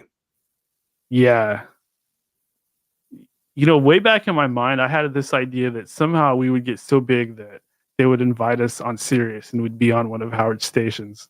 Oh, that'd be awesome. So much for On that. Howard 101. Yeah, Well, I kind mean, of like they only want people that are famous over there on Sirius. That's the only way you'll get a show. yeah. Unfortunately, all their money goes to Howard himself, so they don't have anything. You're seriously, I got Sirius for a little while. Paid the $12 a month for the Yeah. online only. I There was a member too. Yeah. I kind of like the Eminem station, Shady 45 or whatever it's called. Yeah. But other than that, there's nothing. There isn't. There's no content, and the other shows on there are terrible. If you've ever heard the other interviews on there, it's just from like people that you don't really give a fuck about. You'll hear like Mario Lopez, you'll hear like Kelly Ripa. Like, no, who fucking cares? Yeah, I have zero interest in any of that stuff. You're I don't better either. off on iHeartRadio or Spotify or Yeah, why listen to Sirius Radio at all? I cut my subscription a long time ago, but I was listening to Howard during the pandemic and hearing him freak out all the time. And I just thought, oh man, Beth is definitely banging someone else. Oh yeah, she's under house arrest. He doesn't even let her leave, Dude, can you imagine that? and she's like in her 50s, I believe. No, she's like 40, I think now. And he still like locks up his condoms. Like Yeah. he's afraid that she's gonna poke holes in his condoms, even though she's way too old to even get pregnant. Well, I mean That's Howard for you. that whole story for me, it was disheartening because like just hearing that he had this wife that was his wife Allison that was so loyal to him for all these years and raised his kids and all that, and all of a sudden he just kind of dumps her He dumped her, yeah. And you know what's even funnier, Daniel? It's funny you mentioned that because when he was filming the show, filming the movie, yeah. Private Parts, he was talking about Allison, his Allison, he loves her, Allison, Allison, Allison. Well, what most people don't know is actually during the movie, they were actually going through the divorce right there. Yeah. And if you ask some people, So, like, yeah. if you ask Stuttering John, because he talks a lot of smack about Howard these days. Oh He's very God, disgruntled. he's the worst, by the way. Oh yeah, but anyways, he Better said, and John, his shows are awful, by the way. But yeah, go ahead. Sorry. oh yeah, no, I not to segue too much, but I know what you mean. I've listened. It's like political shit, and it's awful. He's just making fun of Republicans over and over, and I've been kicked out of his live show for Oh sitting my. there and typing in about how much his show stinks and he needs to do this and he needs to do that if he really wants it to go anywhere. I was like, dude, this political shit is not for you. This isn't your thing. You're not smart about politics. Just do a comedy show. That's what All people his want from you. shows, he brings in these people that are like hardcore leftists, and it's because also his daughter or whatever is like a trans or something. Yes, that's Something something. like that. Yeah, he gets attacked for that quite a bit. Um, and good for him for like, you know, sticking with his kid and all that. But Sure. I mean, yeah, it's your kid. I mean, what else are you supposed to do? But, it really affected his whole quote unquote comedy. And, his shows stink. yeah, but on that topic, one thing that I kind of realized with my whole awakening out of the Howard Stern narrative was that I don't think Jay Leno did anything wrong in that whole scenario. I let Howard make me hate Jay Leno. Like I let him brainwash me against Jay Leno and just think he's like a piece Well, of Jay shit. Leno hired Stuttering John as a Yeah. gag. He did it just to get back to Howard. Yeah, that's what Howard says. And it might be I true. think it's true. I think it is true. Probably, but like Howard had dudes on his show that he wasn't even paying. Like he had Grillo on there. It was basically just working for nothing. He was an intern for years and years. And there are other Right. people that Howard just had contribute to the show left and right, and he didn't pay them a dime. And even Stuttering John was getting like, I think he was getting scale for a while or something like that, which is basically just the showbiz term for minimum wage, or he was getting minimum wage. I don't remember what it was, but a lot of guys are, a lot of these guys that do shows on YouTube and stuff, they're really bitter about that. And that was, hearing Yeah, so I've many seen those interviews, but I mean, yeah. but Stuttering John is a douchebag, though. That's the problem. Oh yeah, I'm not by any means. I'm not He's defending just a him. scumbag. I've seen Yeah, I him. know you're not defending, Yeah, but I've seen him go he after brought it people. on to himself, is what But I'm trying to say. You know what I mean? He yeah, brought on all this negative shit to himself and ruined whatever career he had a long time ago. well, he was cool with Howard, and he was still like going to his house, and him and his wife were going and eating with Howard and Beth. And I think what happened was he defended Jay Leno against Howard publicly, and he talked Oh, is about, that what happened? yeah, like a lot of the bits they did. Like there's something about Howard that most people don't know. Like Howard claims to have invented everything. He claims to be like an Right. originator of basically everything, but a lot of the stuff was around before. Everything. Yeah. Yeah, like Wendy the babysitter. She used to be called Wendy the retard, but Wendy the babysitter, she was actually on another radio show before she was ever on Howard Stern. Or Really? I didn't know that. yeah, or Butt Bongo Bonanza. When he's like playing drums on those freaking chicks' butts and stuff like that back in the 90s, he'd release that was from So that's someone else's bit. exactly. Mm. Yeah. Yeah, I mean, there's other stuff like that too. There's a long list of stuff that he basically just lifted off of other broadcasters or morning zoos and shock jocks and people like that, which he completely claims are original. And his show itself was actually he was inspired by a guy named Soupy Cells. I recall that. Yeah, and I Soupy remember Cells that name. Yeah. yeah, it was kind of like a Pee Wee Herman type of thing where he Yeah. would talk to different characters and stuff like that. I mean, I still appreciate Howard in the sense that I was very inspired by his work and radio. Sure, we all were to some degree.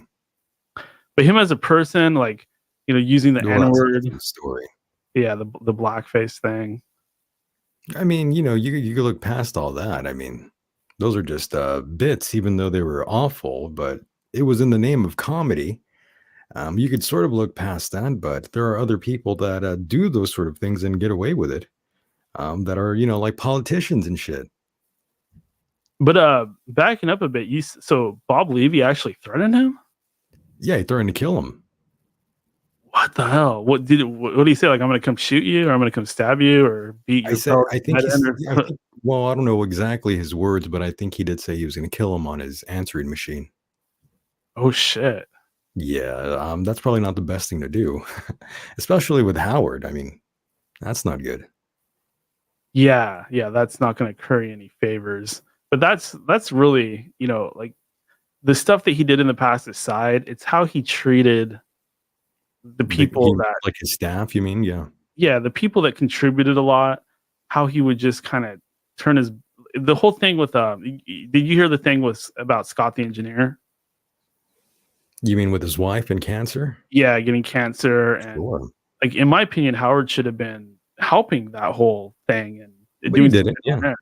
Yeah, and helping them raise money because obviously it's a terrible thing, and he was a longtime employee of the show, and the fact that Howard just kind of Howard invented radio. That's why.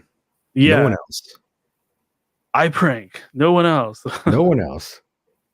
Yeah, That's for him to hilarious. just act that way about it, I'm just so disgusted, and the way he treated Artie, that's what You know, yeah, corner for me. when Artie was on, those were the best years. Yeah, But now you can kiss those days long. Those days are way gone now, and you'll never see Artie like that again. His final good run though was when he was on heroin, when he was snorting cocaine, and this is, I think, his prime, in my opinion. Well, not his prime, but he was hilarious when he was on with Anthony Cumia on Compound Media. They did a show called the AA Show, the Anthony and Artie Show. oh, you And mean those were the dude classics. from Opie and Anthony? Yes, Anthony Cumia. Oh, okay. This was back in, I think he was on, I think in 2017 for just a few months before he had to go to rehab and all that again. Okay. But yeah, if you Yeah. have not heard those shows, Daniel, holy shit, those were funny. No, I've listened to like a couple of them. I also listened to when Artie was a guest on Opie and Anthony. I think they got back together for a little bit and then they started fighting again. But Opie and Anthony was a huge show. It was It's a like great show. yeah, it was I would say it was almost maybe half as big, maybe bigger than that, but it was it had its own like world and audience and they Yeah, feuded it pretty was heavily. number 2. Yeah, it was number 2 in New York after And Howard. then yeah, and they had like major stuff going back and forth. They would talk about Howard's daughters on their show, Yeah. and they would even pull up like old clips of his daughters like making recordings for his old show and stuff like that, and just like scramble them up and make them like totally sick and stuff like that. Like, yeah, they go pretty far. Yes, great times, very good times. I wish the show was as good as it was many moons ago, but that show is done now. And Daniel, I hate to do this, but I do have to get going here, unfortunately. And it was fun. I loved being here. It was like I was thinking, is this my show? Am I doing my show again? What Oh, happened here? It's so familiar. yeah, no worries. I was looking at the clock, and I was actually about to close it off at the 4 hour mark, and we're at the 3:59 right now. So Oh it was shit, literally good timing. counting out of my head. Yeah, 4 hours. I get pretty tired. I mean, I have pretty good radio endurance, but the only reason I went this long is because I had you on here. So no worries. Don't worry about it. We will definitely touch bases and stay in touch and do an actual full on interview. Hopefully, if you're still willing to do that, we'll do a whole full on interview. And of course, this is this is your show too, so you're always welcome on here whenever you want. So we could definitely do it again. But why don't you go ahead and do the same thing I do with all my guests, and you can hop up on the soapbox, and why don't you give a last message to everybody out there, and go ahead and plug your show as Sure. Yeah. Thank you, yeah, Daniel, go for ahead. that. I appreciate that. I really appreciate you saying that, inviting me on here and sharing this with all of you guys out there. And I just want to say thank you to you again and to those that were listening and those that, jumped in and talked to you and contributed to the show. That's awesome. And if anything resonated with you here or anything that I said that you liked, definitely go check us out. Check me out. Check my co-host out, Mike Hideous.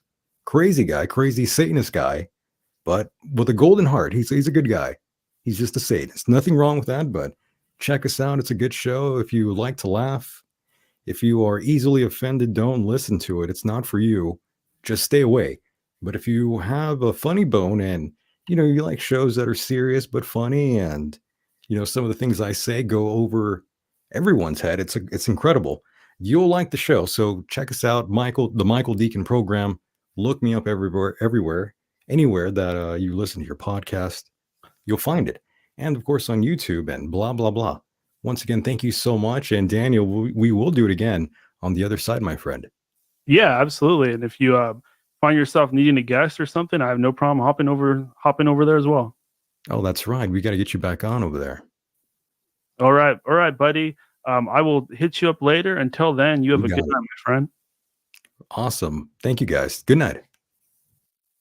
All right, there you have it. That was. Where the heck did my phone go? Look, it's dark here. That's how long we've been broadcasting. It literally went dark in here. Hold on, let me try something.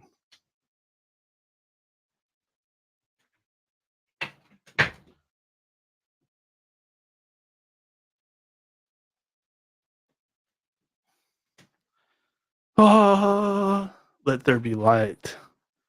All right, you guys. What just happened there? Was that not the craziest roundtable ever? We didn't have General Lee, which, hey, I'll admit right here, that kind of sucked. Definitely wanted him on here because I've gone on his show so many times. I've been so looking forward to getting him on here, but nothing against the guy. Not his fault. Things just didn't come together. He's all the way in jolly old England, so sometimes things don't come together. But we will keep him in mind, and we will make that show happen. So for those of you that were tuning in, hoping to listen to General Lee from the Subconscious Realms podcast, I do apologize. We had to go with our backup plan and just roundtable it, but we will absolutely be having him on here. So don't worry about that. But you know what was great? We had Grub, we had Sherry, we had Nate, we had Raven, we had Al. We didn't have Todd. He missed this week for whatever reason. But we also had the legendary Michael Decon. Wow. Returning to End of Days Radio for the first time in what? Half a decade or something like that. So major broadcast tonight. Major coming together of minds. Major progress in the world of truth radio, in the world of okay, hold on. What is going on? I literally just checked on the Mariners game, and it says they're at the bottom of the 17th inning. Am I seeing this right? 17 innings? You're telling me I did a 4-hour podcast? I watched 2 hours of the game, and I did a 4-hour podcast in 4 hours and 4 minutes, and they're still playing the same game of baseball? I'm in shock. Please, God, please help the Mariners win. Just give us one run. Give us one run. We need this game. I'm sorry to break from Truth Radio and conspiracy and things of that nature and talk about sports. I know you guys hate that, but please just give us one run. Anyways. Oh, now I'm worried about it. Anyways, this was a great show, a great coming together of minds.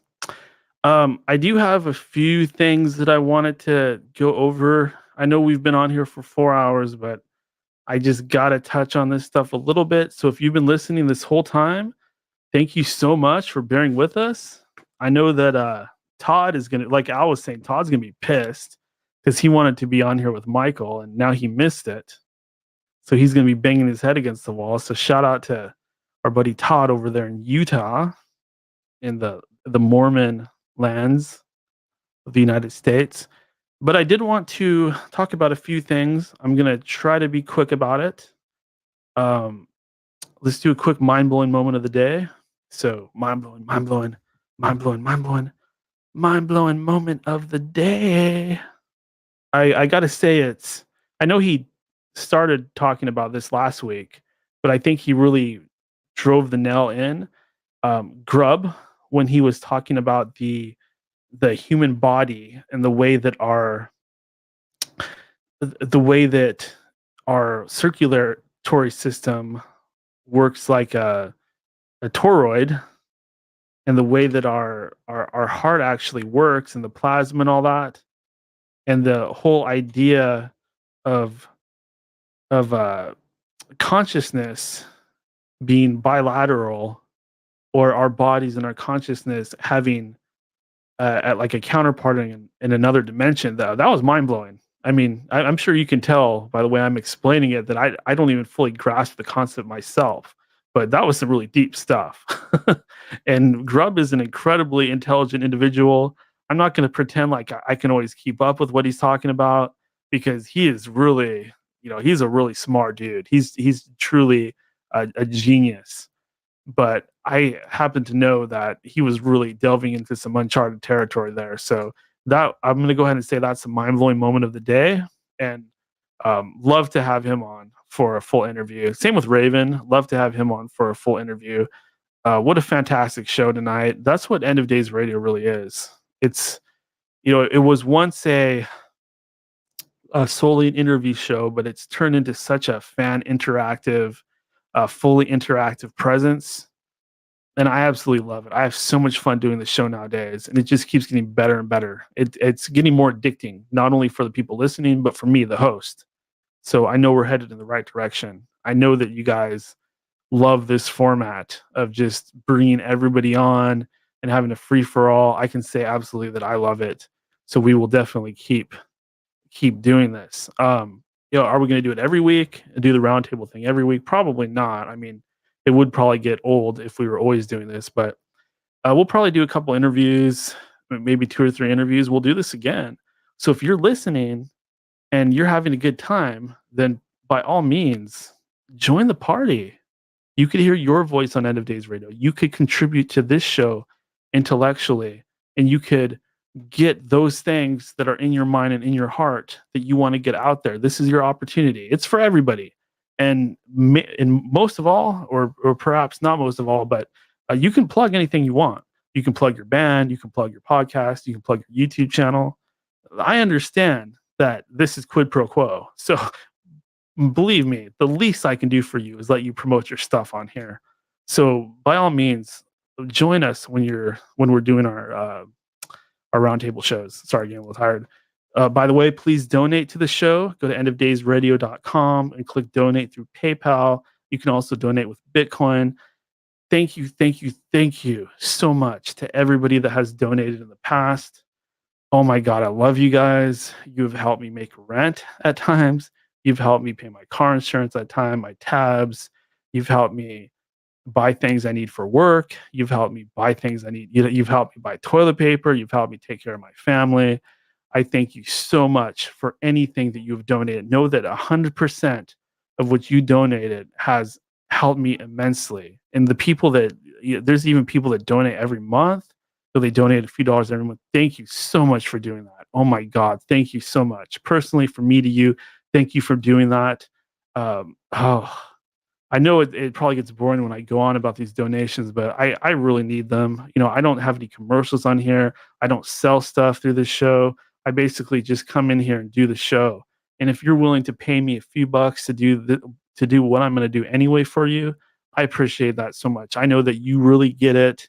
I know that you understand the way this works. It's just, it's about as close to a perfect utopia system as you can imagine, where people just have free exchange of goods and services. Like if I could do this show for you and you could throw some Bitcoin my way, then that's perfect. We don't need any body between us in order to have a fair exchange. And that's how I feel like all society should be, really. I think I should be able to have chickens and take 3 eggs and trade them for some pork, or trade them for some seeds. That's the way I envision the world. You could say it's kind of like a small time mentality. If you're from a small town and you have a little general store and you rip people off, well, your store is going to go out of business immediately. But if you treat people right and you do the right thing, then your store is going to be there for decades. And you might even pass it along to your kids, and everybody's going to know who you are and everybody's going to respect you. So that's the way that I view what we do here on End of Days Radio. But I digress. Hunter Biden, I have to talk about him. Let's see, I do have the Mariners and Astros are now in the 18th inning. Shout out to my friend Nina, who is a huge Astros fan. We used to talk about listening to a game together, listening on the radio at the same time, listening to the Astros and the Mariners. And I think this is really the best we could possibly hope for. Are both of our teams playing in the division championships and going into the 18th inning. Sorry, guys, I know I'm boring you with the sports talk. Let's get back to Hunter Biden, Hunter, the child Hunter Biden. Let's see. So this is from the Insider. How the White House is bracing for potential charges against Hunter Biden. Talking points: President Joe Biden has stood by his son Hunter as he reportedly awaits possible criminal charges. The White House faces a complicated communication challenge if federal agents move forward. One expert said the best thing politically for the president would be for his son to plead guilty. Yeah, plead guilty, you piece of shit.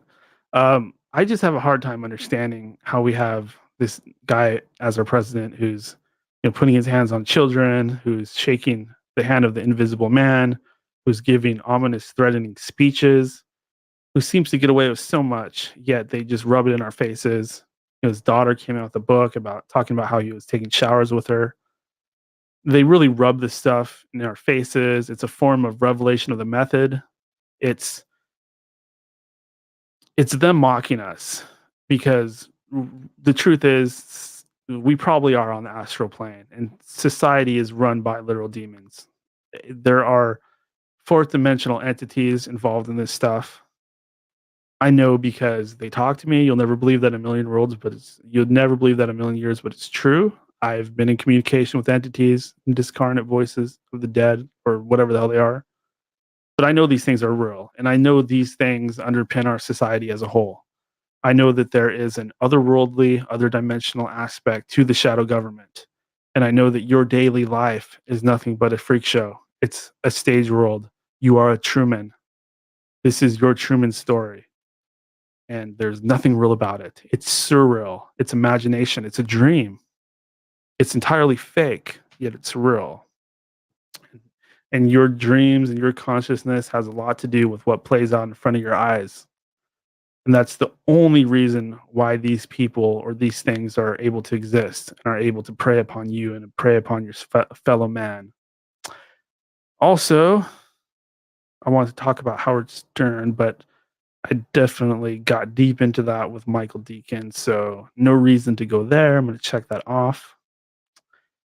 I did want to talk about some of the stuff I've been seeing on eBay. For whatever reason, I had an inkling to search eBay for haunted objects because I was getting into this field of study where people actually place spirits inside of inanimate objects. Like it's kind of like trapping a genie in a bottle because that's literally what they used to do back in the day. They used to take spirits or jinn or demons and they would bind them to objects. So, like let's say I wanted to screw over somebody I don't like and I summon this demonic entity and I use the spell or whatever and I actually binded this entity to this ugly little wooden doll. Well, I could take that wooden doll and give it to somebody and the doll would like come alive when they're sleeping at night and go and choke them and stuff like that, right? Theoretically, I'm not saying that this is for sure possible, but I think there's enough evidence out there throughout history, like things like golems, where I'm sure most people would agree that there's some truth to this. There's just way too many accounts of dolls coming alive and screwing with people. Like the stuff in Hollywood that you think's fake, like Chucky and what's the doll's name from the Haunting? The little Raggedy Ann doll, whatever her name is, Annabelle. Like Chucky and Annabelle, These are based on real, actual stories and accounts throughout history. So a lot of people think, Daniel, you're just way out there. You're in the fantasy realm. You believe the thing I always hear. Oh, he's one of the type that believes every conspiracy. He's so dumb. He believes every conspiracy. Isn't he stupid? He'll believe anything that people tell him. He'll believe it all. It's swamp gas. It's always been swamp gas. He's on drugs. He's schizo. All the stuff they used to cover up these things. All the same lackluster bullshit arguments they use to try to convince us that we're full of shit, we're crazy, don't look there, don't go there. If you do, you're a weirdo and you won't fit in with the rest of us dummies type of mentality, right? Which is the major thing that keeps people from getting into this stuff and seeing the truth, seeing that reality is false and they're surrounded by demons and ghosts and goblins. And it's better for a lot of people if they take the cipher approach and stay within the matrix. Sorry, I'm getting tired. What was I talking about? Oh yeah, so I go on eBay and I enter the search terms, and there's a lot of stuff on there. There's dolls that are supposedly haunted, and there's rings.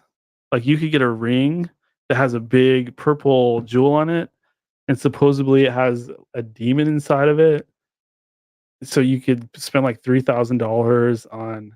It's probably made out of glass, and supposedly it has this certain demon inside of it that's gonna like make you happy. It's gonna make all your dreams come true. It's gonna destroy all your enemies and protect you. Bad idea. I can guarantee you that this thing might. I'm not denying that it's real. It probably is real, even though it's a ripoff, anyways. Because you could, if you were a magician or someone interested in these things, you could probably just create your own, especially if you know the demon's name in advance. But it's probably going to help you for a while, and then it's going to do what most demons do, and it's going to turn you into a slave. It's going to integrate with your consciousness, and it's going to take over. I mean, this stuff's quid pro quo. You're going to be doing its bidding after a while. I mean, if you can stay in control, good for you. But I think that ultimately, when you involve yourself in this stuff, it's going to cause your untimely demise, because the forces of chaos are going to continue to bring chaos into your inner world, and you will express it indeed in your outer world. But eventually that chaos that's being drummed up will consume you. So when you're dealing with negative entities, you better have a lot of willpower, because you're going to constantly have to keep the forces of chaos at bay. And eventually you'll get older, you'll lose your gusto, and you will succumb to these things, and you will become their slave in the afterlife, maybe. I think that buying things like that from eBay is not going to do you any good. I think it's a way for would-be cultists to make a buck in a scammy sort of way. But I also think there's ways that if you are an occultist, you can make money without ripping people off with demon rings and things like that. Like you could give readings, right? You could use your skills and knowledge to see what's in the cards for people. And for a long time, I never believed that these things were possible. I thought they were all just scams and con artistry. But I think you can give people readings in an ethical manner. I've experienced enough psychic phenomena myself. I've had enough clairvoyancy and visions of the future, so to speak, where I know what's possible, and I know that you could probably perform ethical services and charge people for them. In fact, if anybody out there wants to, I'm not going to put myself out there doing readings because I don't know if I can stay that consistent. But if anybody wants to just pay me like $50 or $100 to sit there and talk to them for an hour or two and give my opinion and my take on their life, and if you have like supernatural experiences, or you have thoughts on things or some research that you want to talk about, or you want to pick my brain about research that I've been doing, and you want to pay $50-100 to sit down with me, oh yeah, why not? I'll do it. I'm not going to overcharge you. I'll charge you for my time because I work full time and I need to support myself, and it would be a means to help with that. So if you want to sit down with me and pay to chat with me, pick my brain, have me attempt to give you some kind of reading, or like a twin flame sort of introspective, I'll totally do that for you, and I won't feel one bit bad about it because there's nothing wrong with it. I'm just giving you my take on things. I'm using whatever latent abilities or intuition that I have to do whatever I can for you. So of course I'll do it. And if you think that's stupid and a waste of money and I want nothing to do with it, that's fine with me too. And if there are others that are willing to or wanting to do that, then you should have no problem with that, because I wouldn't be overcharging. I'm not going to charge you $500 to sit down with me for an hour or have lunch with me. That'll come later. No, I'm just kidding. No, seriously, I'm just kidding. I do business in an ethical manner. This is a fair exchange. That's how I do things. So, if you are interested in something like that, then just email me or message me through social media or whatever, and I'll get back to you.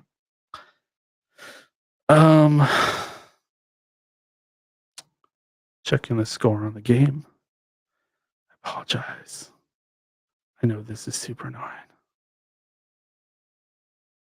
Come on. Oh, no.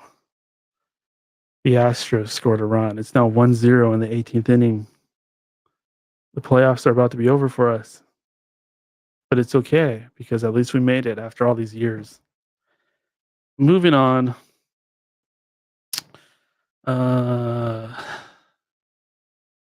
I wanted to do this whole thing on Freemasonry, but I believe that'll take me at least 30 minutes to really dive into that. So we'll save that for another day. Maybe I'll get a guest on here that can provide a little bit more insight on that. Truthers who hate sports, not a good time to go into that. I've been talking about the Mariners too much. And hey, already covered that. Oh, here we go. So I'm not sure how many of you guys out there watch pro wrestling, but in my opinion, I think it's really heating up.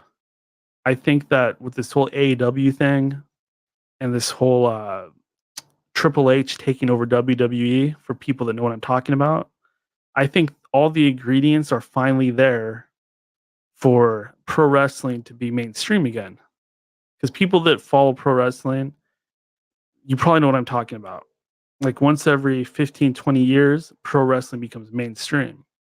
Like the last time it happened was back in what they call the Attitude Era or the Monday Night Wars, with Steve Austin and the NWO and The Rock and people like that. That was the last time pro wrestling was huge. Like there were millions and millions of people watching it when it was on.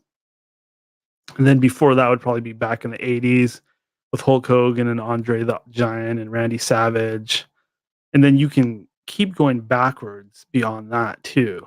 So you have guys like Gorgeous George and I'm not an expert on the history of wrestling. I'm sure if these names were thrown at me, my memories would come back to me. But you can keep going back. There was pro wrestling matches in Japan where literally every television set in the entire country was watching what was happening.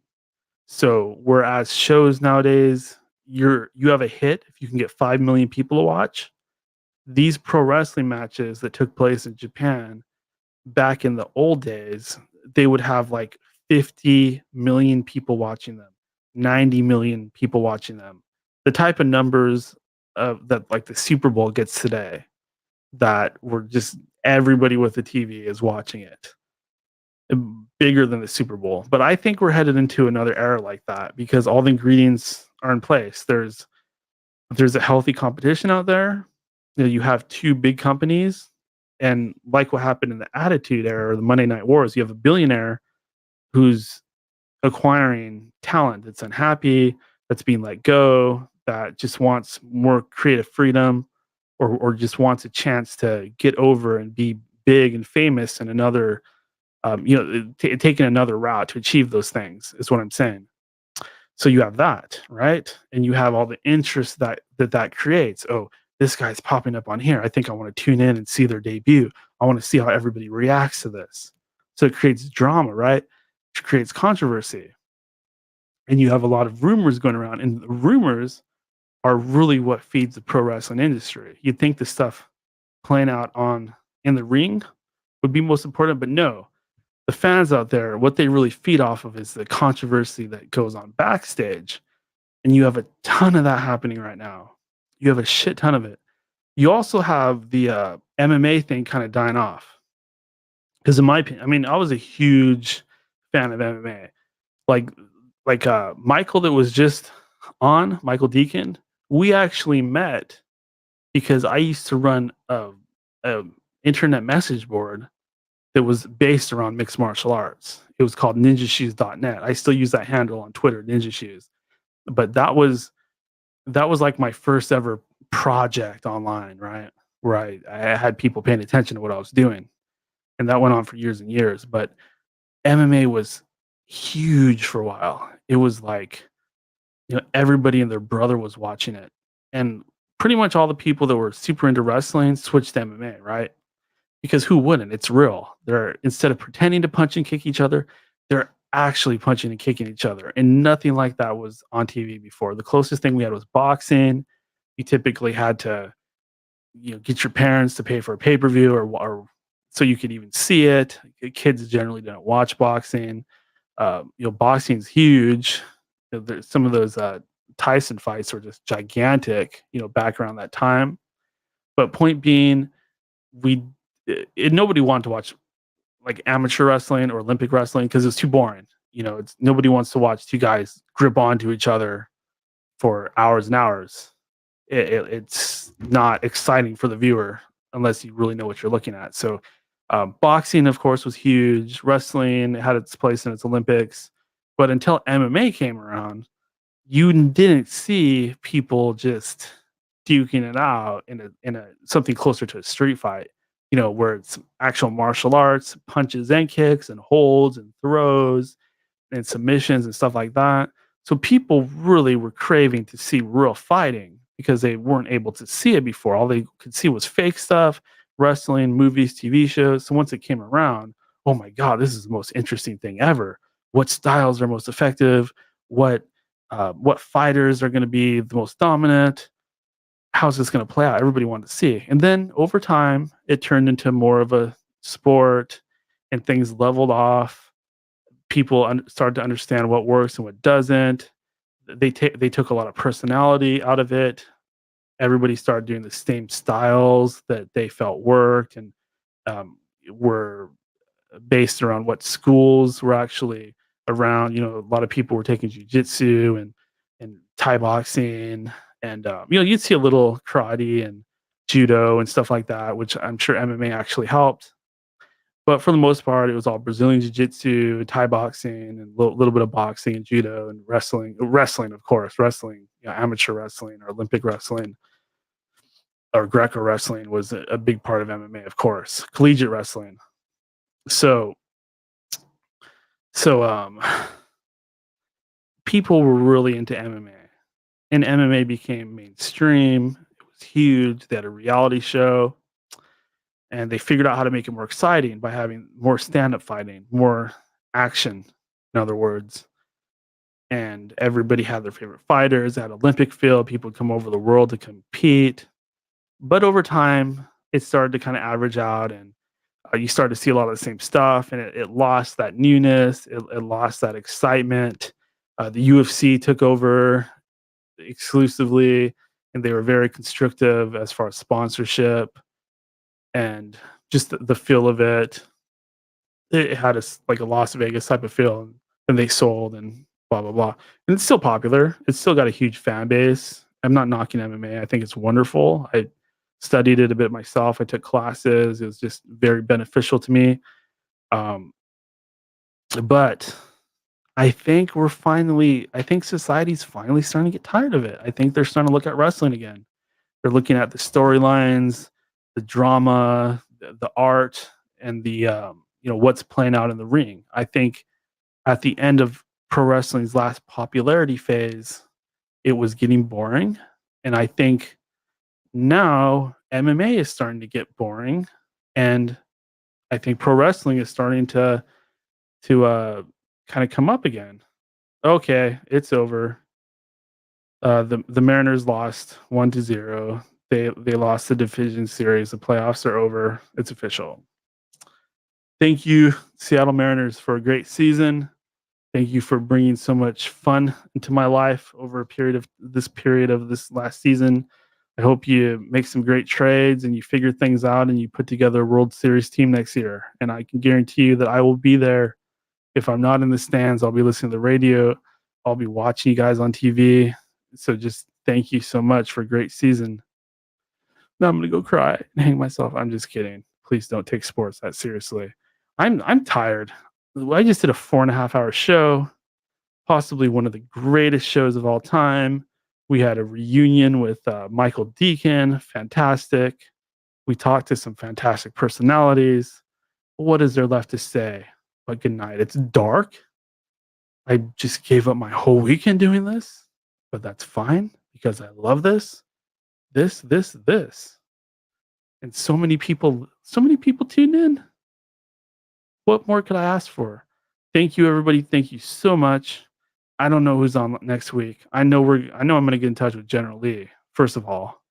But other than that, I don't have anything scheduled. But stay tuned because End of Days Radio is full time, baby.